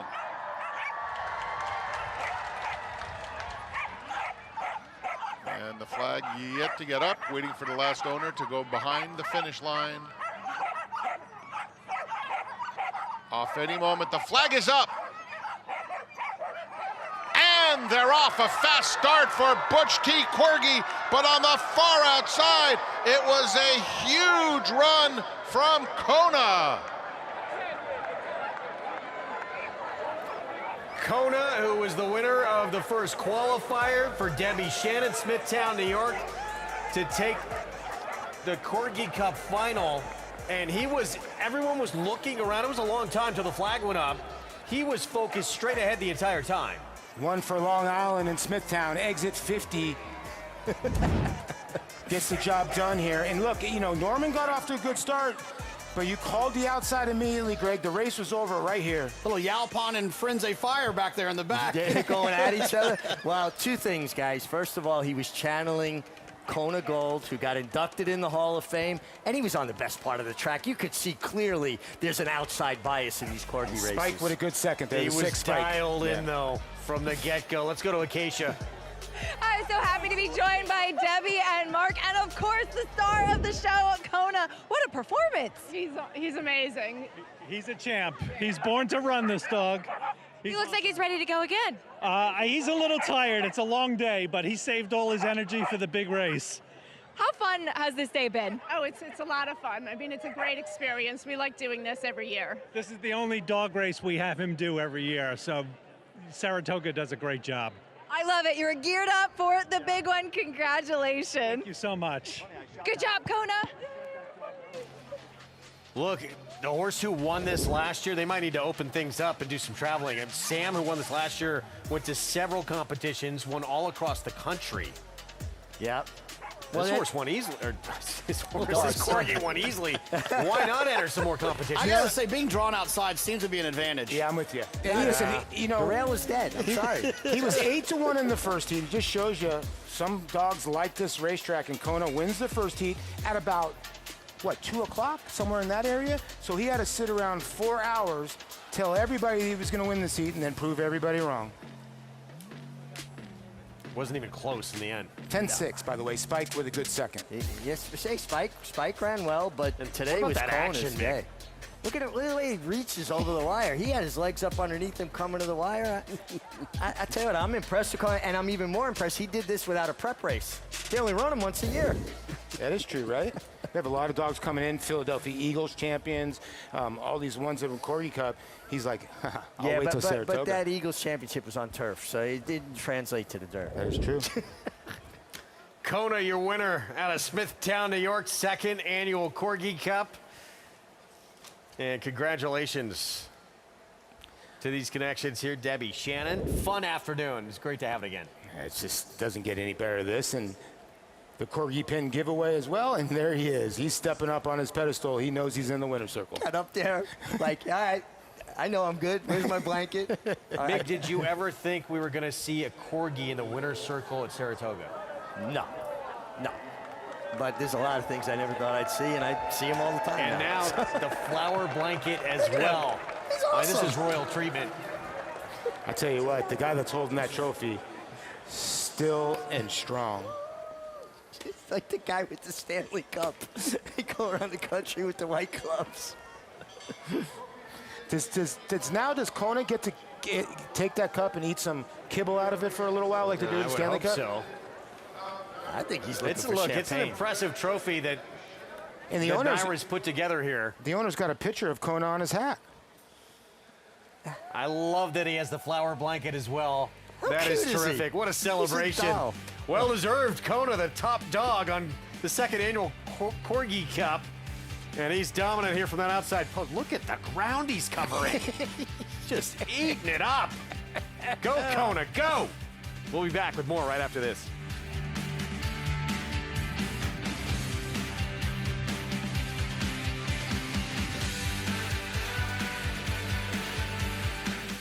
He looks like a horse that breeders would love. He's just a perfect silhouette of a horse. Citizen Bull, his speed is his weapon. Citizen Bull in gate-to-wire fashion. When the real running starts, And he kicks away.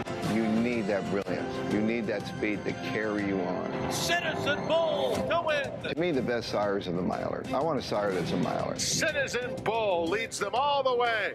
He's a colt with every single ingredient you want in a stallion prospect.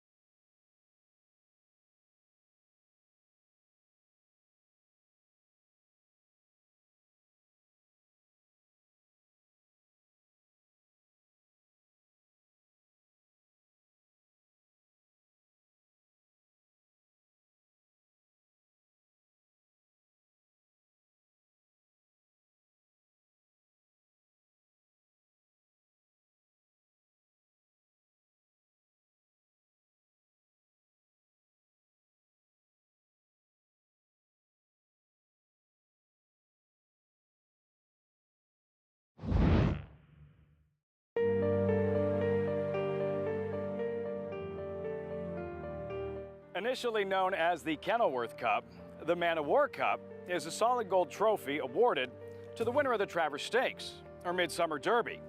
Commissioned by Abe Orpin, co-owner and manager of Kenilworth Park in Windsor, Ontario, the trophy was created by Tiffany & Company in 1920 for the match race between Man of War and Triple Crown winner Sir Barton. Man of War won the contest by 7 lengths and drank from the cup in the winner's circle. In 1936, Samuel's wife Elizabeth donated the cup to Saratoga Racecourse. That same year, Granville became the first Travers winner to receive what is known now as the Man of War Cup. Each year, the original trophy is presented by a member of the Riddle family or the governor or lieutenant governor of New York to the winner of the track signature event. A smaller gold-plated replica of the Man of War Cup or Travers Trophy inscribed with the winner's name is prepared for the winning connections to commemorate one of the most prestigious victories in the sport.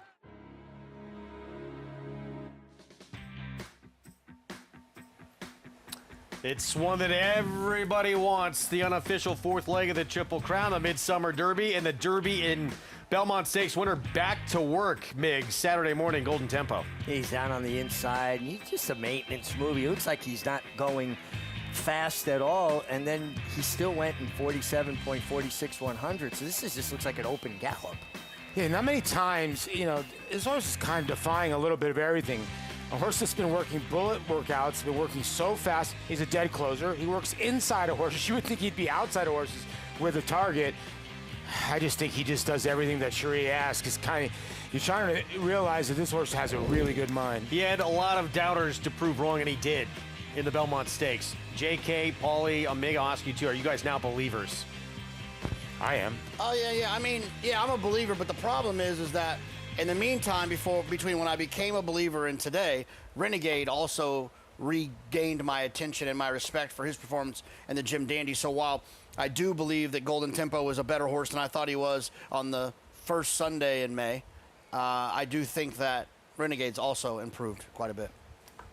And we're going to have some new faces as well. And again, even though he won both those races, it's not like figure-wise he overpowered anyone, even though I was impressed with the way he did it. What are your thoughts?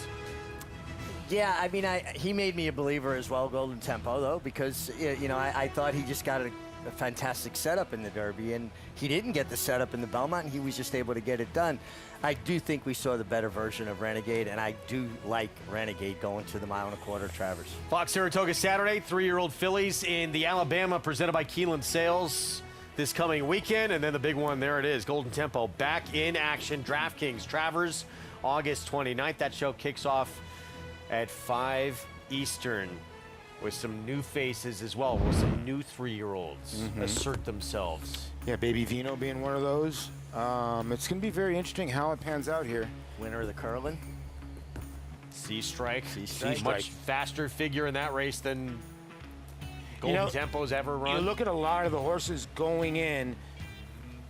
You had Renegade, Commandment, Golden Tempo, right?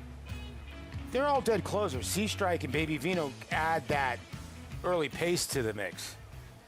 Race 8, mile over the inner turf of this New York bred allowance optional claiming group. Let's go to Acacia. And Jack and Jim currently taking some attention as hopefully he does get a chance to have a real 3-year-old debut in here, as unfortunately last time out looked like he was starting to make a move, where Manny Franco did share afterwards that he did kind of clip heels and get a little bit too close to company, unseating his rider. Funny if that's the word for it enough, but Manny had actually been dropped on the turf by a different horse in almost the exact same spot the day prior at Aqueduct. So not sure if there was something a little bit distracting on the turf around that time. But in any event, thankfully, both horse and rider were just fine.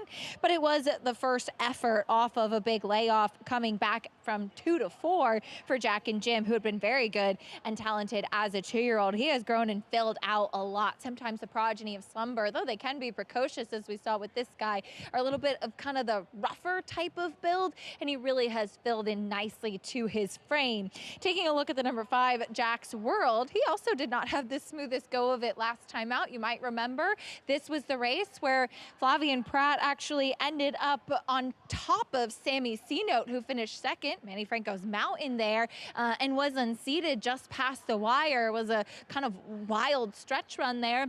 And Flavien saying that Jack's World was lugging in, and so he was trying to keep his balance, and when another horse got close to him, he ended up having to kind of rely on leaning over onto his neighbor. So true athleticism for sure, and thankfully he was able to hold on until the wire, so Jack's World got the win that day. Very strong once again. You can even see the lugging in a little bit when he is closing, so that is a bit of his Achilles heel. He's in great form right now for a barn that is in great form, and I like the mile for him. I think that distance does suit him best. Hopefully he can keep a straight course in here though, Greg. All right, Acacia, thank you. Jack and Jim lightly raced, back off a 1.5-year layoff, lost his rider in his comeback effort. Right now still the favorite after being 2 for 2 early on to start his career, Paulie.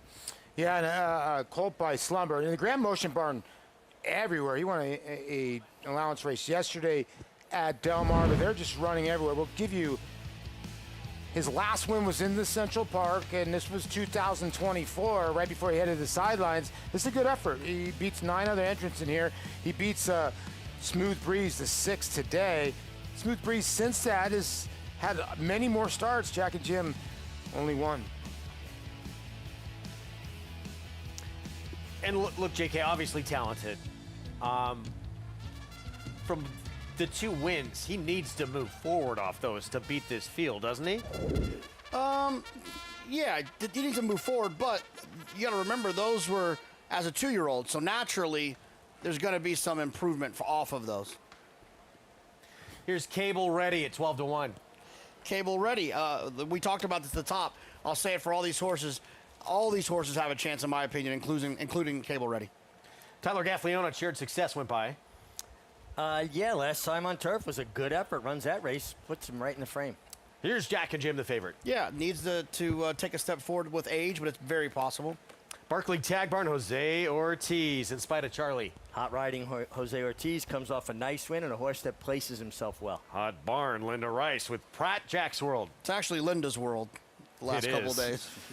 7 wins over the last couple of days. Here's Smooth Breeze for Jorge Abreu. Has races that would put this horse right in the frame. Tried much tougher in the Kingston. Last time rained off. Form's a little dirtied up.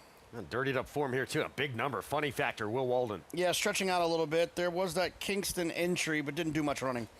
Truman's Commander, Marcassi Barn. Comes off a win sprinting, but has a race going a mile and a 16th. That would be very good here. This one has some very big efforts that would make Mo Trump a contender, including a Tampa a few back. Yeah, this horse has some good performances, but disappoints more often than not. And Terminal Velocity on the outside for the Lisa Barkowski Barn, Luis Saez. Horse that has some speed, but I don't think enough speed to clear and not slow enough to drop out. It's going to have to get lucky to slip into a trip here from that post. Let's go back to the 4, 5-2 on In Spite of Charlie. Barkley Tag Trains, multiple winner on the lawn. Let's go back to July 25th, his most recent start. That was a win. That was a good effort, and going to swing about 5 wide and going to hit the front probably a little bit sooner than Jose Ortiz wants to, but going to extend that advantage out to 2.5 lengths. It was a good effort. It was probably his best effort figure-wise of his life and his first start here at Saratoga, so maybe he likes it here. He won nicely. 11 wins away, Mig. Jose Ortiz from equaling Ramon Dominguez's record of 66 wins in a summer. It's just phenomenal. He's been riding in career form all year, winning all the right races as well as winning races in bunches.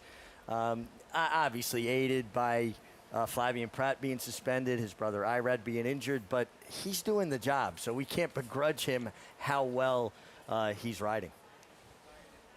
You know, I think you're going to go back and look at this race. There's going to be so many different trips. You see the gray on your screen, the 9, Mo Trump, and this horse probably, you know, I would think the horse to catch has that one race where you see that 90 buyer where he wired a field at Tampa, and I think the connections trying to think they can get back to there. This horse has some really good efforts. JK, did you feel anyone should be 5-2 in this race? No. I mean, I think if there's a race where you feel like everyone can win, you know, I usually think that the all button is a little bit lazy. I always feel there's a couple horses that really don't have a shot. But in this spot, I really did legitimately, as I was working through it, making a case, putting a little check mark by, oh, it could win, could win. Literally all of them feel like there's a possibility if everything goes their way. So 5-2 feels a little bit short. I do believe that the 3 and the 4 are the most likely winners. I wouldn't talk anyone off of that scenario, but from a betting standpoint, they seem a little bit short. Meanwhile, here's Smooth Breeze. Javier Castellano for Jorge Abreu. And a race came off the turf last time out, was in a stakes race prior to that against Mi Bago, Spirit of St. Louis, George Briggs. That is big-time company. I mean, Mi Bago, graded stakes company off that. Yeah, what would Mi Bago or Spirit of St. Louis look like in this group? I almost made this horse my selection because if you look back, the race before the Kinston was a good race, but sounds like a plan. Gets Lasix back on. You mentioned the Kinston. Mi Bago just ran that field off their feet and came back and ran really well against Deterministic, then got back on a sloppy racetrack. You throw those 2 races out, the 6 is a major player here. Meanwhile, it's this one, though, still your favorite in spite of Charlie now becoming the top one on the board at 2-1. Let's go to Acacia. And he was pretty impressive winning last time out for Barclay Tag, and he does step up to the next level of competition, and here as many are doing. But a horse that I think is continuing to improve and just seems to be really thriving right now. He had a lovely warm-up out there on track. He really perked up once was taken away from the pony. He is one that typically is quite energetic prior to his races, but like I said, he really seems like he is putting it all together. 2 starts back when he was beaten as the favorite, he was in tight when trying to close as well. Last time where he was able to split horses and got a smoother trip, he did kick on best. So we'll see if he can continue on with the good momentum that he has. We certainly know his rider, Jose Ortiz, has very good momentum right now as well. The 6 Smooth Breeze, I'm with Paul. I think that we have an opportunity to see this horse run a lot better. Now, 2 starts back, yes, was in the Kingston. He took some money that day, and he did have a stumble at the start, Mi Bago being able to wire the field. And I just thought Smooth Breeze looked pretty uncomfortable at the back. Last time when he came in off the turf, he was a horse that was coming in as a new gelding. So this will be his 2nd start as a gelding. And sometimes we really see that gelding make a big difference right away, but I often find that it's their 2nd race after having that ultimate equipment change, if you will. The gelding has lightened this horse up so much, but I do think he looks a bit stronger today than he did last time. He's much more of a turf horse, so he gets back on his preferred surface today. And he's one that has just been previously very obstinate on track, going towards the gate or stepping onto the turf, just a little bit all over the place. He has been so settled out there on track. He is a horse that I think we're going to see make a better account of himself. Maybe 2nd time gelding will make a big difference, Greg. All right, Acacia, thank you. Let's go back to one of the big numbers on the board, and there's a lot of them, as we said, that you can make a case for. Cable ready, though. JK on the inside, 11-1. Yeah, I think when you have a horse that has run on the grass, and in this calendar year, Cable Ready ran depending on if Time Form US or Buyer, depending on what figures you look at, ran a lifetime best on the grass, then comes back and runs another lifetime best on the dirt. So the horse is just in good form, and I think that getting back to the grass gives me a little bit of confidence in a race like this. I think it's wide open. Well, look, the 3, the 4, the 6, ton of sense. I wouldn't want to be alive in any multi-race wagers without those 3 horses. But I just think that there's a lot more going on that leads to taking them at short prices. The 5 is another interesting horse because Jack's World's gotten a ton better the last 4 races with blinkers. He lays pretty far back, but he's run well in full fields, and you're getting a good price at 5-1. And speaking of the 1, Jose Lascano had a hot day yesterday, and those wins are going to start coming. There he is. Good for him to finally get on the board. Had a couple of victories yesterday. Too good a rider. So happy for him. The level of frustration just must have been overwhelming, and I don't think he was riding poorly. It's kind of a self-fulfilling prophecy. You're not winning, so you're going to start losing mounts, and then now you're riding other people's kind of picked over leftovers, and it was good to see him get back on the beam yesterday. Meanwhile, Jack and Jim Mig started out the career again as a 2-year-old, undefeated, missed all of that 2025 season, and then comes back, looked like he was actually running a good race, and then clipped a foe and lost the rider. What do you expect today? Yeah, I actually thought he had run, and I thought he was going to run extremely well last time. And, you know, clipped heels, lost his rider. Thankfully, Manny Franco and Jack and Jim were fine. You know, what we're looking at, too, with him is his 2-year-old numbers, where he was 2 for 2 with a 72 buyer, 76 buyer. He's by Slumber, the sire of Clark Brothers, who was very impressive, now 4 for 4 earlier in the day. And a sire I'm a big fan of, stands at Rockridge and Hudson. I think Jack and Jim is very, very interesting here because I think you're going to see a much better number than you saw at 2. Race 8, mile on the inner turf of this New York bred allowance optional claiming field. Let's go to Frank Miramati for the call. Terminal Velocity will follow Jack's World into the starting gate to complete the line. He's in, all set. And they're off. Funny Factor is fast away from the gate. There goes Terminal Velocity, though, and the pace will be solid. Mo Trump the Gray has moved into second. Funny Factor and Truman's Commander, they're moving right along into that turn. Just in behind this group, it's Shared Success in 5th, 7 lengths off the lead. Then comes In Spite of Charlie, who is racing just outside of him. Down at the rail, it's Cable Ready. Jack and Jim is in between horses. Just backed off a bit, did Jack and Jim. He is now racing behind Smooth Breeze. And at the back of the field is Jack's World. 23 and 4 for Terminal Velocity, who takes them down the back stretch in front and leading the way by 3/4 of a length. Mo Trump pressing the issue in second. Funny Factor third. Truman's Commander 8 lengths off the pace. Then Shared Success, In Spite of Charlie, kept in the clear. He's got more than a dozen lengths to make up, starting to gain some momentum. Smooth Breeze is asked to pick it up. He's racing just behind him.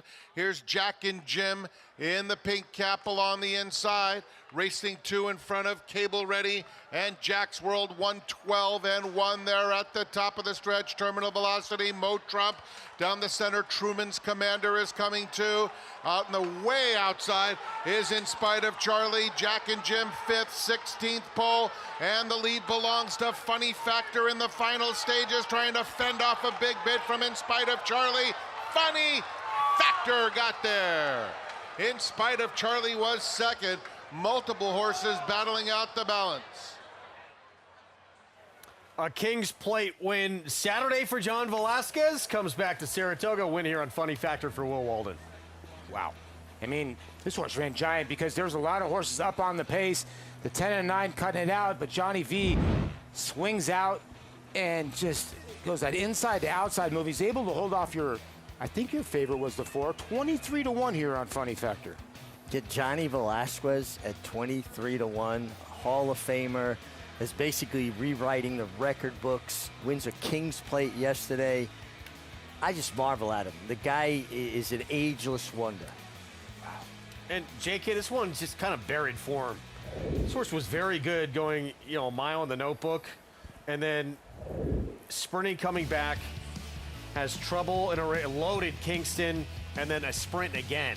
And they stretch him back out, and he does this. Yeah, it was definitely in some ambitious spots throughout his career so far, and shows up in here. And we talked about it at the beginning. This felt like a race where something kooky could happen. And maybe you liked Funny Factor at home, but 23 to 1 constitutes kooky to me. Will Walden, John Velasquez, Panafol Stable, Wachtell Stable team up. We thought it was that kind of race. You could make a case for everyone. Yeah, one of those big numbers winds up your winner here. 23 to 1 over 2 to 1 over 29 to 1 over 13 to 1 for your superfecta. And I'll just watch this inside shot here. Look at Johnny's legs. You know how hard it is to maintain that level of leg strength as you get older. I mean, he's 54 years old. He's riding with as short a startups and as rock solid a foundation as he did when he was 24. We need to talk about the filly he was on yesterday who beat Lester, the boys. yeah. He didn't just beat the boys. She trounced the boys in the King's Plate. Yeah, and Josie Carroll after the race saying that, she's probably not going to pursue going for the Canadian Triple Crown. They're going to freshen her up, and they're thinking about running her in the Queen Elizabeth at Keeneland.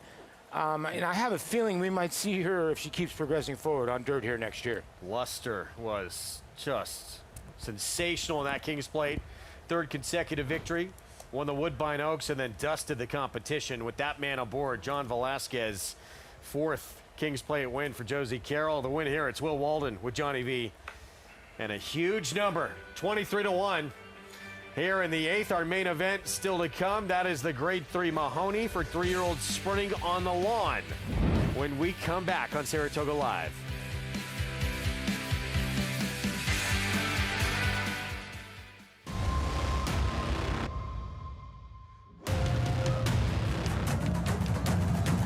Passion, performance, and the pursuit of excellence. At West Point, the horses are the heart of what we do. The partners really are the soul. The bar that they set is different than everybody else. This starts and ends with the care of the horses. This is a real immersive experience. For the first time ever on Fox Sports, Del Mar's Pacific Classic on America's Day at the Races. Join the team live from the Seaside Oval. The Pacific Classic, a win and you're in challenge for the Breeders' Cup Classic. Coverage begins Saturday, 7 Eastern.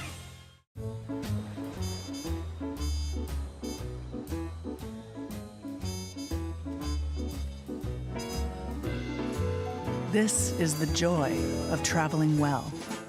Oceana Cruises.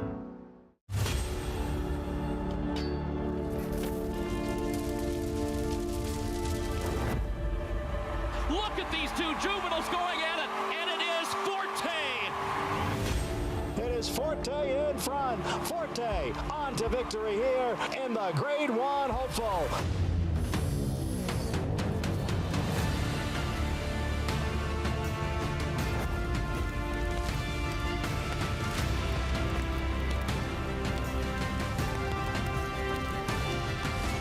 The two of them coming down to the wire. Forte on the outside, and Forte to win the Breeders' Cup Juvenile. Forte starts to gather in the top horses. This is going to be very close, but the champion prevails. Forte wins.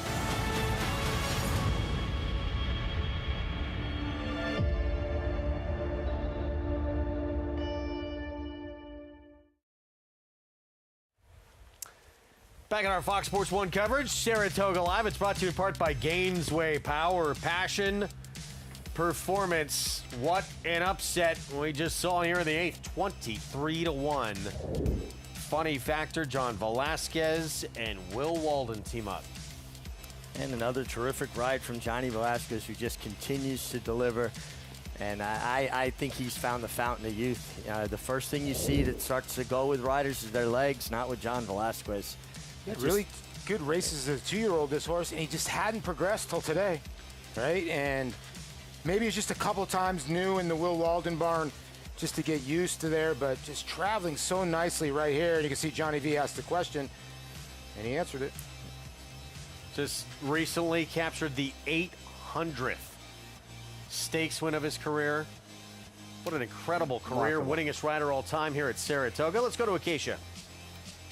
With the winningest rider of all time at Saratoga, John Velasquez. Johnny, you just watched the replay there. On funny factor, when you asked, he really responded for you in the stretch. Yeah, we were a little worried about, that he gets a little bit, tough in the first part of the race. Thankfully, those two horses went, and he got a good hold of me by the time we got to the backstretch to relax. And then by the 3/8 pole, I just kind of played the time, he don't want to move too soon, also kind of waiting for the horses from behind. But like you say, when I asked him down the lane, he responded nicely. You're coming off of a very good day at Woodbine yesterday, 3-win day, including with Luster and the King's Plate. She just dominated in there. What else can I say? Actually, she's so good. She's that much better than those horses, including the colts, obviously. She's just making my job a lot easier, So she's a horse that plays herself, quite easily the first part of the race. I mean, I didn't want to be head and head with somebody, but also didn't want to be too far back, so I kind of let her run out of there. She broke really well. By the time we got by the wire, I had to make a decision to get back from the horse, and finally I got back up from the horse, and she settled nicely, and 3/8 pole, put it to the outside, and just like this horse, I waited until the horses came to me, and I asked her to go, and she made it look easy. She definitely did. That was impressive to watch. Have to ask you quickly, in the Mahoney coming up, you'll be reunited with outfielder who you've ridden before for Wesley Ward. What can you tell me about this horse? There's no secret about him. He's very fast, and I try to stay away from his mouth and see how he handles this. It's a little bit in the soft side. I don't remember when the last time he actually ran in the soft side, so I'm not sure. I don't think he ever ran in the soft turf anyway. So I'll see how he breaks. If somebody wants to go and he relaxes, it'll be a miracle.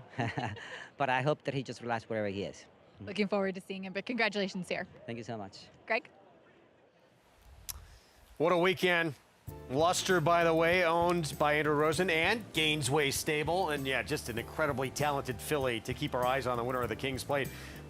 Funny factor, big number here in this pick 6, this pick 5. Gonna be massive, Paulie. It's going to be massive. Look at the pick 3. $2,000. Funny factor, getting the job done. And Johnny V won the Catch a Glimpse, the race before the King's Plate, on a 2-year-old filly named Maloney. My goodness, she circled the field. That's another 2-year-old filly for Kevin Attard that you might see down the line on the turf. So here we go, grade 3, Mahoney, our main event. 3-year-olds, 5.5 furlongs sprinting on the turf. And you just heard from John Velasquez, in case you asked about outfielder. Race goes through this one for Wesley Ward. Perfect 4 for 4 sprinting here in the United States. Has had a couple of overseas trips, were incredible, but was beat in those. But here on U.S. soil has been untouchable. But we have another one, interesting, trying grass for the first time right next door. That is Oscar's Hope. 6 years ago, Kenan LaRose had no experience with horses, just a passion for the game, and reached out to our colleague Tom Amos, sending him an email saying he wanted to get started in whatever way he could. He rose to the top of the Amos barn and now has taken over that barn and is thriving on his own. So I'm from Ogdensburg, New York, which is about 4 hours north of here, all the way up through the Adirondacks. You know, we'd come to the racetrack quite a bit, certainly every summer, if not multiple times a summer. Grew up playing basketball, baseball, football, you know, had great high school teams, and we made it to the Final Four twice. We never won the state championship in high school, but we were close. And, you know, in college, my senior year, we set the most record for wins in a single season at Sacred Heart in the Division I level. So that was, you know, it was a really fun team to be a part of. LaRose catching fire for 3. And I was either going to try to keep playing basketball or try to find something else. If I wasn't playing basketball, I always had the races on. That's how I heard about Tom, and you know, I felt like Tom was somebody that I could connect with. You know, Tom went to LSU, and you know, for me, I said, well, you know, maybe I'll give horse racing a try. I just sent Tom a cold email. I really did not think he would answer me at all. I was like, I'm just going to take a shot in the dark and see what happens. Basically told him, I said, Tom, you know, I have no experience in horse racing, but would love to be a part of your team in any way that I can. Now, Tom wasn't easy on me. I felt like, you know, I had to come in it with an open mind and, you know that you're going to make mistakes, but at the same time, you know, you learn from your mistakes, and you just try not to make the same ones twice. Yeah. So when Tom came to me about, you know, the whole transition, I think my thoughts were kind of everywhere. At first, yes, absolutely. I mean, that's an opportunity that not many people get in this game, where to be able to be handed a stable and still have that asset of Tom, you know, being in my corner and being able to still work with him in a different fashion. I mean, you know, it's an opportunity that, you know, you can't resist. They're off. I think the biggest lesson that I've learned is that things are going to happen that are out of your control. And you just got to try to control the things that you can control. You know, Tom's always taught me, you know, you take care of the minor details, and, you know, the big details to take care of themselves. Here's Arthur Jr., a final try. Arthur Jr. gets up. Keeneland was where I met Tom, and, you know, for me to get my first win at Keeneland, it's kind of crazy how it all comes full circle.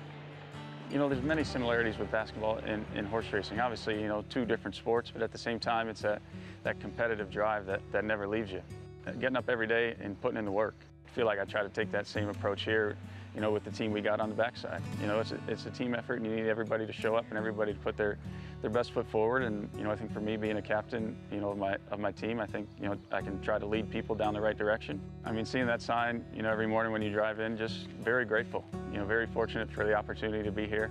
You know, never would have dreamt that I'd be in this position. You know, I've had so many people help me along the way that have, you know, put in a lot of time and a lot of effort. You know, very thankful for them, and hopefully we're making a good impression and keep going moving forward. Really a remarkable story, and basically brand new in this game on his own. And earlier this meet, graded stakes win at Saratoga Adirondack with stress relief. Yeah, I mean, this filly ran really well, too. And, you know, you had some other stakes winners, but these are graded stakes, and now you're getting to the upper echelon, the highest level. But he's doing a great job. But what an incredible opportunity to have a mentor like Tom Amoss, one of the winningest trainers in the history of the game with a big percentage, basically hand you a stable and at the same time, hey, I'm your advisor. I'm the guy you can lean on when you have questions. It's got to be tough. And you know what? I'm around Tom a lot, obviously, because he works with us. And I watch, and he always say, am I too hard on Kinnan? He is hard on him, believe me. He's always texting Kinnan with new things, and Kinnan's very receptive. That's a nice filly they have, but not this time. She's going to move forward. He's a class act, Kinnan. Yeah. And, yeah, Sure. paid his dues, worked hard, but the moral of that story, send more emails. Right. Wow. He's doing a great job, though. Of course, Tom's still consulting with the barn and having a very major presence there. Oscar's Hope, JK, what do you think? On the turf for the first time, obviously taking on a tough one here, an outfielder. Yeah, I mean, look, you never know how they're going to take to it. There's some other horses that have some experience that are grabbing my attention a little bit more. I think outfielders going to be pretty tough to beat. There's a couple of closers in here, the 4 and the 7, that I also think are interesting. William Walker, he dominated outfielder. That was at Churchill Downs 2 starts ago. He's the 4-5 favorite for Wesley Ward in the Mahoney when we come back. Well, I think what my racehorse does is it gives owners an opportunity to get involved in the game. Very much enjoy sharing the barn visits and those big wins. Straight no chaser in the Breeders' Cup Sprint. Authentic has won the Kentucky Derby. It allows everybody to come together to own a horse, whether you own a microfraction or you own 50%. It's the same feeling you get when they win. I'm Dan Blacker. I'm Safi Joseph Jr. I'm Todd Fletcher, a trainer for my racehorse. Sees the grave, wins the Preakness.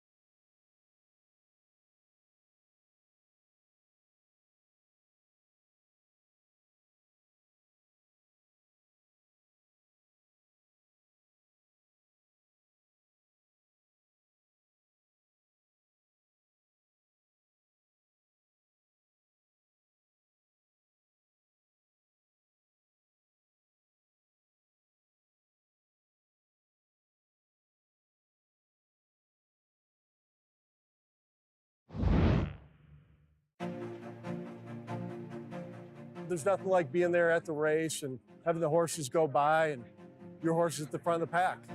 Nothing better. We provide an inside look at the game. If people were to do this on their own, it would take years to develop the kind of relationships that we have with Hall of Fame trainers and horsemen.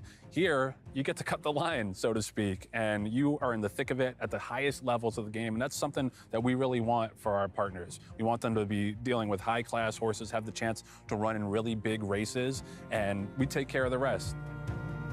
I look at spreading our placement of horse equine purchases as just a wise investment. They don't all work, but you're going to have ones that work because of the caliber of people at West Point that go through the horse selection vetting process. It's very thorough, super impressive. Everybody here at West Point strives to provide a really comprehensive educational experience. We want you to be behind the velvet rope. Our partners get to know the trainers, the jockeys, obviously the horses. This is a real immersive experience to really get your feet wet and just feel like you're part of the action at the very front row. I think it starts with the top, Terry and Debbie, ethics, this industry, having the right leader sets a tone for an organization, and they bring all that in every interaction, as does the entire West Point team. You know, there aren't that many investments where you feel like part of a team, part of a family, but that's really true here, and that's what makes West Point Thoroughbreds so special.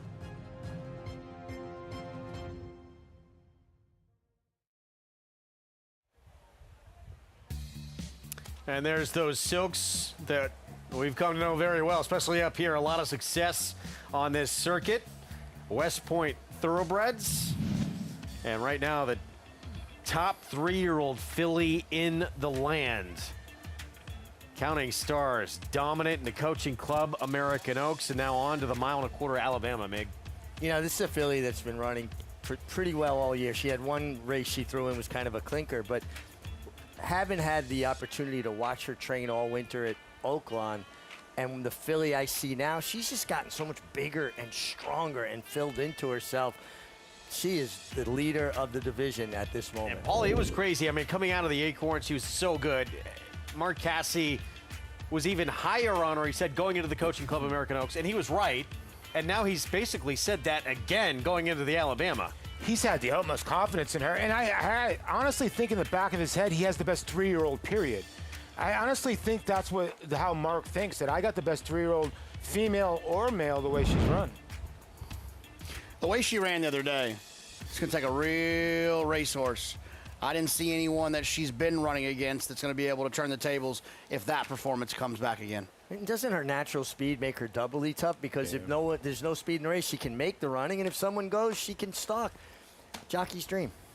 Grade 3 Mahoney coming up next. And again, we've talked so much about outfielder, and that's the one this race goes through. You got to start with him. This race named after the first family of mutuals for over a century of pioneering para-mutuals and totalizator operations in horse racing. The legacy culminated with Pat Mahoney, the longtime senior vice president of mutuals who retired back in 2016, passed away back in 2024, but celebrated for their work in pari-mutuel wagering here in North America. So great to have a race to honor that family and their contributions in this sport. Let's go to Acacia with more on the one to beat. That's outfielder for Wesley Ward. He is the one to beat on paper, and he is the one that immediately grabs your attention in the paddock as well. Outfielder, very physically mature, built like an absolute tank here coming in, and he is making his first start after trying a run over at Ascot last time out in a 22 horse field, where if you watch that race, and it is not uncommon in Europe to see the fields kind of split into two bunches. So he was forwardly placed of his group closest to the rail, and then just faded, just never really looked to be traveling comfortably in the stretch throughout the running of that race. Prior to that, as we've touched on, in America, when sprinting on turf, which has only been twice actually, he is undefeated. As John Velasquez touched with me, no secret that he is very fast. I did watch a couple of his workouts at Keeneland, and especially the most recent one where he was inside of what appeared to be just a completely overmatched mate and was just always going far easier and traveling very comfortably on the dirt. He does look fit coming back. Typically, we do see Wesley Ward horses carry conditioning, and he is a turf sprinter, a quintessential turf sprinter at that. But very calm, very relaxed. Pretty much all of Wesley's horses are accompanied by a lead pony in the paddock, so all normal things, and we'll see if he can go out there and do it on the track and keep that record. We talked about the 3 Oscars Hope, but Fort Kenan LaRose trying the turf for the first time. He has had a couple of chances to work on the grass. 2 back, he kind of ran into a Mark Cassie duo where he was behind them and had to wait. But the work 3 back on July 24th, I thought inside of his mate, he was traveling very nicely over the turf by Twirling Candy, whose progeny I love on the grass. And out of a Not This Time mare, which can be a good influence as well. Though in the immediate family, there's not much turf pedigree to sink your teeth into. But it is one of the benefits of being stabled here at Saratoga to have the opportunity to work on the turf, and he has a turf hoof as well. I understand trying out the surface in here. He's very switched off. My one question, and while he's not the biggest, he does have a lot of length to his frame, is 5.5 on the turf a bit sharp for him? So we will learn a lot about Oscar's Hope in here today. The number 6, Learn to Discover, won the quick call last time out at a huge price, pulling a massive upset. And I remember speaking to Brendan Walsh after the race, and he said he felt like he just needed a lot of time when coming here to America to adapt, to fill into himself. And it's funny, I had actually written down about him too back in that allowance race that shorter the better. He is all sprint. He's compact. He's got a lot of good weight for a European bred horse, and he's continued to strengthen. I think this 5.5 at Saratoga, he loves, which he showed last time, and he did come from the clouds, though we did see him on the lead 2 starts back. So he's shown a little bit of versatility. And as mentioned, Brendan Walsh feeling that just with some time here in the States, he's continued to progress. And he shows that in the way he appears as well. We'll see if he can make it back-to-back graded stakes victories on the turf. Greg? All right, Acacia, thank you. 7 minutes away. Grade 3 Mahoney coming up. Now let's go back to the quick call. Yeah, and this is why I like the 4 Intricate Spirit. Didn't get away well. He's normally much closer to the pace, and he's just going to get very, very ranked. He's going to jump on the bit, start running off. You can see Manny Franco in the back there. He's starting to water ski on him because he wants to run up on top of heels, and he doesn't want to have to swing him out in the clear going to the turn. You're trying to save ground. He suffered through a nightmarish trip, wound up being blocked from about the 5/16 pole to the 3/16 pole, had to check and finally swing out. And I think if he breaks clean, he's going to get a completely different trip. And it's the 2 just left your screen who winds up winning this race. There he is, just re-emerging in your picture at almost 24 to 1. Yeah, what ends up happening is, the 4 obviously has to go outside. As the 2 kind of relaxed a little bit. Now he's going to swing, and he's going to go the farthest outside. 4 still not getting the best of it. I think maybe they were thinking, oh, we might have to cut some corners after that, but the pace came back. 4 still getting in the trouble, and the 2 is now beginning his run, and it was a good one. Yeah, the 4 Intricate Spirit was still having to go backwards when the winner there was able to get in the clear, Learn to Discover, and get some momentum. Maybe I'm making more of it than it is, but I just thought that Intricate Spirit never really had an opportunity to run last time. And for Learn to Discover, all that, JK, that was a pretty hot pace. He got to run down. Do you see the potential of that happening again? I mean, this horse actually has been forward before. No, I don't think that they'll get the exact same meltdown. That horse, the 5 horse, on that last race, the replay we just watched, was like a complete blast out of the gate, go as fast as possible. I don't think you'll see that from the other forward types in here, especially like outfielder. When you have a good horse like outfielder, I think you'd like to be a little bit more open to a plan B if plan A doesn't work. Sure, all Wesley's horses want to make the front, but if someone wants to aggressively take it, you'd like to think that Johnny, who's won more races here than any other rider, would just take back, let him sit off a horse. You're on, look, we all think, the best horse, though, going into this race on outfielder, you're John Velasquez. He has serious speed. He showed that in the debut. He was off very hot pace, in that stakes win. What do you just say, I want to take it to this group early, or you got to obviously play it out of the break? Well, Johnny's just so cool, calm, collected, smart that I think he'll let him run away from there. But if someone else was to outrun him like they did in the William Walker, he can sit second or third. I don't know that that'll happen here. There's Rebel with a cause. Stakes winner last start at Monmouth. Yeah, the first stakes win for Lauren Robeson. Nice to see her get that done. This is a little bit tougher, but he's a player. Outfielder, 4 for 4 sprinting here in the States for Wesley Ward. Yeah, 4 to 5. Looks the part. I think the one thing I can get him beat is the gate. Multiple stakes winner on the dirt. This is the turf debut. Kenan LaRose saw the feature on him. Oscar's Hope. Yeah, but he does come in off of a good workout on the turf, so they must have liked what they saw. Intricate Spirit, one of 2 in here for Miguel Clement. Yeah, trouble trip last time in the quick ball. He's usually up closer to the pace. We'll see what happens today.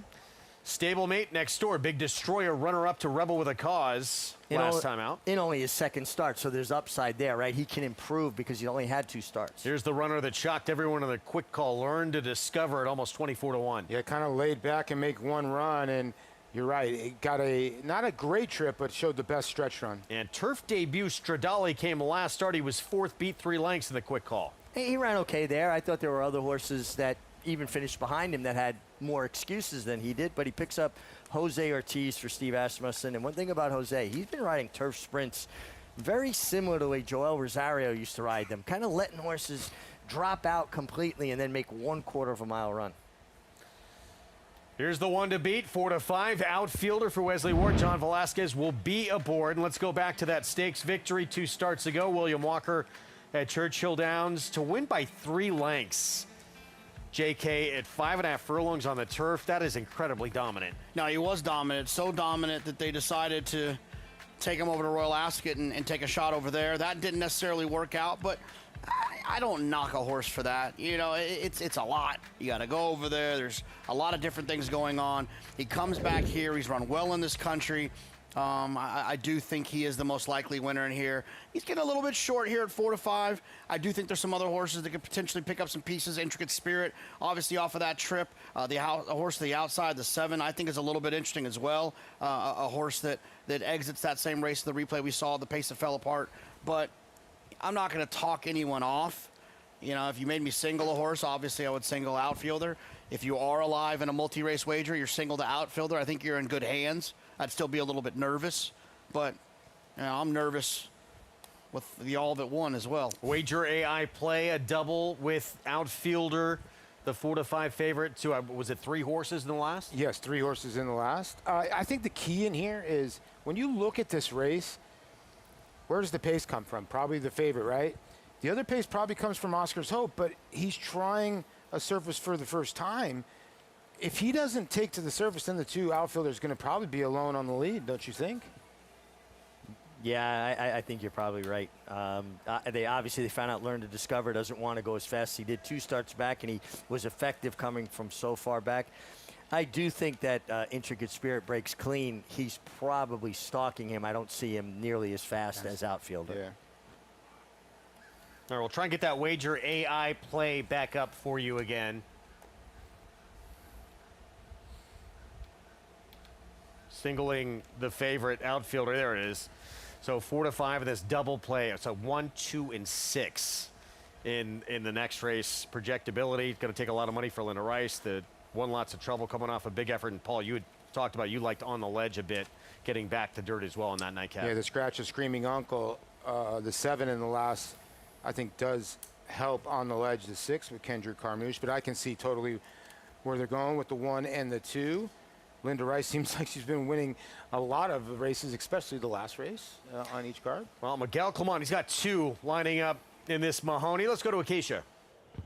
And as far as Intricate Spirit is concerned, as you guys touched on, just not his ideal trip last time out. And he's one of those funny horses that if he doesn't break well and he doesn't get the trip that he prefers, he never really kind of sets himself down. And last time too, when breaking slowly and kind of trying to rush up into the race, he never really had room to set down and try and make any run either. Manny Franco was never really able to try and level him. He is a little bit quirky. You see, he does wear that Houghton bit or cage bit. He does tend to drift a little bit sometimes in the stretch. And he also has a lot of size to him as well. So he is a horse that I think when he's able to get comfortable in his stride is the biggest thing for him. But he was very sharp out of the gate too back in the Paradise Creek. And should be noted that it was raining that day at Aqueduct. So if there is a little bit of cut in this turf course today, Intricate Spirit has shown that he doesn't mind that, and hopefully he will be able to be forward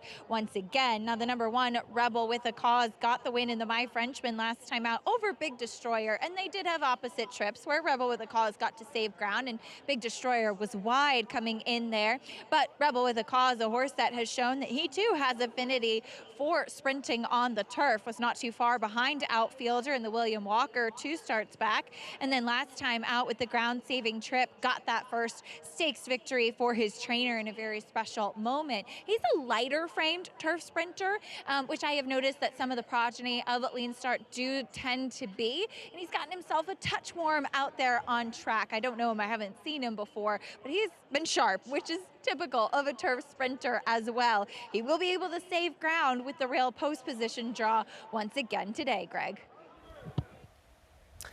Intriguing horse who comes off that stakes, one of the mime Frenchmen last time out.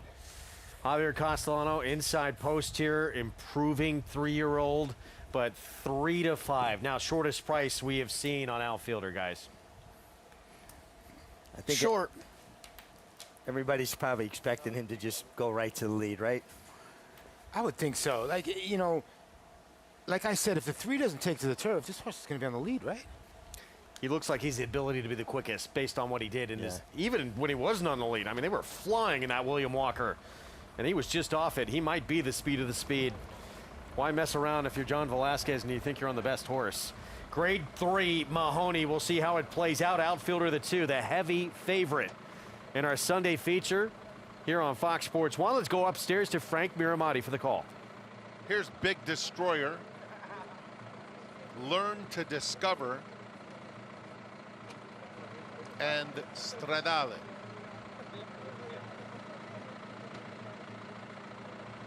Goes in. They're off in the Mahoney. And Intricate Spirit gets the first call. Stradale is right there with him in the opening stages, and outfielder will be on the inside. 2.5 or so off them. Learn to Discover is 4th. It's another 2 back to Rebel with a Cause on the inside of Big Destroyer, who has 7 to make up and 2 clear of Oscar's Hope. 21-3, Intricate Spirit and Stradale are heads apart. 4 lengths back, outfielder and Learn to Discover are side by side. Another 3, Oscar's Hope starting to pick it up from behind. They're at the top of the stretch, and Stradale on the outside puts a big test to Intricate Spirit and takes the lead away from him. Out in the center, Learn to Discover and Oscar's Hope are both coming. Outfielder in the middle and Rebel with a Cause. It's Stradale in front by 2, close to home. Oscar's Hope on the outside rallies into second. Stradale or Oscar's Hope, who's flying. Here it is. Stradale has found his home on the turf. Second goes to a hard-charging Oscar's Hope. Behind them, Rebel with a Cause. Stradale, Jose Ortiz, number 56 of the meet. Steve Asmussen barn, owned by Kaleem Shaw. Just keeps the beat going. Jose Ortiz, Stradale last time was far back. This time he put himself right up in the game. He put away Intricate Spirit and was able to hold off Oscar's Hope, who obviously took to the turf, guys. Yeah, and I think maybe it was kind of a weird run race, but Stradale was moving always like a winner, traveling right outside of Intricate Spirit. Put that one away, and it's Jose Ortiz again. Steve Asmussen now moving horses to the turf course and just getting wins. What was the other horse he won with the other day? From the 9-hole one, and second time on the turf. Stradale, second time on the turf. I'll find the name of that horse. First 8 starts of his career. This was a dirt horse. All dirt, and he was running very well on that surface. Second try on the lawn, and now a graded stakes winner in Oscar's Hope. First time on the turf. Kidden LaRose showed you the feature on him. Took over the Tom Amos barn. Very good showing here getting on the lawn. Oh, horse ran extremely well. Kept running, kept coming. You know, remember this turf course has seen some water over the last few days, some rain, and it seems like some probably didn't appreciate it. I didn't really think outfielder had much of an excuse. Oscar's Hope ran on well. Stradale ran well. I would say, I'll go ahead and make a prediction here, that there's going to be quite a few horses that are not covered in the pick 6 in the last leg. Zylos. Do you need to swing with Zylos? Yep. Second time on, almost same thing. Second time on the turf, kind of closed a little bit. This horse showed a lot of speed. And Kaleem Shaw, used to see those silks on Dortmund. You see those silks a lot in the Bob Baffert barn. But yeah, getting the job done here. That's a nice price. Stradale at 7-1, 7-3, 1-2 finish. Number 56 of the meet. For the meet's leader, Jose Ortiz. Steve Asmussen, your winner here of the Grade 3 Mahoney on the lawn.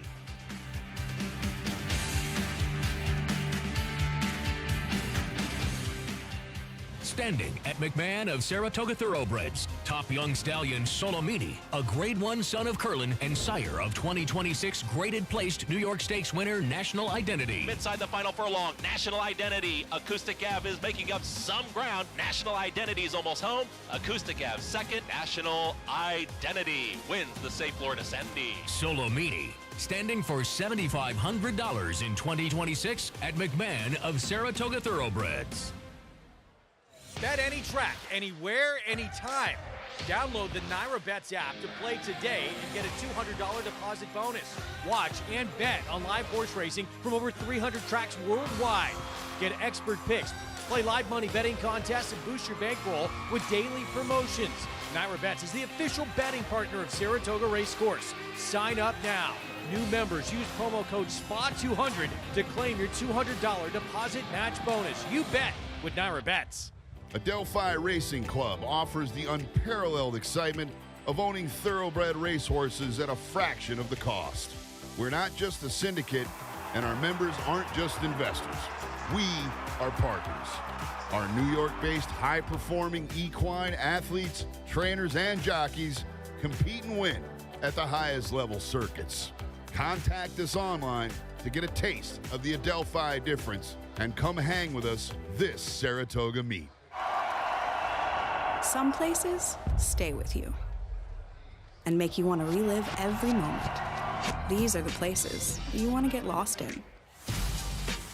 The ones that feed your curiosity, blow your mind, and tempt fate.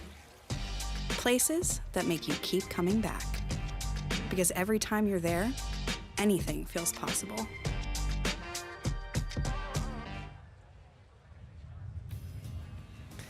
Back with you on our Fox Sports 1 coverage. Congress Park, little stroll from the racetrack down Union Avenue. Can calm you down after a rough day at the racetrack if you didn't cash any winning tickets. Got healing waters over there if you want to. Take a look at some of the ducks and just look at your Naira app and say that Jose Ortiz won again.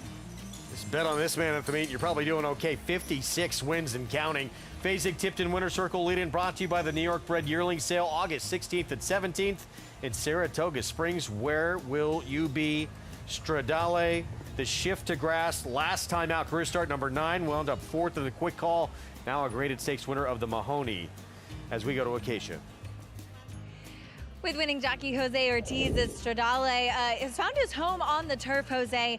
He was much more forwardly placed today. Was that the game plan? He used to show speed on dirt. I was expecting outfielder to go out there, and when I see he didn't break quite well, so I used my horse a little bit to get the position I wanted, and I was very happy when we hit the turn, and I was able to sit on him and wait as long as I could. He was really fighting for you in this stretch as well, holding off closers with a turf sprint. You often see kind of compact like that. What does that stretch feel like? A lot of adrenaline, but every time I ask him, he keep giving me more, and he find enough to win. Oscar Hope was coming late. He's a very nice horse too. He liked the grass today, and you know, I'm glad the Wire came. I'm very happy for the whole team that we got the win together. You picking up another victory. It has been just an exceptional Saratoga meet. I know we keep talking to you about it, but it is worth repeating. Can you put into words thus far what it has been like for you? No, it's been an amazing year, honestly. The meet has been great. Been getting a lot of support from the people from New York as well. That I made a move to Kentucky, and every time I go back, they support me, and I'm very thankful for that. And yeah, I mean, been great. I probably got to go to Kentucky Downs at the end of the meet, but I wish, honestly, I could stay and try to go for a record. But you still have Golden Tempo, Kentucky Derby winner for the Travers coming up. Seems like he's been training well. He's been training very well. Last work was very good here in the main track. And yeah, the plan is working nicely, so we're very happy with him. Looking forward to seeing him. Congratulations here. Thank you, Casey. Greg? Jose Ortiz, it has been, not just front runner right now. Now, yes, Mig, we have a lot of year left in terms of an Eclipse Award for Outstanding Jockey. He's the leader in the clubhouse right now, but he's having a career-defining year. One of, I believe it's only 3 riders in history to win a Kentucky Oaks, Derby double, and a Belmont Stakes.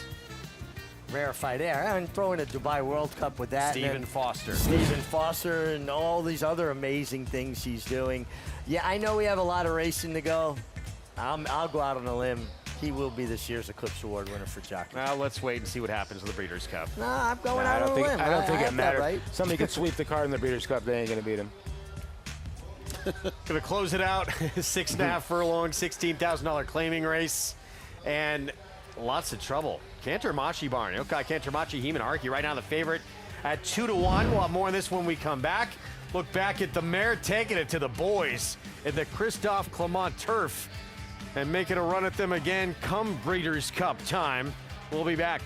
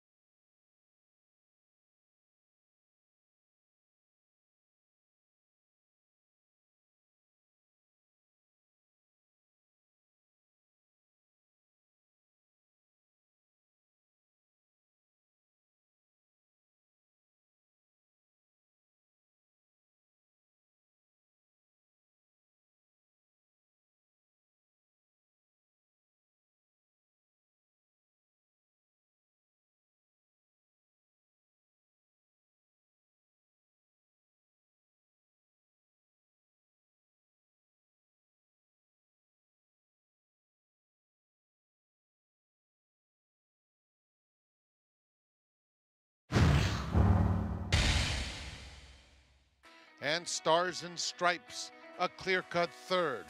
And then it's Stars and Stripes right next to Interceptor. Down at the rails, Stars and Stripes in third there at the top of the stretch. Stars and Stripes coming at him. Here's the line. Stars and Stripes. Zeitlos takes fourth. And Zeitlos, they're starting to close in on the leaders. Zeitlos on the outside, and this continued bid from Delightful Flame.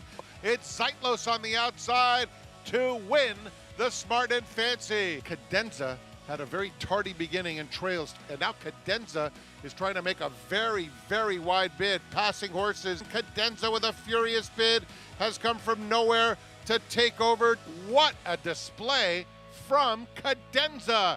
And Survey is at the back of the field as they round the far turn. Survey would have to unleash a furious rally from there. Servi is coming alive in the center of the course in a big way. Here comes Servi! Servi blows by them all.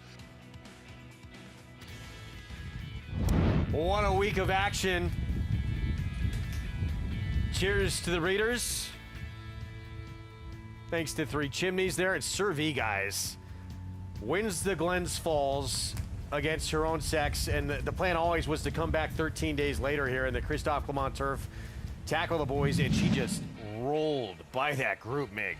Well, Frank Miramarty said in this call she's going to have to unleash a furious rally. I think this fits the bill of a furious rally.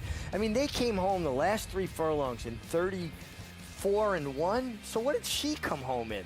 She flew home. It was like a pedestrian pace, and it kind of ran like a European race, right? But, you know, at the end of the day, she's won 2 different races here, kind of just not really minding what's going on in front of her, just circling the field.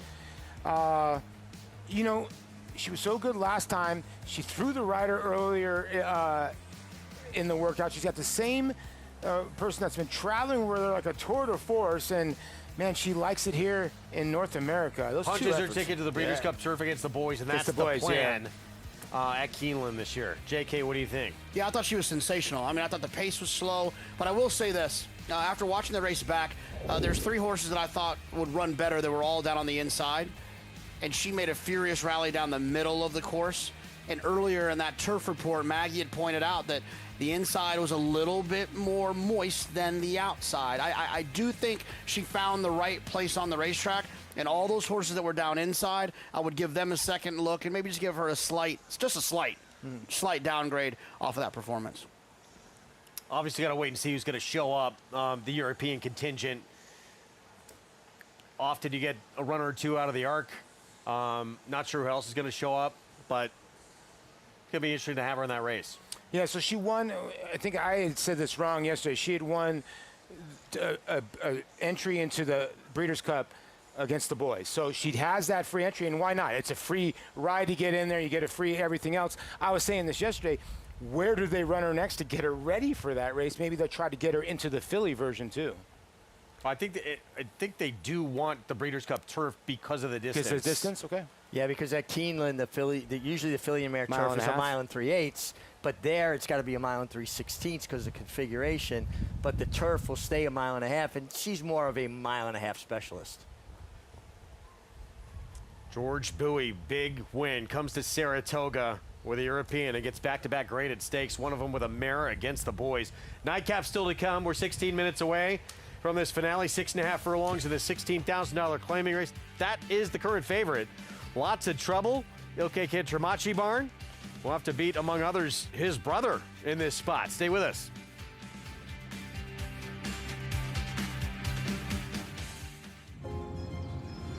For 100 years, we've built tools to work in nature with legendary performance and quality to master every challenge. Tools for people like you who work like a pro with heart and soul. Built for nature, trusted since 1926. Steel.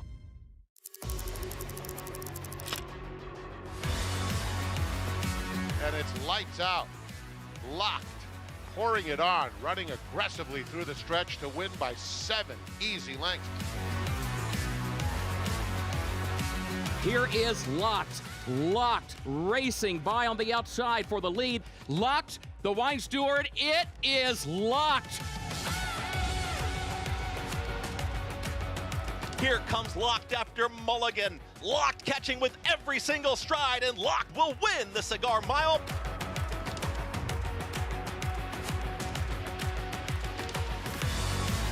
It's all about Locked, dominating the big cap, cruising home to an effortless 8-length romp.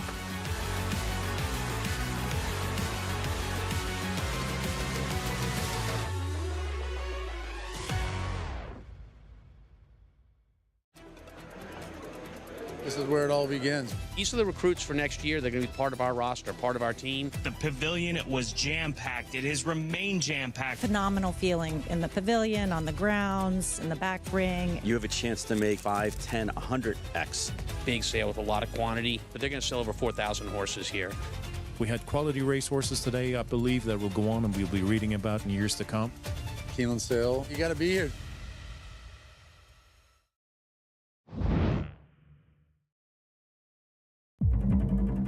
The post, the barrier, the stalls, the iron monster, the starting gate. There are so many key and important times in a race where jockeys have to make quick decisions, when to move, when to sit, wait behind horses. But to me, one of the most critical times in a race is leaving the starting gate. If you don't break cleanly, you can get shuffled back, taken out of position, and it's hard to get a horse in a good rhythm. Starts are so important. I want you to know what goes on inside the starting gate. Come on with me. Hey, we're for the truck. All right. Yeah. Key to breaking sharp from the gate is having your horse warmed up, alert, but settled. You want them relaxed. We got a great gate crew here in New York, and they know all the horses, their habits, what to expect. Put them in the gate, get them square, looking down the track, and be ready to go. Try to get as relaxed as I can on my horse before we go in the gate. And once I get in there, I want to let him walk in and take a deep breath and make sure the gate guy get up, because I want to make sure he starts setting his feet correctly. And you know the ones that's going to sit in there and be still, but I just want to keep it as relaxed as I can going into the gate with the horse, where the horse can feel like he's going to do his job. I'm going to just stay out of his way. You get one that cuts right to the gate, sometimes they'll balk. It's a kind of a closed space. Some horses are a little claustrophobic. Important to pick up your feet so you don't get your legs caught on the side of the gate. You could feel their energy. Sometimes you'll feel their heartbeat beating on your leg. Again, want to keep them relaxed, settled, get them square. The assistant starters are so good at getting the horse nice and balanced. Sometimes you get one that's leaning a little too far, you'll take your leg, push off the petition, get them where you want them to be. Looking down the racetrack, all 4 legs square on the ground. Last horse gets ready to go in, you're gonna take your half cross, take a piece of mane, one hand, other hand free. In case horse breaks left or right, you can correct them, and you're gonna be leaving here in a hurry. Well, a lot of people wait on the guys to say one out to get all set and ready. You know, I'm not, you know, you can hear the guy say one out, but I'm mostly paying attention to the guy with the button. That's how I break so fast out the gate, you know. I'm a button guy, you know. Or I listen to the last door sound and the button. And after that, early position wins the race most of the time. So many moving parts that make a horse break well or break poorly. It's important to have great communication between the rider and the assistant starters, as well as the official starter, and working with the trainers to make sure that if a horse is a little bit nervous, they school them, they get them where they're relaxed around the gate. It's not always the horse that's the most keyed up that breaks the best. It's the horse that's alert and settled and balanced in the gate. Then you can leave the gate in a hurry.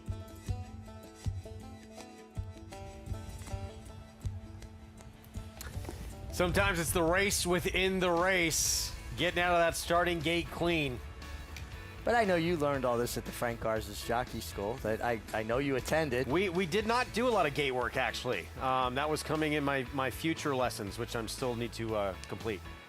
Well, you know what? If you ride steeplechase, you don't have to deal with the starting gate. You got to deal with jumps. I'm so happy when I did go there that they didn't put me on the original horse I was supposed to be on, who ran off from the rider. Oh, no, and really? they couldn't pull up for about 2 laps around the racetrack. Wow. When I was a kid, I got run off with 5 times around a half-mile racetrack, 2.5 miles. I weighed about 90 pounds. But no one ever told me that if a horse gets away from you, drop your hands, let them run a little ways till they get a little tired, then try to pull them up. I kept trying to fight this horse until the point I would lose my energy. He'd take off again. Rider news, and good for him. He got a nice win on Friday. Jamie Rodriguez won with Contrary Thinking, the 8th on Friday. Over 2,690 wins in his career. He's going to be moving his tack back to the Mid-Atlantic to ride at Delaware Park and in Maryland, where he's won multiple riding titles over his career. Wants to spend more time with his wife and his family. He has a 12, 7, and 3-year-old. It's got to be difficult. It's very hard. And, everybody in life is looking for that elusive balance of your professional life and your personal life. And going back to Delaware will afford him the ability to be the father he wants to be, the husband he wants to be, and the jockey he wants to be. But it is a very difficult balance. And I'd like to think he'll probably go back, and based on the success he's had, he'll go back and kind of be the big dog on campus, right? Where he's not going to be fighting for mounts. They're going to be calling him. Yeah. Here, it's a little bit more of an uphill battle. There, you'd like to think some of the things would kind of fall in his lap a little bit more. Yeah, Grant Motion employs him a lot. He's a very good rider. I said this a lot. I was a baseball player. We have actually time off. But you spend more time at the clubhouse in getting ready for games more than you are with your family. So to have that family life is so key. And I can imagine being in this world where there is no time off. I remember first time I met Angel Cordero, he's like, "You're a catcher?" I said, "Yeah." He's like, "You get like 70 days off." What can I say to him? He was right. These guys get no time off. So that's even more precious time with your family. Nightcap coming up. We wish Jamie Rodriguez all the best, certainly. Lots of trouble. Still your favorite right now. Jonathan, let's look back at May 7th, the most recent effort from this runner, and just missed by 3/4 of a length. Yeah, the horse ran well that day. Lost a ton of ground, too. Was wide all the way around there. Geometry eventually will catch up to you. That's why they stagger start and track and field. Now draws the inside. Is a little bit shorter than I would prefer, but based off of his last race, definitely needs to be in the conversation. Couldn't have helped him being outside either, because it looks like he has a propensity to want to lug in a little bit. So Tiny bit, yeah. You're trying to ride him forward, but you're having to constantly correct him because you're outside of horses. Well, he's well drawn for his style. Tougher company, too, for that horse for the most part. Most recently, as we take a look at the 6 on the ledge. Paulie, I know you like this one, and most recently, last 4 starts have been grass, but the dirt starts makes this horse a major player. Yeah, it does, and you got to go back to that race. This was a 16 non-2. This is a well below what he's going to face here because he's a 20,000 claimers with multiple wins. But if he can get on the front end, this is the kind of devastation he can do. This is an 82 buyer. He went against 50 being claimers. Next time, that wasn't that bad. A 78 buyer where he showed a little bit of pace. Those races on the turf, just not his. Back to 20,000 on dirt. I'm hoping you can see this. Has the ability, no question. Off since late April. Been a while since been on dirt. A little sneaky here. Kendrick Carmouche, Bruce Brown. This one certainly has the ability to be forward, too, with Kendrick. Yeah, and I believe he will be. And Bruce Brown does a really good job. And I agree with Paul. I think his form just got kind of dirtied up with the turf races. He's getting some class relief, and he's got speed.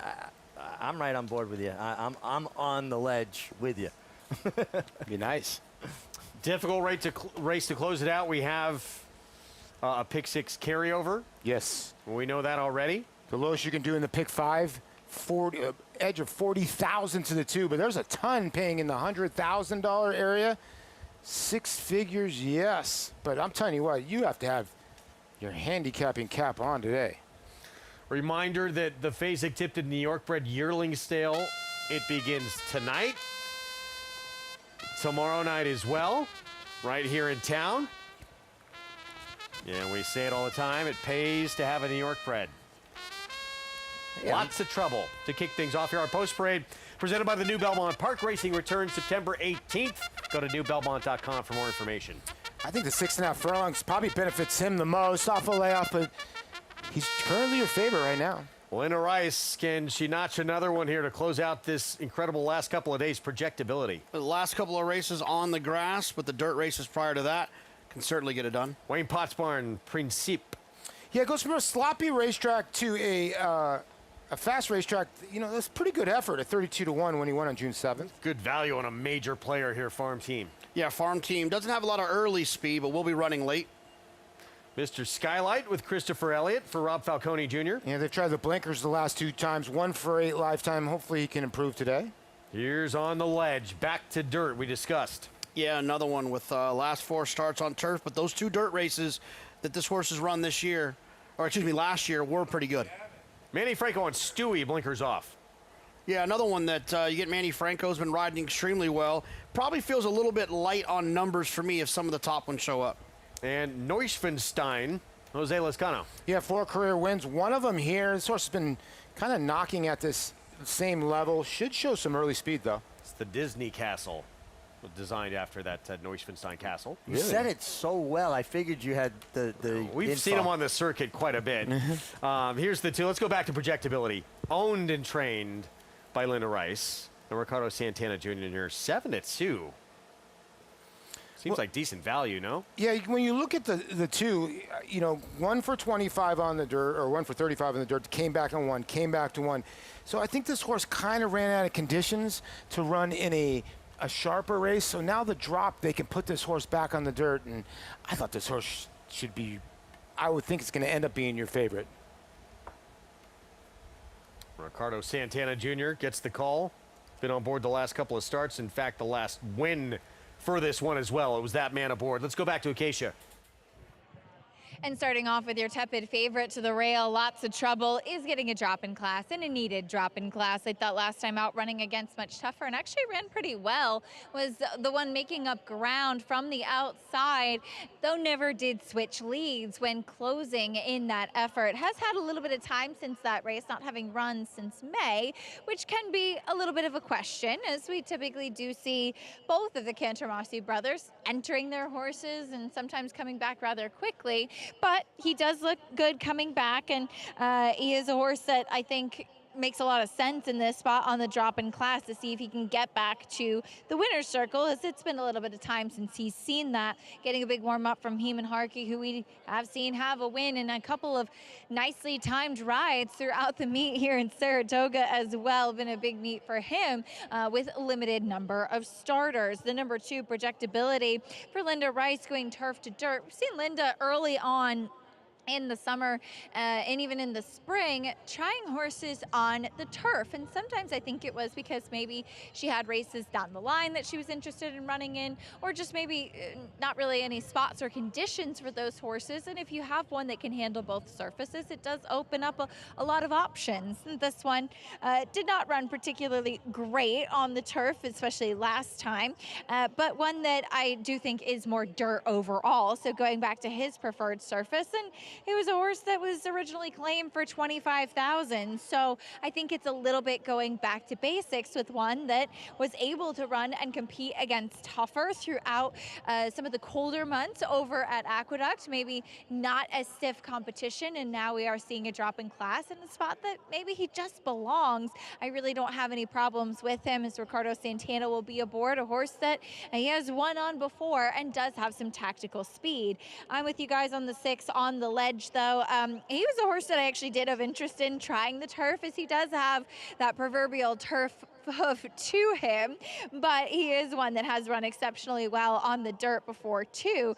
Also looking at his last dirt races, it was against tougher, 50,000 claiming company back in May, where he finished 4th that day, but I think his speed makes him dangerous, and he did have a big warm-up from Kendrick Carmouche out there, a horse that I think has settled a lot now as he comes back as a 6-year-old, and he knows what this racing thing is all about, so he doesn't get as wound up prior to his races. But I think he's been in pretty good form on either surface, and I think now going back to a spot where he should be competitive and should be forward as well, Greg.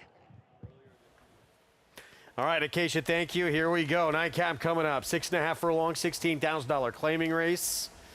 And on the ledge, center screen with Kendrick Carmouche, back to dirt for the Bruce Brown barn. We talked about his speed. JK, who else goes with him potentially in here? Yeah,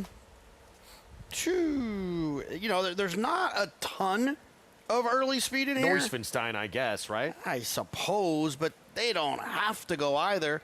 I would imagine this pace will be pretty moderate. 8 Stewie, not a great gate horse, and he's taken the blinkers off. He has shown speed in the past, but it just hasn't been get out of the gate. I kind of think he's live with Manny Franco at 6-1. Well, the 7 coming out, one of the other primary speeds here, Mig.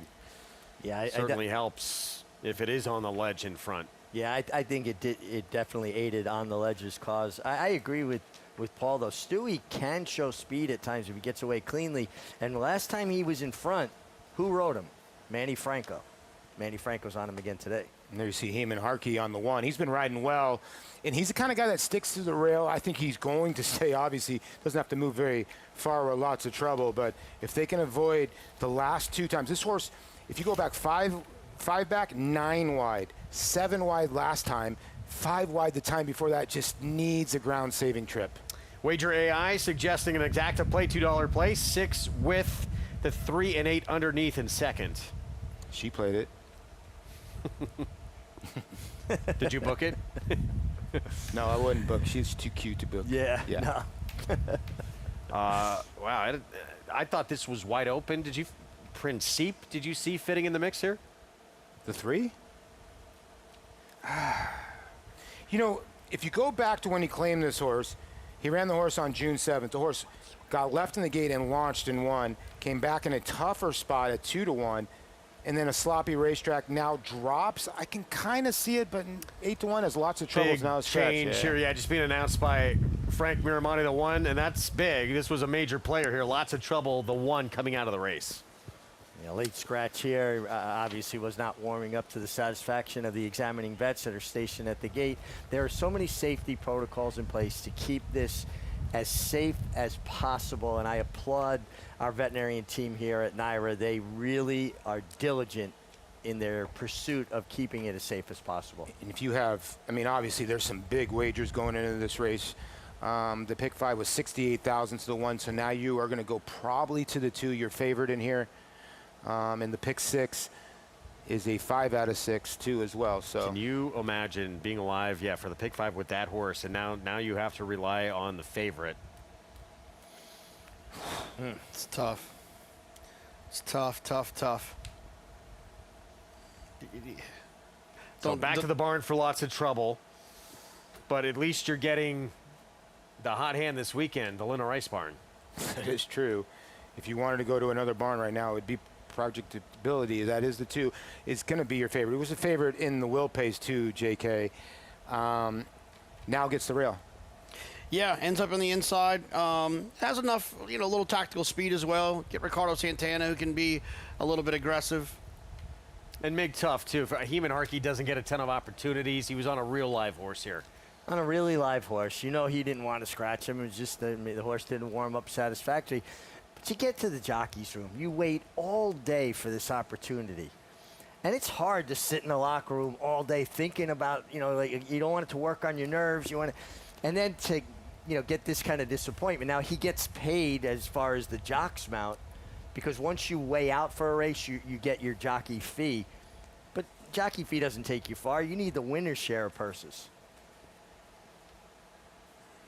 So won't get to participate, unfortunately. Here, lots of trouble. Back to the barn. Favorite now, Projectability. And the 6 not far behind on the ledge. The more I keep looking at this race, the 2 is a little bit quicker on the dirt. It seems like those turf starts didn't break that well. Is the 2 the horse that kind of presses the 6 here early? Well, Kendrick Carmush's going to look to outbreak him and take it away from him as quick as possible. Kendrick is very sharp about that. Yeah. Loading up for this finale. Late scratch of the 1. Lots of trouble.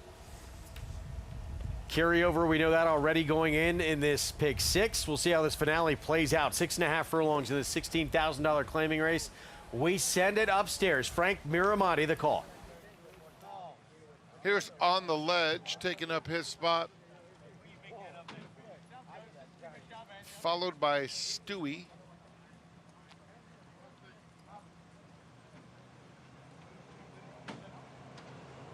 And Neuschwanstein to the outside. They're in the gate. And they're off. Neuschwanstein out very quickly. Here's On the Ledge coming up on the inside to battle for the lead, and Stewie is in between them. So those 3 hook up right away.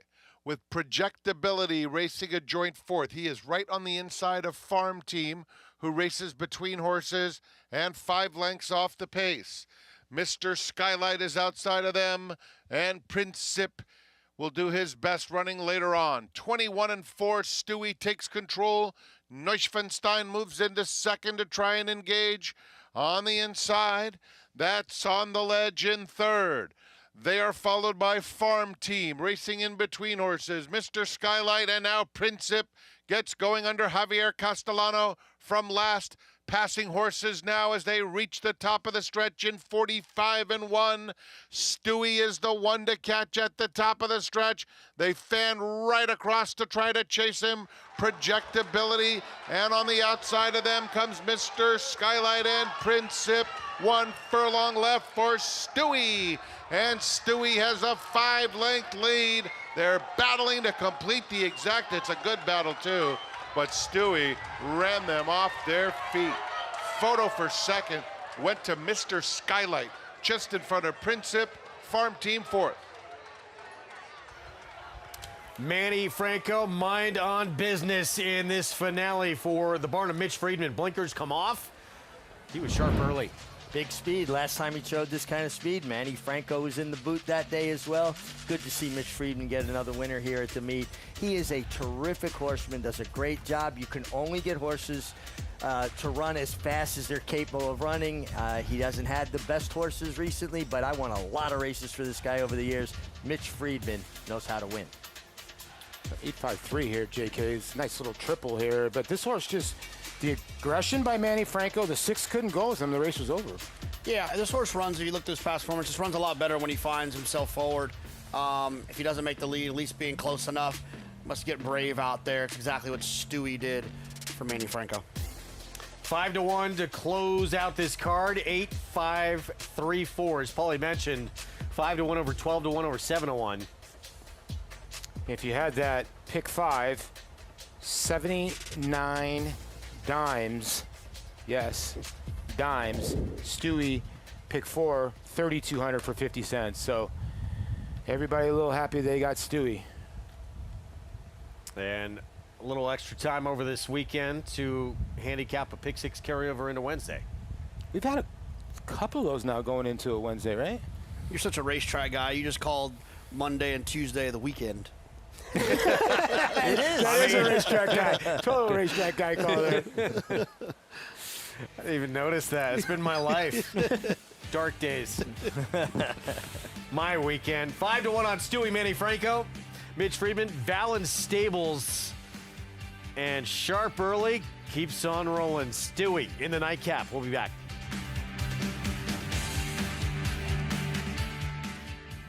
The joy of traveling well is feeling at home, yet a million miles away from home. Discovering new flavors, or savoring the ones you already love. Not knowing what lies beyond the horizon, but knowing what matters most to you. This is the joy of traveling well. Oceana Cruises.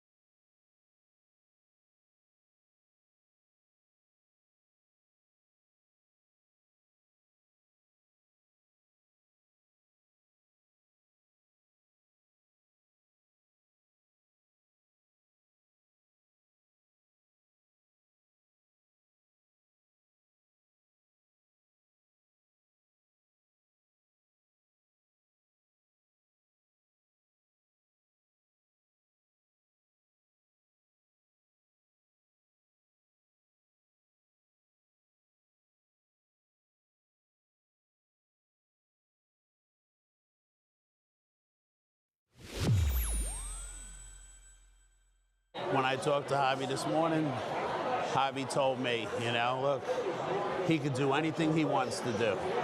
If they want to give it to me, I'll take it. If they want to, whatever, I'll sit. He goes, I've watched his races. What are you going to tell him? He win the Hall of Fame. He's in the Hall of Fame. And they're off. Old Crazy Bone is going to the front. Come on, Javi. They've gone through the opening quarter in a very slow 26-1. Come on, Javi. Let him stay in your game. It's Old Crazy Bone and Javier Castellano taking them on to the backstretch. He's going to try to make a move. You can see Jose trying to make a move. Javi, let him out a notch. Old Crazy Bone runs down the backstretch. There you go, Javi. Let it go, Javi. Come on, Javi, let him rumble. Now around the far turn, Minaret Station on even turns. Program Trading's had a good trip. He's launching his bid on Come the on, outside, Javi! followed by Come on, Javi! Javi, go! Top of the stretch. Go, Javi, go! Program Trading. Go, Javi! Come on, Javi! Come on, Javi! Come on, Javi! Is coming alive in the center of the course in a big way. He's fighting back! He's fighting back! This bid from Program Trading, but here comes Servi! Servi blows by them all, and the mare schools the boys in the Christophe Clement.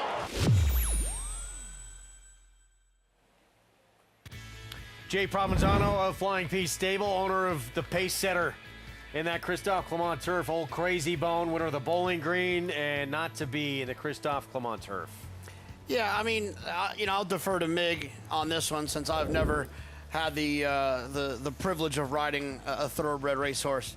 I just feel like when you have a speed horse like that, you can't go that slow because you take away their weapon. That's just my perspective. Yeah, I've always been of the belief that the art of riding a horse on the lead, a front runner, is to dole out their speed in a way that it plays to your strength and it plays away from your rival's strengths. Going as slow as possible and allowing closers to be in close proximity to you, in essence, your strategy becomes, I'm going to outkick the kicker. Nah, I want them to have to play my game. I don't want to play their game. Now, that being said, I think we saw a horse that didn't maybe handle the ground as well. Yeah, like I said, I don't think the inside is where you want it to be, so it could be a combination of both of them, or it could be one more than the other. I just don't think that was the real Old Crazy Bone. I agree with you. Mitch Friedman, Manny Franco, Valent Stables take the nightcap. Stewie, congratulations to those winning connections. Carry over into Wednesday, 154,000 plus in the pick six. Second Corgi Cup, it goes to Kona, who was dialed in, ready to rock and straight and true. I love how fast he broke, but look, he goes right to the tire track. This is one smart Corgi. He goes, oh, it's packed down out there. I'm gonna use Ussari's Alley here. Yeah, and his handler knew. He was waving him home, and again, away from the line. Spike, a good second, but Kona taking it all in. The trophy, the flower blanket, and the prestige. A lot of fun. We initiated this last year for the very first time. It was a ton of fun. Got a lot of people to come out and enjoy it, and the fans have really taken to this. There's people outlined. Had people asking for Corgi pins. You get the Corgi pin as well, but it was a wonderful day here. Listen, you got to have a lot of fun when you come to the races, and you have these Corgis here. They were out here in the tent. They were having a good old time. When I came here, it sounded like a dog kennel. There were so many dogs barking, but what a great day at Saratoga. Look, go ahead. 30 minutes in between races. Yeah. Do fun things. Who cares? Yeah, I want to 30 minutes in between races. Yeah. As long as you're not messing with the pick five, I'm good with it. Yeah, I'm with you. I'm with you. Next Saturday, big one in the 3-year-old filly division, arguably the most important race there is in this sport for 3-year-old fillies. Alabama, presented by Keelan Sales, 1.25 mile test, and the undisputed leader of this division, Counting Stars, back for more after winning that Coaching Club American Oaks, and before that, the Acorn. Yeah, I mean, she's just gotten improved, gotten better throughout the year. She's in tremendous form, and we see Irad Ortiz Jr. is named on her. I got my fingers crossed that Irad will be healthy enough to ride next Saturday. I know it's got to be eating him up that he, missing all these winners, but you got to take solace or comfort in the fact that it always could be worse, and you'll be back before you know it. How good is she, Paul? She's really good, and she's probably going to trounce that field. It's going to be very interesting the next couple weekends here at Saratoga for the fillies and for the boys. It's going to cloudy up that 3-year-old, but I think she's still the best 3-year-old filly. That division already wrapped up? Oh, I would think so. I mean, obviously, well, no. If Counting Stars is who I think she is, then yes. Obviously, if always a runner jumps back in the mix, it could open back up. It's part of Fox Saratoga Saturday next weekend. We hope you join us. Stradale, what a move it was by Steve Asmussen to shift this one to the lawn. Now a Grade 3 winner of the Mahoney. As Jose Ortiz continues to lead the way here at Saratoga. Kona takes the second annual Corgi Cup dominant in that finals, and Counting Stars, leader of that 3-year-old filly division, will try and add the Alabama to the resume next Saturday.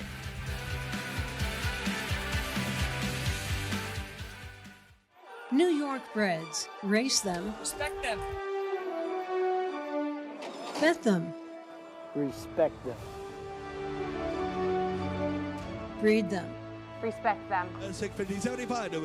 Buy them. Respect them. Train them for a second career.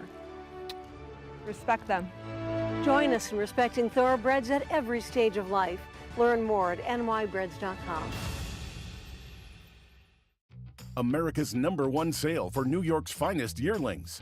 Recent top performers include Grade 1 winning grads Iron Orchard, Rhetorical, and Usha. Plus these 2025 New York bred champions. With an expansion of New York's purse parity program, there's never been a better time to own a New York bred. Fasig-Tipton New York bred yearlings, August 16th and 17th in Saratoga Springs, New York. Where will you be? Serving others is our foundation.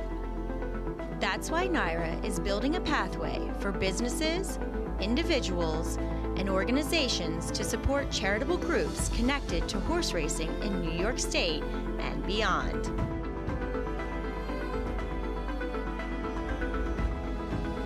The NYRA Foundation, supporting our community.